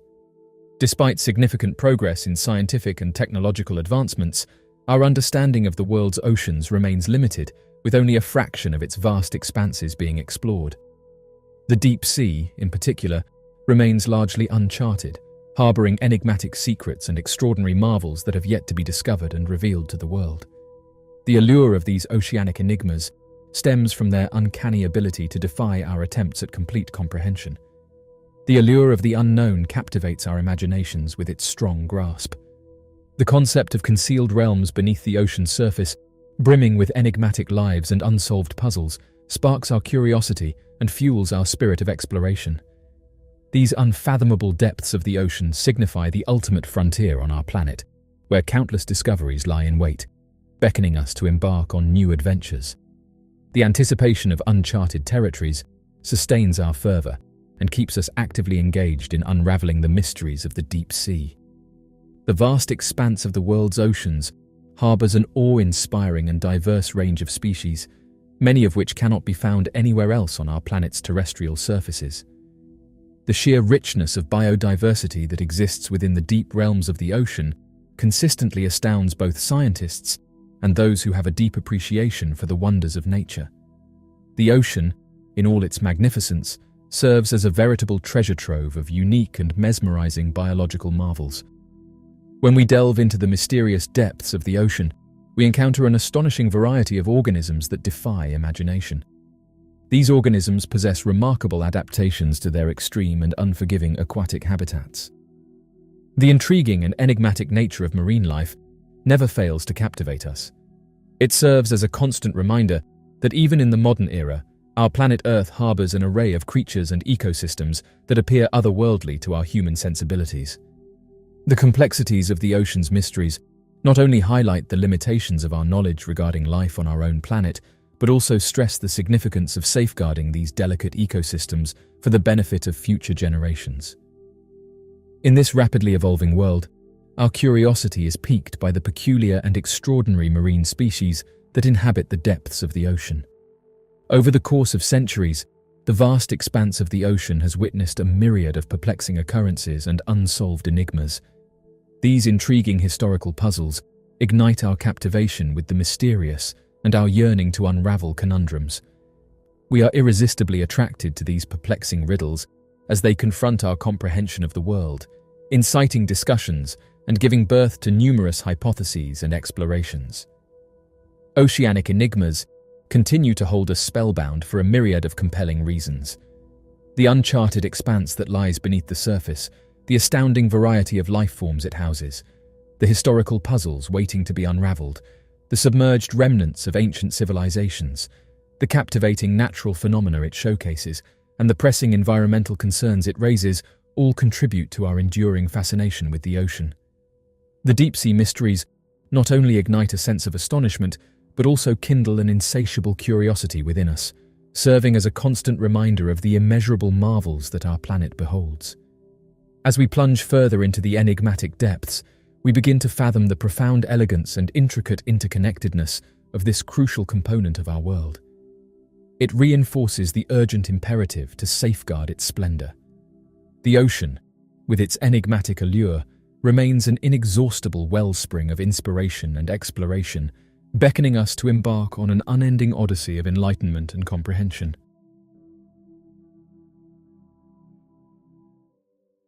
This man just posted an interesting photograph to Reddit, stating that they found a metal obelisk in the middle of the woods. The image has been liked tens of thousands of times and has been shared across social media, with people giving their opinions on what they think it is and how it got there. Interestingly, those who saw the image said that it could have been left over from the monolith craze that happened a few years back. In an era dominated by technological advancements and the free flow of information, the emergence of the enigmatic metallic monoliths captivated the entire world. Beginning in the latter part of 2020, these intriguing structures started appearing in remote and secluded locations across the globe, igniting a sense of wonder, curiosity, and a whirlwind of speculation. Standing as silent sentinels in disparate landscapes, from the deserts of Utah to the forests of Romania, these monoliths challenged our understanding of art, science, and the boundaries of human exploration. These enigmatic structures became a symbol of mystery and fascination, capturing the imagination of people worldwide. Their sudden appearance in such remote and unexplored areas left experts puzzled and eager to unravel their secrets. With their sleek metal exterior and minimalist design, the monoliths became a subject of great contemplation. The fascinating occurrence first came to light in November 2020, when a helicopter crew engaged in a routine wildlife survey stumbled upon an extraordinary sight in the secluded desert of southeastern Utah, USA. Emanating an enchanting aura, they came across an imposing 10-foot-tall metallic monolith glistening in the sunlight. This remarkable find seemed to have materialized out of thin air, reminiscent of science fiction tales and the enigmatic monolithic structures depicted in the iconic film 2001, A Space Odyssey.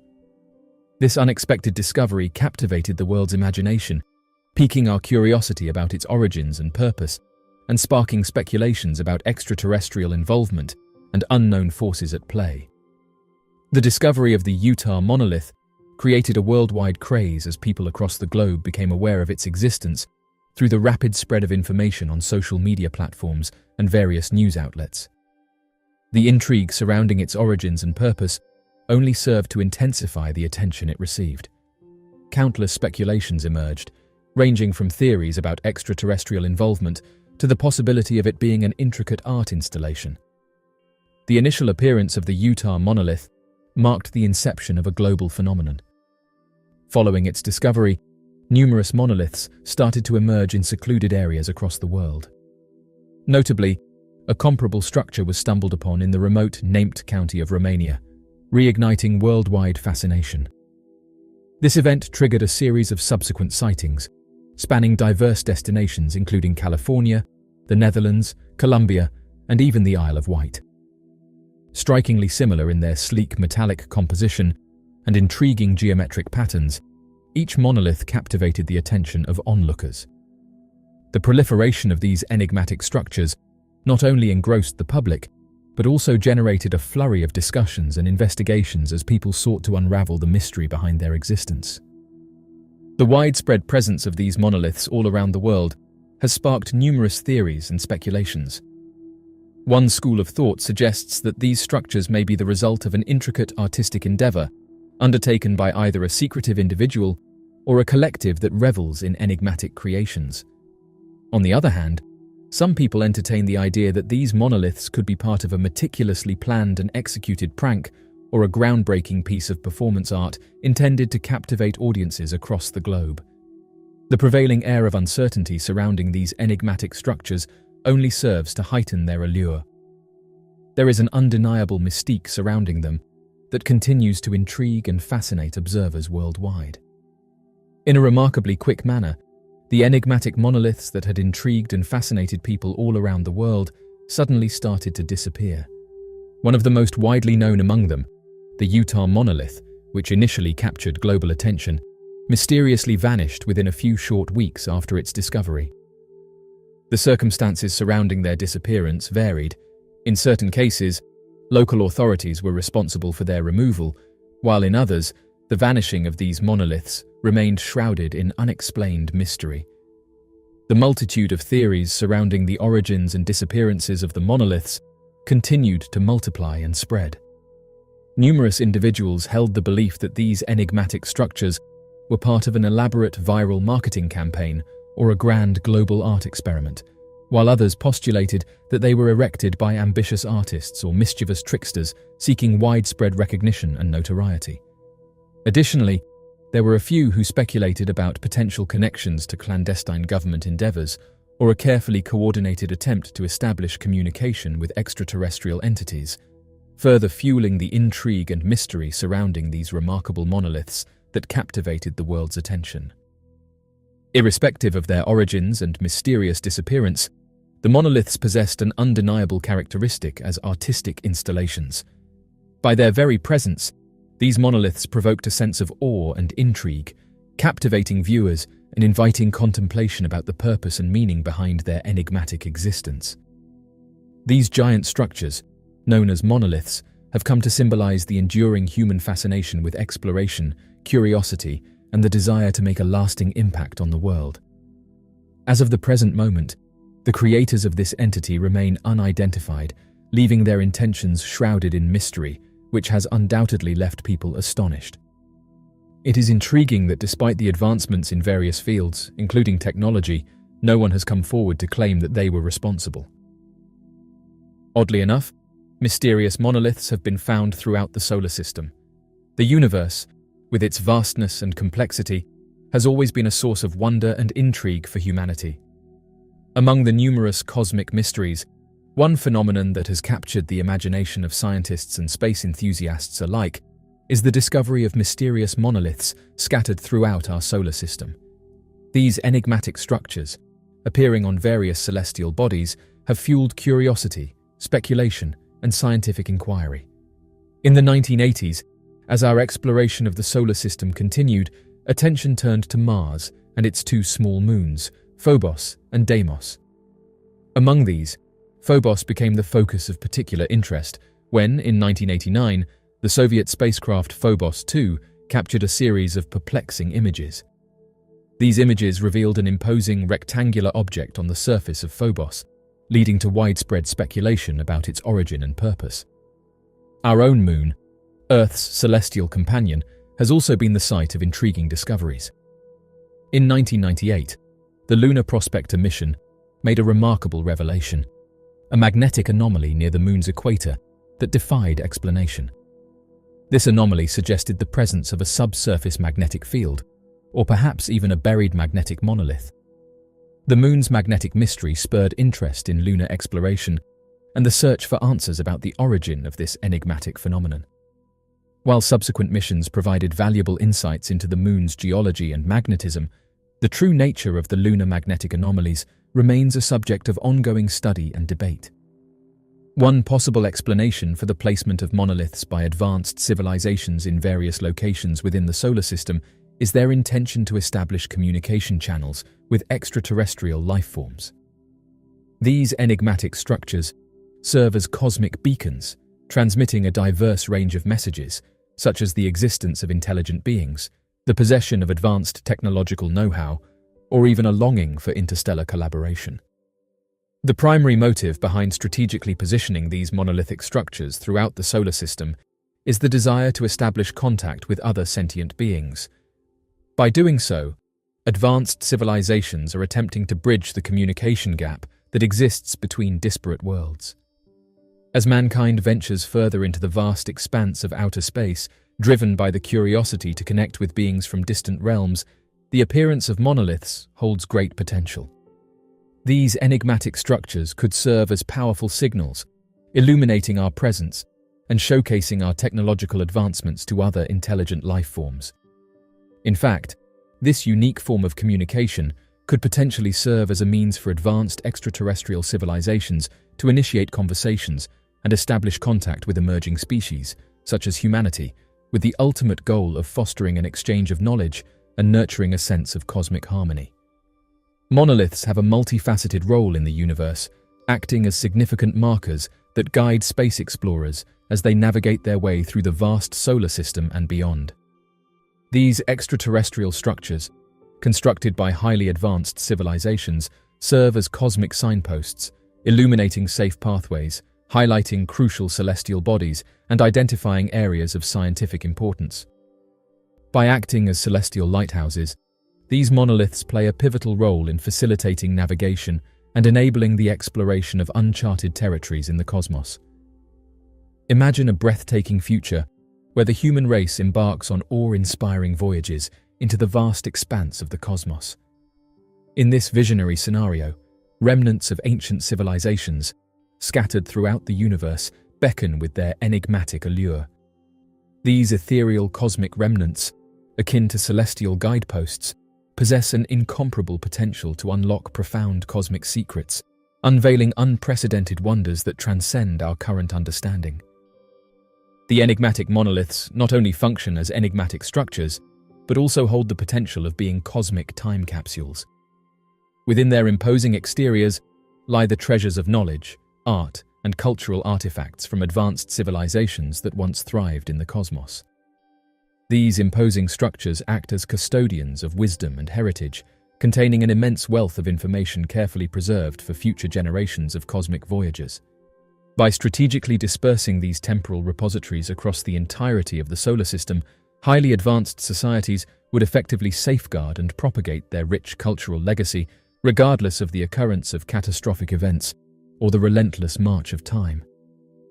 Subsequent generations of intrepid explorers and diligent scholars may eventually stumble upon these celestial troves, affording them a captivating window into the ethos and accomplishments of the enigmatic civilization that indelibly imprinted its mark upon the cosmos. Such an endeavor not only ensures the survival of this cultural heritage, but also enhances the likelihood of its unearthing for the benefit of future generations. Another fascinating avenue to consider is the potential utilization of the monoliths as cutting-edge tools for cosmic experimentation and scientific investigation.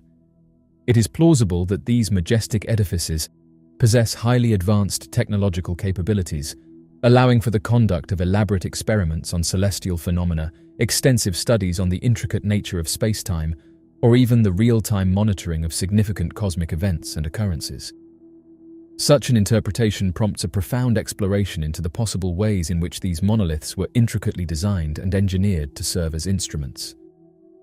By strategically dispersing these colossal structures, Throughout the entire expanse of the solar system, highly advanced societies have the remarkable ability to collect invaluable information from diverse cosmic surroundings, thereby propelling their comprehension of the intricacies of the universe to unprecedented heights. In essence, these awe-inspiring monuments evolve into ethereal laboratories, providing a conduit for civilizations to continually immerse themselves in groundbreaking experiments that transcend the boundaries of both time and space. Throughout the vast expanse of the solar system, it is believed that advanced civilizations may have strategically positioned monoliths for a profound purpose, as magnificent manifestations of cosmic art. These enigmatic structures serve as remarkable symbols of the aesthetic sensibilities and boundless creativity possessed by these extraterrestrial civilizations, surpassing the limitations of language and cultural barriers. The mesmerizing structures of the monoliths, with their precise geometrical formations, intricate designs, and polished exteriors, possess a profound symbolism that goes beyond mere physicality. These enigmatic artifacts may be perceived as an embodiment of cosmic artistry, serving as a testament to the belief that the expansive cosmos serves as a boundless canvas for imaginative expression.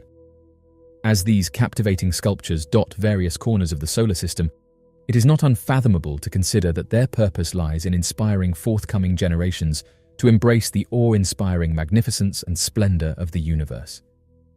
The idea of highly developed civilizations strategically positioning monolithic structures across our entire solar system, although speculative in nature, sparks our curiosity and leads us to contemplate the immense potential and enigmatic nature of the cosmos. Whether these monoliths were intended as a means of cosmic communication, markers to guide us, time capsules carrying knowledge of the ages, scientific tools aiding our understanding, or simply artistic expressions, they serve as tangible evidence of the profound connection between intelligent beings and the vast expanse of the universe. While concrete evidence of the existence of these enigmatic structures remains elusive, the mere notion of their presence stands as a testament to the insatiable curiosity and limitless imagination that defines humanity.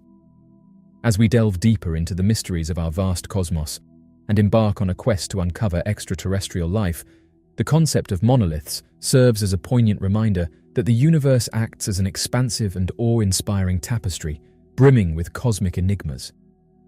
With every new astronomical discovery, the intricate secrets of the cosmos unravel, granting those intrepid enough to venture forth a glimpse into the unfathomable wonders that lie beyond our earthly realm.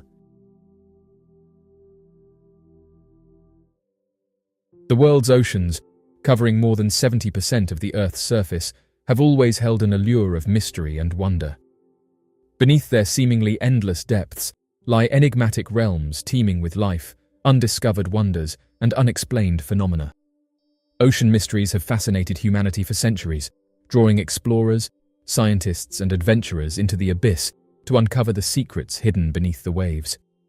From ancient legends of sea monsters to modern scientific marvels, the mysteries of the ocean continue to captivate our imaginations and challenge our understanding of the planet's last great frontier. One fisherman recently shared a mysterious photograph after encountering a humanoid. It was a moonless night in the Indonesian archipelago, and the sea stretched out like an endless expanse of darkness. The only illumination came from the distant stars that flickered in the inky sky. In the heart of this mysterious realm, a lone fisherman named Surya embarked on a nightly voyage, guided by the timeless rhythm of the ocean. Surya described himself as a weathered man, but one that was very familiar with the water, stating that he had spent countless decades fishing throughout the area. Every night, he set out on his small fishing boat, hoping for a bountiful catch that would provide for his family in the coastal village of Labuan Bajo. But on this particular night, he was destined for an encounter that would defy all his expectations. As the hours passed and the dark veil of night enveloped the waters, Surya's boat gently rocked with the rhythm of the waves. He said that he cast his nets into the depths below, hoping that the sea would be generous tonight. Suddenly, a strange, haunting noise echoed through the night, describing it as sounding like a scream. He strained his eyes to see what could be causing the eerie sound, and he was able to see a mysterious figure in the water.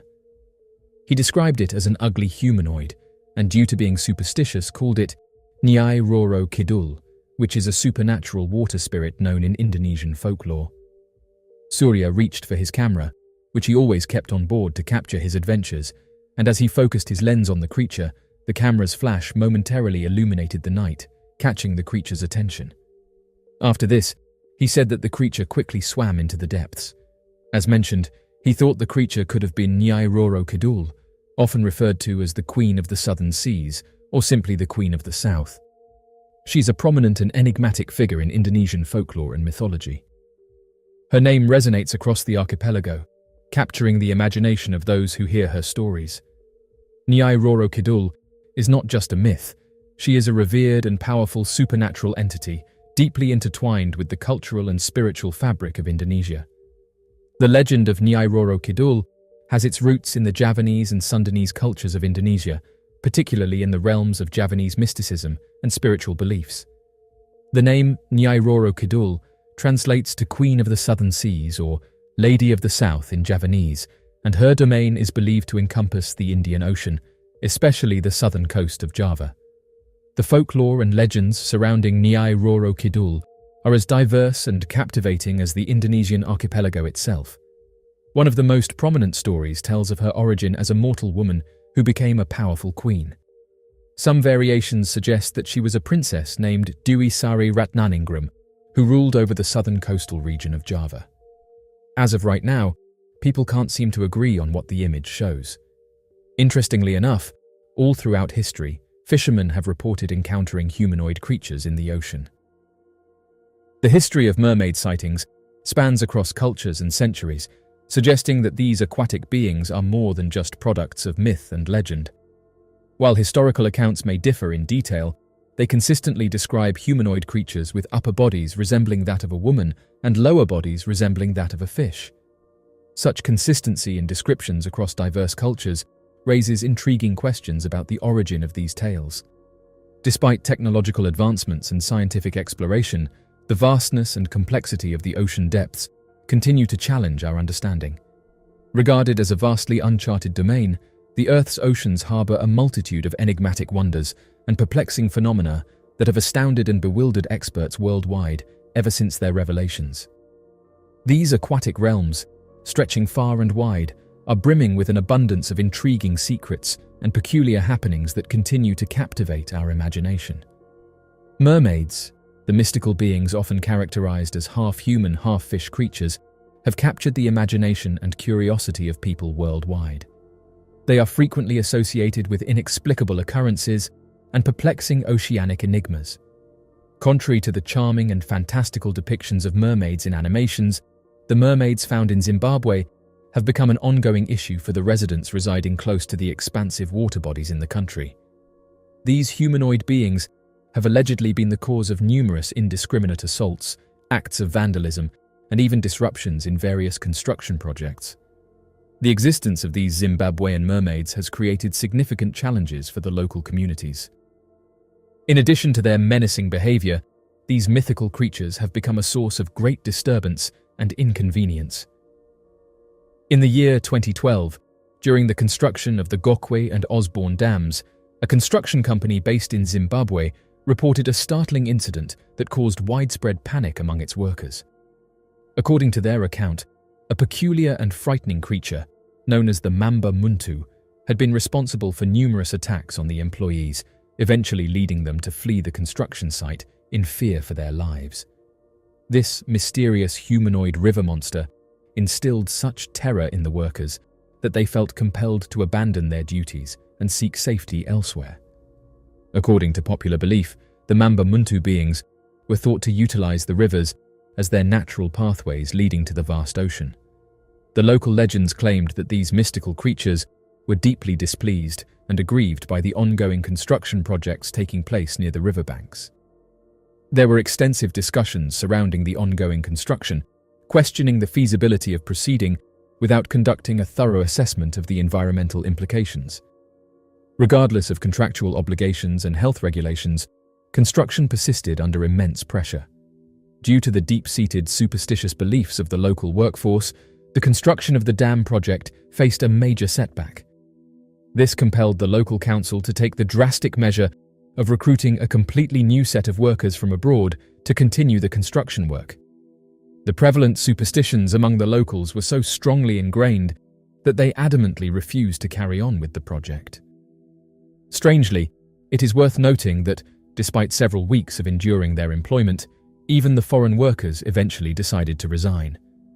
Their reason for leaving was their assertion that they had encountered aggressive sea creatures with human-like characteristics while working near the river. In order to pacify these peculiar beings, the council found themselves compelled to conduct elaborate purification ceremonies and present offerings to the creatures, ensuring a smooth continuation of the construction process without encountering any subsequent problems. These mystifying entities demanded utmost attention and respect, necessitating the council's thorough engagement in rituals that cleanse and purify the surroundings.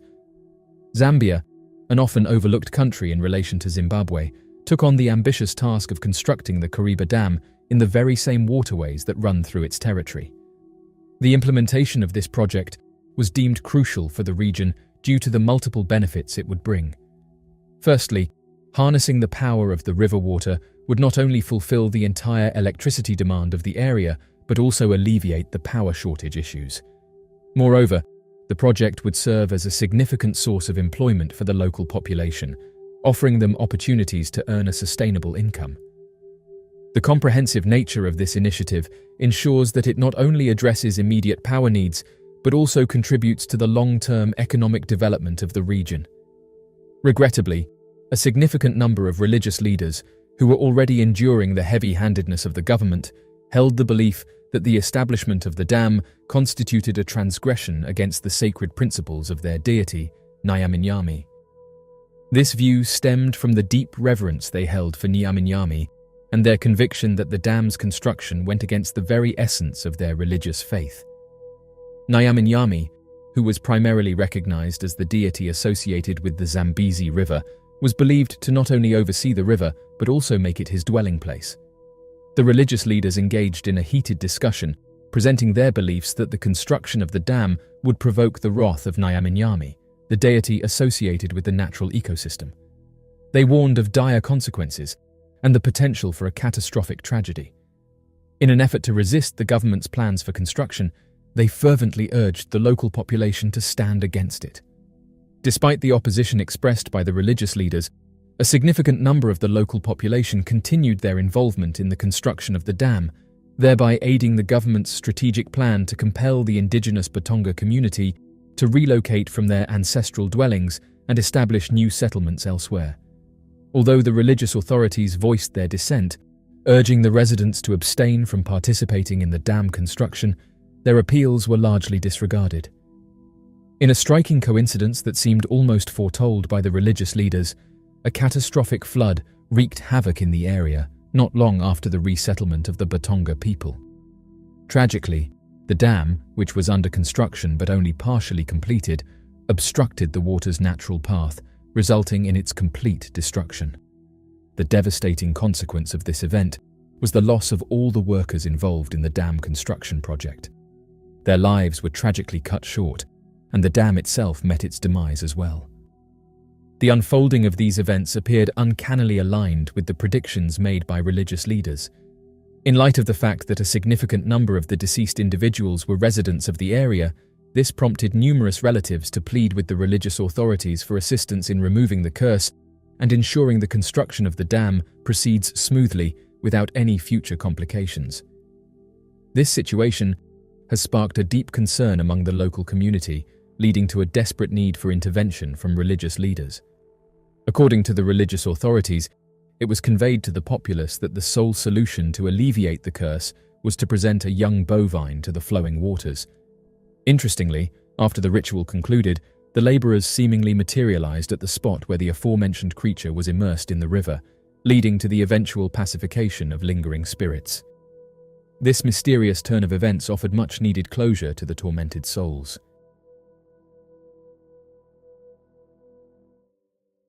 In a small, picturesque French town, nestled among the rolling vineyards of southwestern France, a tranquil evening was about to be disrupted by an extraordinary sighting. This user on social media captured a mysterious event on camera. Armed with his camera, He patiently awaited the perfect moment to capture the sun's descent into the horizon. But as he gazed through his camera's viewfinder, he noticed something unusual in the frame. 3 large, luminous orbs hung suspended in the sky just above the horizon. Their radiant orange glow contrasted starkly against the darkening evening sky.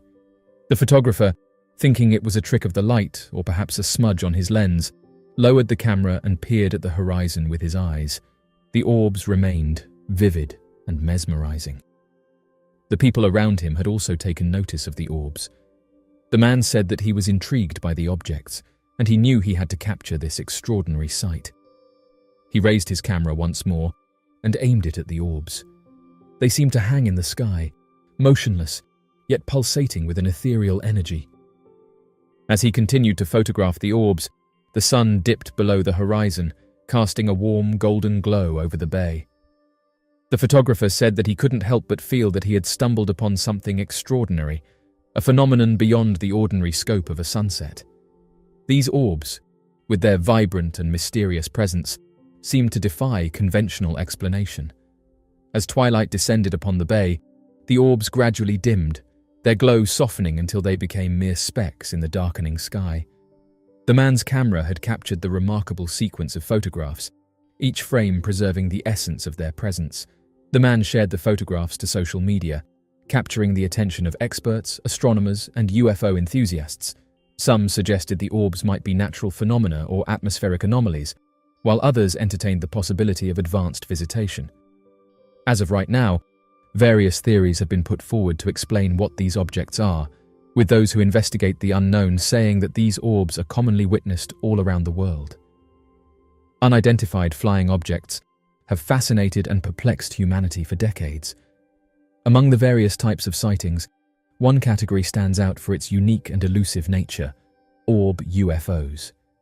These mysterious, glowing spheres of light have been witnessed in the skies all over the world, sparking debates, theories, and a sense of wonder among both skeptics and believers. Orb unidentified objects are characterized by their spherical or circular shape and their tendency to emit light, often brightly glowing in various colors.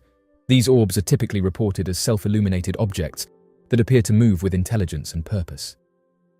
Unlike conventional aircraft, they lack wings, fuselage, or visible propulsion systems, adding to their enigmatic nature. Orb sightings have occurred all over the world, with accounts dating back centuries. These sightings range from isolated eyewitness reports to multiple witnesses, observing the same phenomenon simultaneously. Over the years, a number of mysterious orb-shaped objects have been witnessed. In the quiet countryside of rural England, nestled amidst rolling hills, and hidden away from the bustling cities, lay a series of secretive military bases. These bases, cloaked in mystery and surrounded by tight security, were known for their role in safeguarding the nation's defense secrets. Little did anyone know that above the tranquil English countryside, a remarkable phenomenon was about to unfold. The first reports came in from RAF Lakenheath, a Royal Air Force base in Suffolk. On a clear summer night, a squadron of fighter pilots was conducting routine training exercises. As they soared through the night sky, they noticed a series of unusual luminous orbs dancing above the base. The orbs, glowing with an ethereal radiance, seemed to move with an intelligence that defied explanation. At first, the pilots believed they were witnessing a secret military exercise. However, as they radioed their base, they received a perplexing response. No authorized exercises were taking place in the area. The mystery deepened as the orbs continued to dart and weave, executing maneuvers beyond the capabilities of any known aircraft. Word of the encounter quickly spread among the base personnel, and soon the entire RAF Lakenheath was abuzz with speculation. The military, faced with a situation they couldn't readily explain, initiated an internal investigation.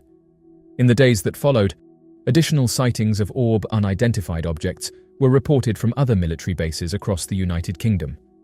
RAF Bentwaters, another Suffolk-based airfield, experienced similar encounters. RAF Cosford in Shropshire and RAF Shawbury in Shropshire also reported sightings of the mysterious orbs. The orb unidentified objects, it seemed, had an uncanny affinity for military installations. They would appear above the bases, often hovering silently for hours, before suddenly accelerating and vanishing into the night sky. Radar operators were perplexed by the object's ability to appear and disappear without a trace. As news of these sightings reached the public, speculation ran wild. Enthusiasts who researched the unknown proposed theories ranging from secret military technology to advanced visitations. Media outlets scrambled to cover the story, while government officials and military authorities remained tight-lipped. Within the military, a team of experts was assembled to investigate the phenomenon. They reviewed radar data, interviewed witnesses, and conducted exhaustive analyses. However, the elusive nature of the orbs and the lack of any conclusive evidence left them with more questions than answers. Then, a breakthrough occurred during a routine radar analysis. An astute radar technician noticed a pattern in the orbs' appearances. They seemed to favor certain locations and timeframes, appearing above the bases on specific nights, often during training exercises or when certain equipment was operational. This discovery led to a daring experiment. Military commanders decided to coordinate a night where multiple bases across the UK would engage in training exercises while deploying certain equipment simultaneously. The hope was that the orbs would appear once more, providing an opportunity to observe and track their movements. As the night of the coordinated exercises arrived, anticipation ran high among military personnel. The sky was clear and the bases were buzzing with activity. As the designated time approached, radar operators scanned the skies and fighter pilots soared into the dark expanse. Then, it happened. Above RAF Lakenheath, RAF Bentwaters, RAF Cosford, and RAF Shawbury, the orbs appeared once more. This time, they seemed more numerous, forming intricate patterns in the night sky. Radar operators tracked their movements as they circled above the bases. As the orbs executed their maneuvers, a sense of awe and wonder filled the military personnel. These objects, with their graceful and intelligent movements, were unlike anything they had ever encountered. There was a palpable sense that they were witnessing something extraordinary. Despite the thorough observations and data collected that night, the orbs eventually departed, vanishing into the vastness of the night sky. The military's investigation yielded no definitive answers, and the phenomenon remained shrouded in mystery. Another interesting account is that of unidentified orbs observed out in the ocean. In the vast expanse of the world's oceans, where the horizon meets the infinite blue, the crew of the USS Orion sailed through calm waters under a starlit sky. As part of a routine naval exercise, the ship's crew conducted their nightly duties, their thoughts drifting toward home and loved ones waiting on distant shores. Lieutenant Commander Mitchell, a seasoned officer with a passion for stargazing, stood on the ship's deck, peering through her binoculars at the night sky. As she scanned the heavens, her gaze was drawn to an unexpected sight. Above the USS Orion, a cluster of luminous orbs hung in the night sky. They glowed with an otherworldly radiance, their movements graceful and deliberate. She blinked in disbelief, convinced that her eyes were playing tricks on her. She lowered her binoculars and stared at the orbs with her eyes. They remained, hovering silently above the ship, casting an eerie yet mesmerizing glow. Word of the sighting quickly spread among the crew, and soon, sailors and officers alike gathered on the deck to witness the phenomenon. Their expressions ranged from awe to disbelief as they stared at the orbs, which seemed to defy the laws of physics. As they watched, the orbs began to move, executing maneuvers that defied any conventional explanation. They glided through the night sky with precision, shifting from formation to formation as if engaged in a complex dance. The USS Orion's radar systems picked up the objects, confirming their presence. Lieutenant Commander Mitchell, her curiosity piqued, couldn't help but feel that these orbs were unlike anything she had ever encountered. They weren't part of any known naval exercise, and their intelligent movements suggested a level of control beyond human capabilities. The sighting above the USS Orion was not an isolated incident. Similar reports began to emerge from other Navy ships patrolling the world's oceans. From the Atlantic to the Pacific, from the Mediterranean to the Indian Ocean, naval personnel witnessed orb UFOs hovering above their vessels. The orbs seemed to have a particular affinity for Navy ships engaged in sensitive operations. On more than one occasion, they appeared above aircraft carriers and submarines during exercises or deployments. They would linger for hours before vanishing into the night sky. Rumors and speculation ran rampant among the sailors. Some believed the orbs were a secret military project, while others entertained the notion of extraterrestrial visitations. The absence of a definitive explanation only fueled the intrigue. Within the Navy, a team of experts was assembled to investigate the phenomenon. They reviewed radar data, interviewed witnesses, and analyzed the orb's flight patterns. However, the elusive nature of the objects and the lack of concrete evidence left them with more questions than answers. As the sightings continued, crew members stood ready on deck, their eyes fixed on the night sky as they executed maneuvers and deployed equipment. Radar operators closely monitored their screens. Then, as if on cue, the orbs appeared. Above the Navy ships, they glowed with a radiant intensity, casting a surreal glow on the water below. As the ships executed their maneuvers, the orbs seemed to respond in kind, maintaining their presence above the vessels. The coordinated effort provided a wealth of data and observations. The orbs' movements were tracked and recorded, and their interactions with the ships were carefully documented. Yet, despite the meticulous observations, their origin and purpose remained elusive. In the years that followed, the phenomenon of orb UFOs above Navy ships persisted, defying explanation and captivating the imaginations of those who witnessed them. They became a part of naval lore, a reminder that even in the depths of the ocean, there existed mysteries that transcended human understanding.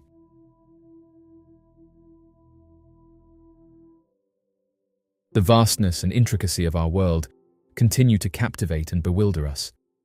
With each passing day, we are confronted with astonishing discoveries that serve as a constant reminder of how much more there is to learn about our surroundings.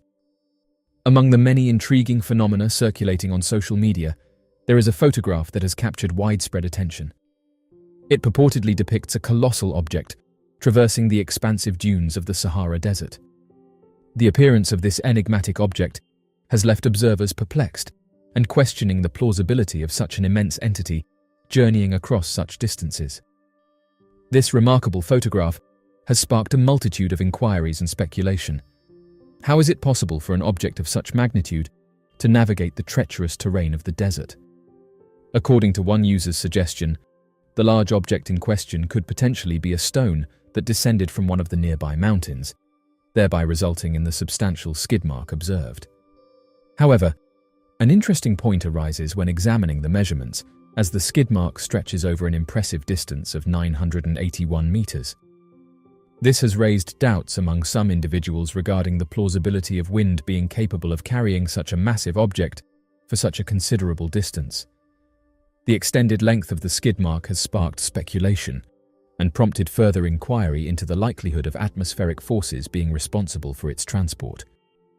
In response to the user's comment, another individual expressed their curiosity about the origin of the object, suggesting the possibility that it may have come from outer space. The observer further speculated that the object in question could potentially be a meteorite, and the visible trail behind it could be attributed to the impact of the object colliding with the ground. This insightful observation leads one to contemplate the fascinating concept of extraterrestrial bodies entering our planet. The notion that this idea is not entirely implausible gains credibility when considering that one of the most ancient meteorites ever unearthed was discovered in the vast expanse of the Sahara Desert.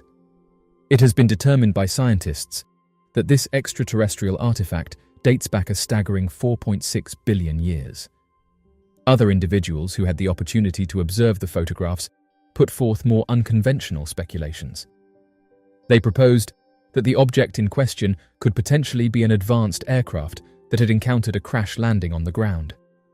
One key observation they made was that the appearance of the object did not resemble that of a typical rock or a component of the surrounding mountains. Their reasoning behind this hypothesis was that something of such magnitude, which left a skid mark stretching over 40 meters, must have possessed considerable dimensions. Interestingly, astute observers pointed out that the starting point of the skid mark exhibited no indications of a mountain or an elevated region. This prompted some to assert that had the object originated from a mountain, there would have been a conspicuous absence of the mountain itself, accompanied by a noticeable gap. It is worth noting that such emissions cannot be detected in any of the photographs. As of right now, these photographs are still generating discussions online, with people confused as to how such a large structure would be able to slide across the Sahara Desert. Those who put forward the idea of the object moving via the use of ice sheets or wet areas should note that on average, the Sahara gets between 0 and 2 inches of rain per year, although some locations can go without rain for several years. Although this explanation may seem like the most likely answer, it's unlikely that such a large object would be able to move across the sands of Egypt with so little water.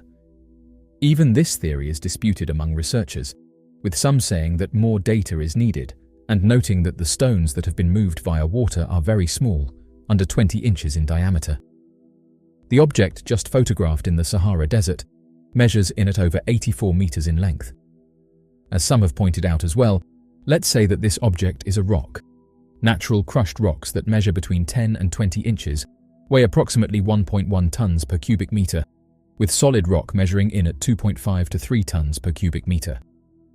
One individual expressed their curiosity by stating the following: "While I do not necessarily propose a mysterious explanation, it is baffling to consider how an object of such considerable size could be displaced solely by wind or rain.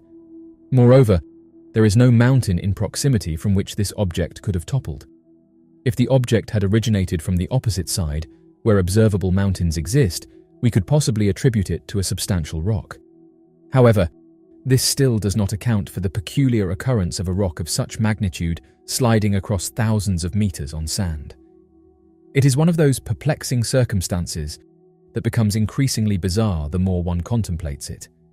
End quote.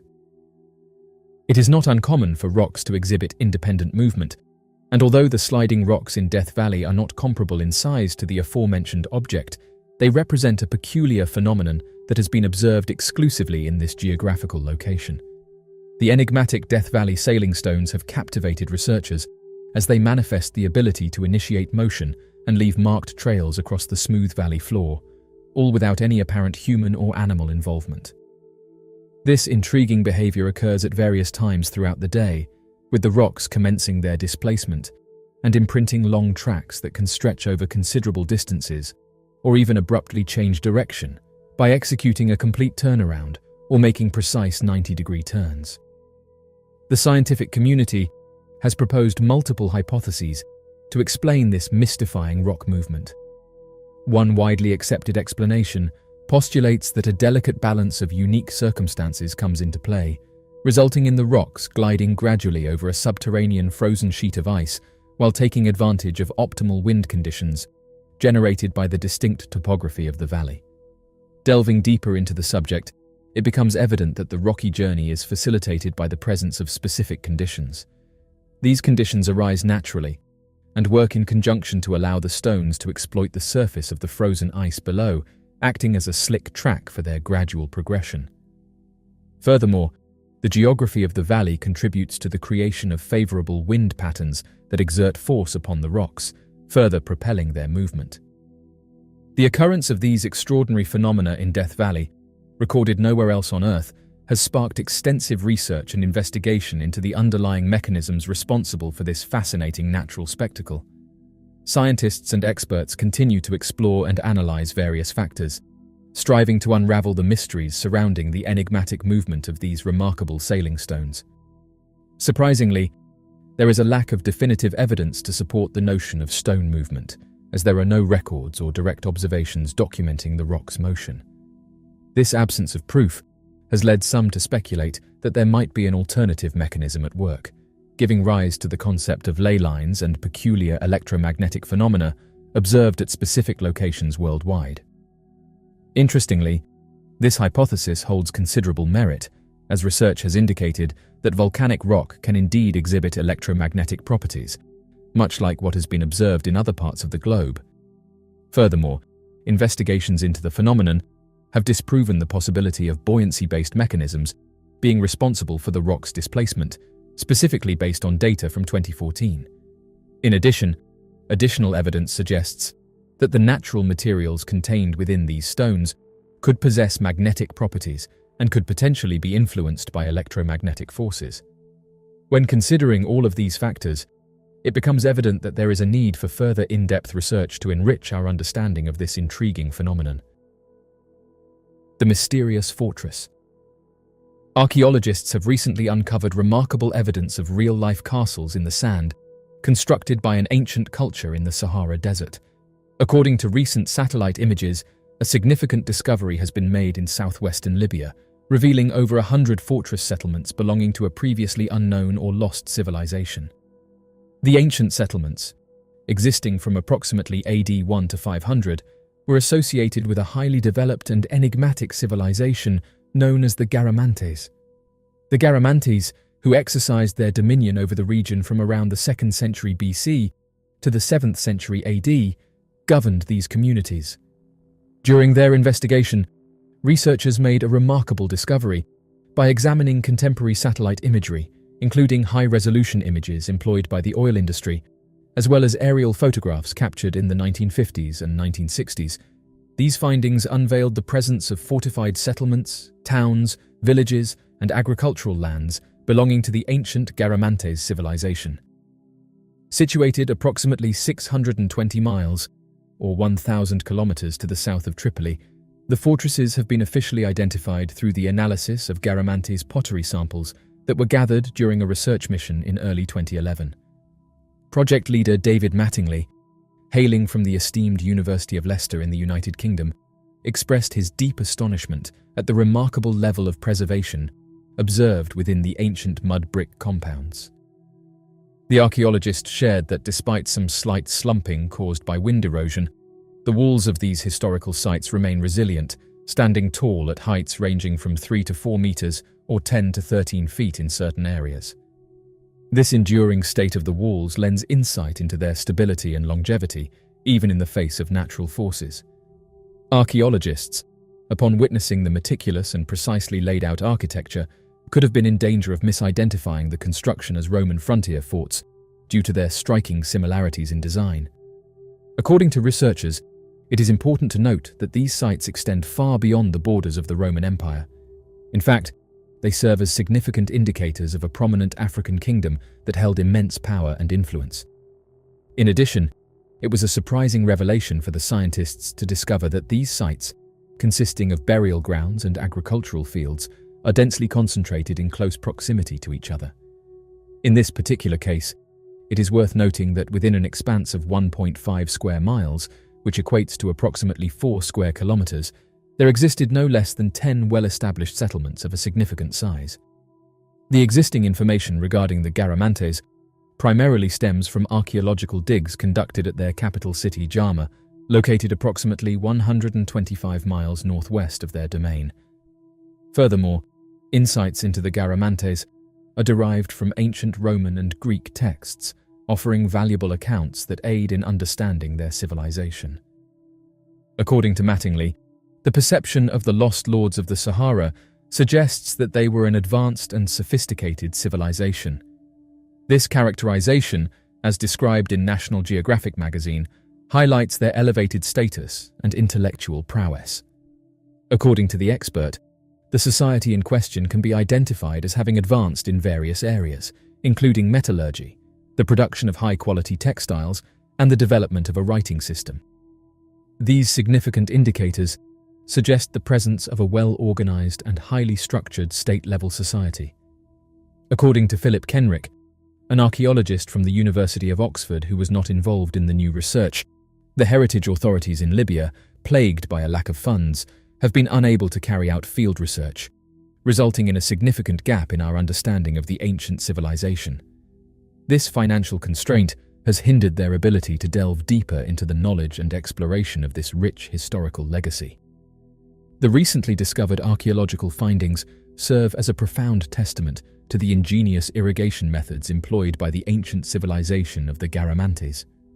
According to the project leader Mattingly, the region under consideration is characterized by a profoundly arid environment found in the Saharan desert, known as hyper-arid.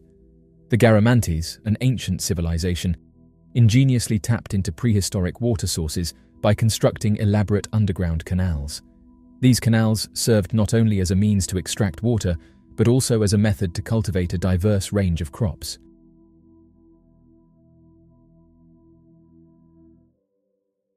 Over the last few days, multiple people across Peru have come forward with new photographs showing unidentified objects. The continuous occurrences of these sightings have garnered significant attention, to the extent that they have been highlighted in news broadcasts. These reports have included first-hand accounts from individuals who claim to have witnessed the enigmatic luminous phenomena. In a recent post on social media, a photograph captured a peculiar sight that caught the attention of a man named Alejandro Ramirez. The image depicted something ablaze in the sky, prompting intrigue and curiosity among viewers. As he focused on capturing the beauty of the sky through his camera lens, he suddenly noticed a deafening sound reverberating through the atmosphere. He described that a colossal and blazing object was falling from the sky, creating a spectacle with a swirling path of thick smoke and engulfing flames trailing behind it. The luminous trajectory of this object illuminated the sky. The individual portrayed the object as unidentifiable, stating that it did not resemble any known aircraft, including both planes and helicopters. As the unidentified flying object slowly descended from the night sky, its fiery outer shell radiated a brilliant light that enveloped the entire landscape, creating a mysterious and captivating aura. As he reached this moment, he promptly began to document the developing spectacle with his camera, capturing images of the fiery entity plunging towards the planet. The urgency in his actions was evident, as he aimed to immortalize the intense scene unfolding before him. As the unidentified flying object swiftly descended from the sky, the observer comprehended that he was about to witness a spectacle of unparalleled scale. Emotions of fear and fascination intertwined intricately inside him, creating a captivating mix as he diligently chronicled the remarkable spectacle transpiring right in front of him. Upon impact, the object collided with the earth with a deafening roar, causing a powerful shockwave to ripple through the surrounding terrain, altering the very landscape it touched. The individual expressed that, given the dimensions of the entity and its velocity as it descended, it likely generated a substantial impact crater upon landing. Intriguingly, the individual mentioned that the sighting took place above Fatima, an area in close proximity to Iquitos, where residents had previously reported encountering enigmatic beings several months ago. The individual expressed his desire to locate the site of the collision, but faced difficulty in doing so, as the object had descended on the opposite bank of the river. Despite his efforts, he was unable to reach the crash site due to its specific location beyond the river. During the peculiar incident, it was noted that additional individuals corroborated hearing a significant noise at the moment of the sighting. However, up to this point, no visual evidence of the crash location has been made public or shared by any witnesses. This intriguing turn of events has sparked curiosity and raised questions about the validity and nature of the reported occurrence. In Peru, the most recent report has sparked widespread scrutiny, leading many individuals to ponder the current situation. The emerging findings have prompted a wave of inquiries and uncertainties among the populace, seeking to grasp the underlying developments. Governor Sandra Chumpitas of Loreto recently participated in an interview with a regional radio station to shed light on the enigmatic incident that is currently transpiring in Peru. She stated that the occurrences are not limited to just San Antonio de Pintuyacu. They are also prevalent in numerous other areas, including San Regis, San Roque, Bagazan, and Zungaracocha. The recent announcement made by the governor highlighted her initiative to establish a specialized task force aimed at conducting a thorough investigation into the ongoing events. She emphasized the importance of gathering insights from community leaders who shared their first-hand accounts and observations regarding the prevailing situations within the region. She has informed authorities that correspondence has been dispatched to both the federal police and the public prosecution office, seeking necessary action and intervention.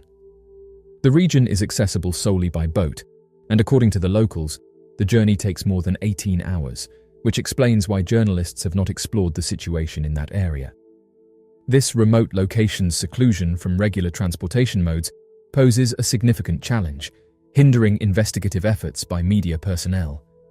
Ever so surprisingly, in light of the reports gaining widespread attention online, residents spanning across the region have conveyed that sightings of these enigmatic humanoid figures continue to persist. The concept suggesting that individuals equipped with jetpacks are minors has largely been rejected by both the investigators looking into this narrative and the residents of the vicinity.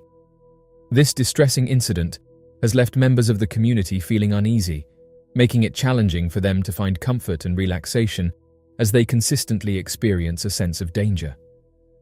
The incident in question gained attention when a video documenting it was released to the public. Impressions of the figure captured in the video varied among viewers, with some interpreting it as having human-like features, while others noted similarities to a bug. The representatives of Iquitu communicated to reporters that the ongoing incursion, initiated on the 11th of July, has placed the inhabitants under constant attacks from enigmatic entities. Numerous community members have expressed their concerns about the way media sources have distorted their statements. According to their accounts, the beings in question were not clad in grey attire as initially reported, but instead had grey skin, which emitted no sound. Additionally, there were no sightings of jetpacks during the interactions with these entities. The locals feel that their descriptions were inaccurately portrayed by the news outlets, leading to misconceptions about the appearance and behavior of the grey-skinned entities. These beings remained unaffected by their weaponry and possessed the extraordinary capability of emitting a dazzling light that could bewilder and confuse those who witnessed it. There is speculation among some individuals that there may be a potential concealment underway, implying that the illicit actions serve as a facade for the current situation.